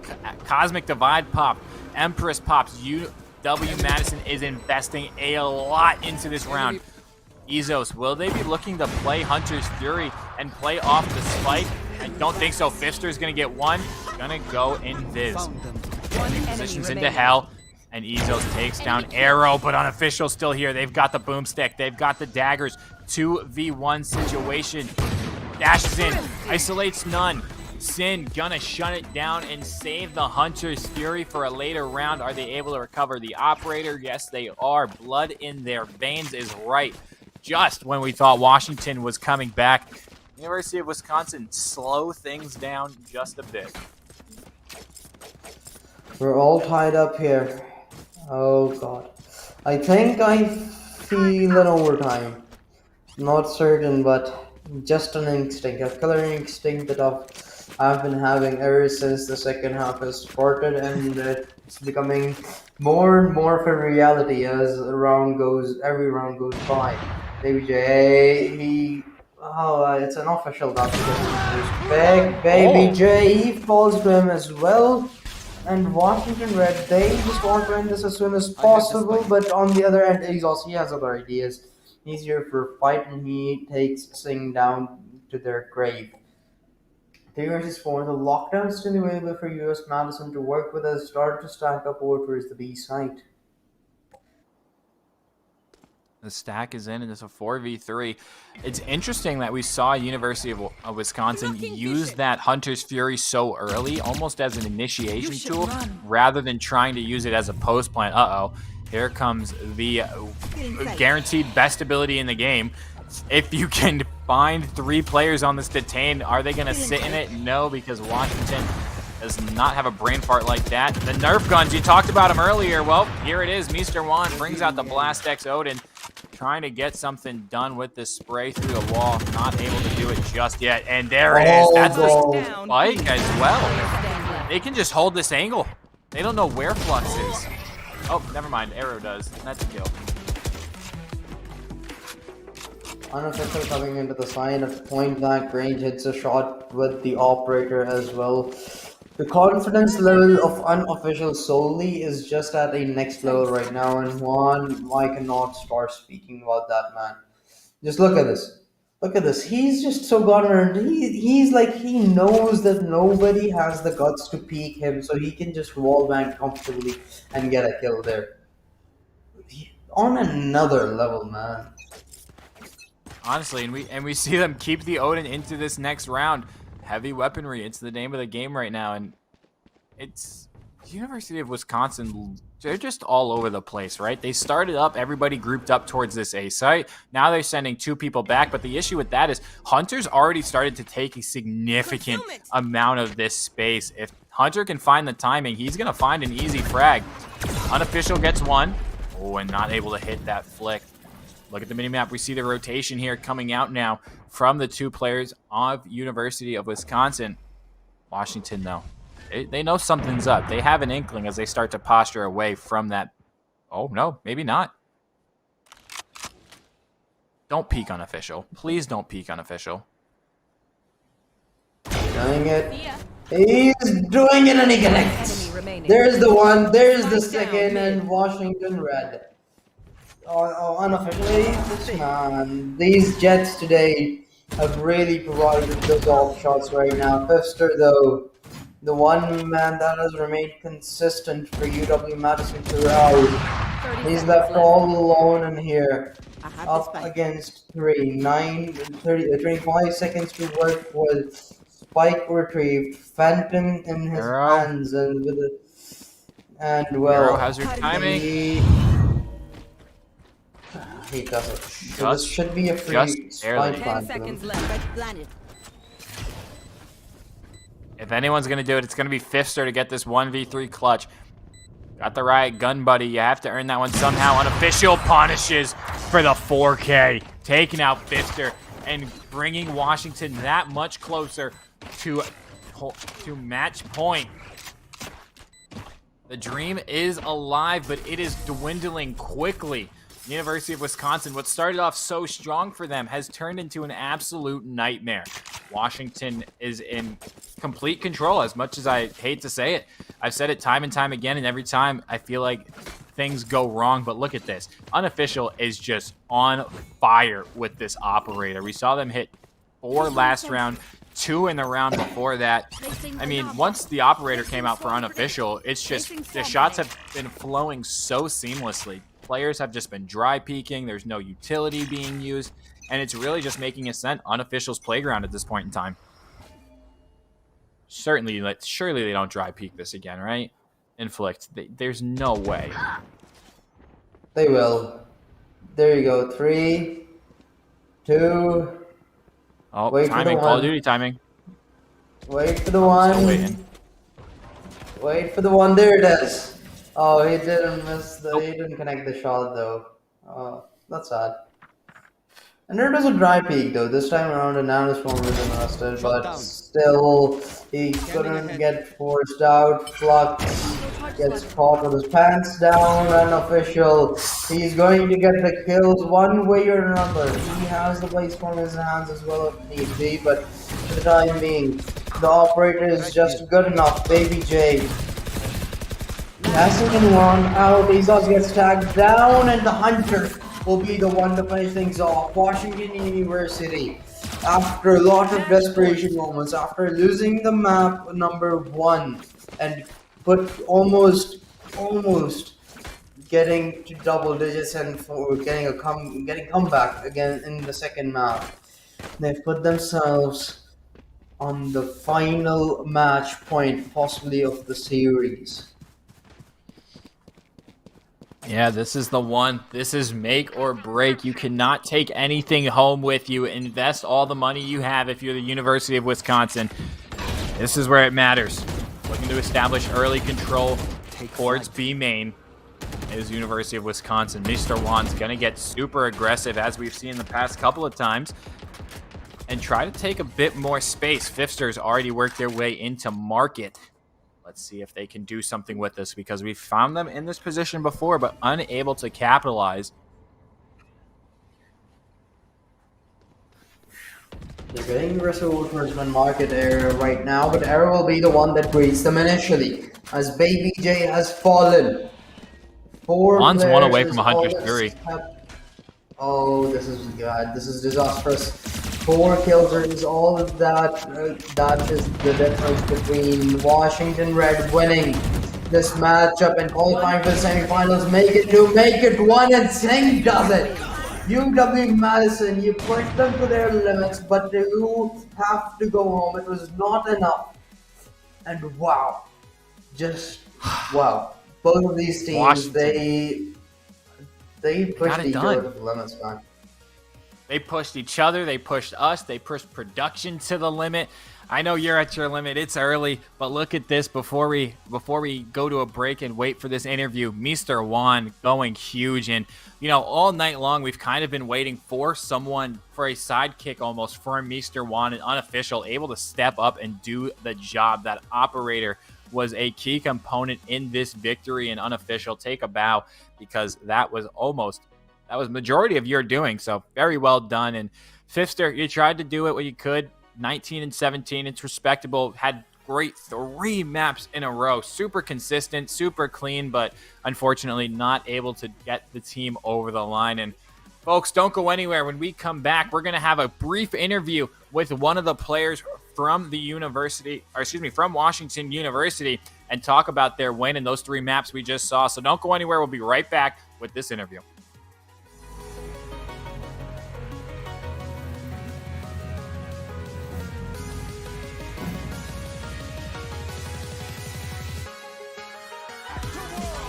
The difference between the teams that actually win or lose are the teams that actually have the stamina and still have a sharp mind through that event. Prior to having big gamers exercise routines that we've been doing, my players around game 5 would be tired. What's happened with the training we've been doing, we are now, when we get to these game 5 situations, we're the team on stage that has energy. We're the team on stage actually is sharp, and we're the team that's racing for us. The Gamer app helps you not only track on your everyday workouts, but we travel a lot. So while we're traveling, we can kind of pinpoint how our players are doing, how our managers are doing. Are they keeping the report with their sleep, their diet, report their nutrition? It gives us the ability to catch patterns that are not good early and address them and fix them. And our training routines, training up with both, has resulted in us lifting trophies at the end of the day. And for me, that's what actually matters.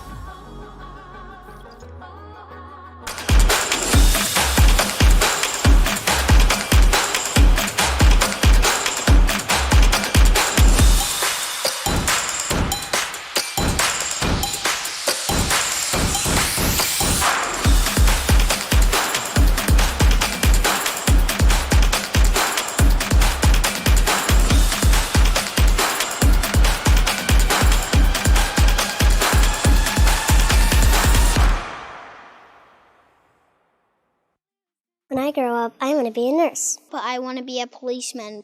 A lawyer. I want to be an actress. My dream is to be a vet. My dream is to be an engineer. My dream is to be a Navy SEAL. To be on Broadway. I want to be an athletic trainer. I want to work with Doctors Without Borders. My dream is to cure cancer. One day, I'd like to dance at my daughter's wedding. Be a hero. Be a designated driver. Take the pledge today at herocampaign.org. You know, you're really getting better. I'm like this newly made dude. Hey, even my USB port back there is brand new. Yay! You're amazing! Well, not like me amazing, but a pretty darn good amazing. Attaboy! Watch out for that! Ow! Anyway, you want to hear my alien story? Yes. So, aliens.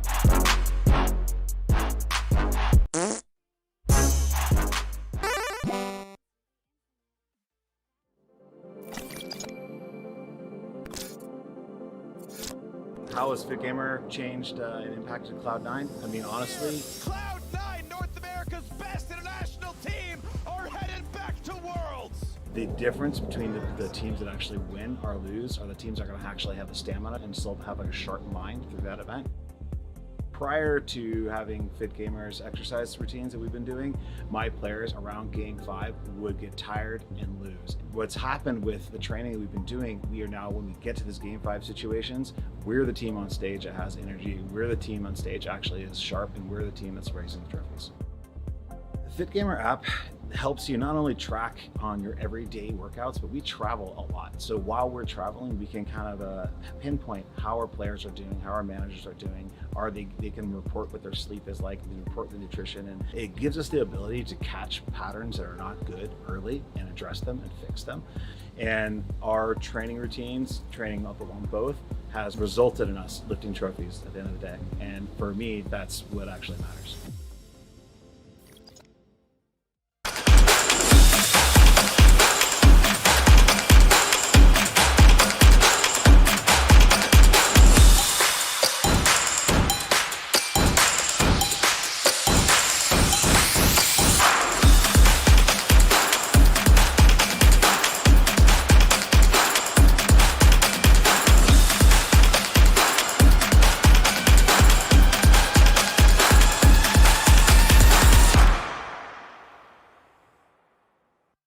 When I grow up, I want to be a nurse. But I want to be a policeman. A lawyer. I want to be an actress. My dream is to be a vet. My dream is to be an engineer. My dream is to be a Navy SEAL. To be on Broadway. I want to be an athletic trainer. I want to work with Doctors Without Borders. My dream is to cure cancer. One day, I'd like to dance at my daughter's wedding. Be a hero. Be a designated driver. Take the pledge today at herocampaign.org. You know, you're really getting better. I'm like this newly made dude. Hey, even my USB port back there is brand new. Yay! You're amazing! Well, not like me amazing, but a pretty darn good amazing. Attaboy! Watch out for that! Ow! Anyway, you want to hear my alien story? Yes. So, aliens.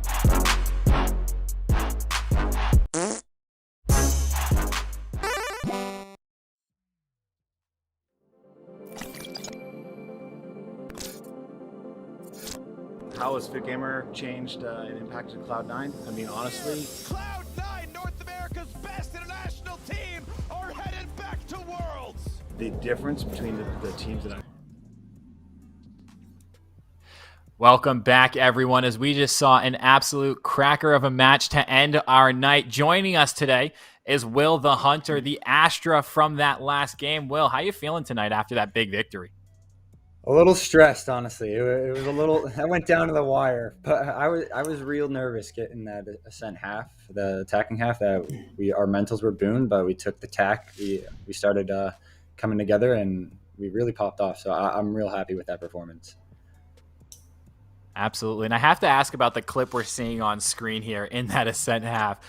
3 players getting caught from the enemy team in the lockdown. Were you just like, this is too good to be true? There's got to be a 4th somewhere? Or are we just like, all right, we take those, I guess? Singh was, our Killjoy was screaming in the comms that he's like, this is technically my ace. Like, I got 2 and got 3 with the lockdown. Like, this is all me. Yeah, it was a little bit like, oh my God, like I was expecting 2 and we were just going to go fight the person in CT. But yeah, that was a nice treat to get the 3rd in there too. Yeah, well, I wanted to ask you something about all 3 of those matches collectively, actually, because see, you were the #1 seed heading into the bracket play, and well, all of those matches really went down to the wire, and especially the second one was your map pick. You were off to a great start, but once you started to struggle, how were the comms like? Like, did you start to feel the pressure, or was there someone that lightened the mood, or maybe some specific individual plays light and helped you with that? So honestly, our Haven was pretty light. Like the comms weren't that bad for Haven. Like we had faith in ourselves. Like we have a really good Haven offense, and we know that the defense needs some work, but we'll get some rounds by. So yeah, map 2, that wasn't that big of an issue. Map 3, the comms definitely got a little bit quiet. We were getting a little bit tilted. They had the momentum, and then unofficial, our Jet came through and he was just like, guys, cut it out. Like, this is unacceptable. And he popped out. He popped off in the second half. So like he led by example. And yeah, no, it was a great half. Yeah, one more thing is that you have not really been the aggressive type of player for your team, and it's really been Juan and unofficial, as you mentioned, doing it most of the dirty work for you guys with those rifles. But One specifically, that man has clutched so many times, and he's not even playing duelists. Like, what's the deal with him? How does he do that? Juan is a different kind of person. It's honestly unbelievable. It's like our team's superpower is the fact that he can get an ace at any round and he's not on Reyna. Like, it allows our other players to play these duelists, be a little bit more aggressive, and he's still always potent. He has like unbelievable util usage too, so that like he always brings us up as better players. So yeah, no, he's by far the MVP of that match. Absolutely. And, you know, you got to take a bow and give credit where it's due. And taking a look at the bracket, we just saw that FIU Blue was able to take down Ottawa Gray. So that's who you guys will be playing in your semifinal tomorrow. Will, I have to ask, can we expect anything out of the ordinary tomorrow? Are we saving some things in the pocket, or was the full playbook open here tonight and you guys left it all out? Yoru, please. We've been talking about Fracture for a while. We scrimmed it a few times. Like, if we get to a game 3, we're not going to be banning Fracture. So, like, we're just open. I want to see it happen. Everyone's scared. Okay. I think it'd be fun. But yeah, I'll put that one on the table. I'll challenge them to that. All right, well, you heard it here first. If we go to map 3 tomorrow, hey, Fracture will be available. So leave it up. I want to see this. I feel bad for the casters because I don't think we've had a Fracture pick just yet. We might have had one, but we'll see. Will, the floor is yours. Any shout outs you want to give? Any thank yous? This is your time. Feel free to plug yourself on Twitch, Twitter. All yours, my friend. Yeah, shout out, of course, the team. Juan, Unofficial, really pulled up, but singing Arrow, they also had some pretty clutch performances. Shout out WashU. We have 3 teams in the pipeline, and so all of them are grinding. And then, yeah, my Twitch is hunting season. If you want to follow or give me a Twitch Prime, I appreciate it. Absolutely. Awesome. Hey, college students, we got to eat, right? Exactly. Yeah. And eat. That's the main goal for tomorrow with the prize pool on the line. Don't go anywhere. Well, you can go somewhere for tonight, but don't go anywhere tomorrow. 3 o'clock Eastern, we will be kicking off. There will be one best of 3 in the semifinals, and then the grand finals will be a best of 5 for that $1,500 first place. Second, again, $750, third, $500, and fourth, $250. So we hope to see you tomorrow. I know I'll be in chat. Jazib, hopefully you'll be in chat, and Will, maybe you'll be in the grand finals, or maybe you'll be on stream in the semifinals. That's going to do it for us here tonight at CF1 Esports. I'm Speezy. This has been Jazib, and thank you to our production staff. We will see you guys tomorrow. Get some rest because it's going to be a big one.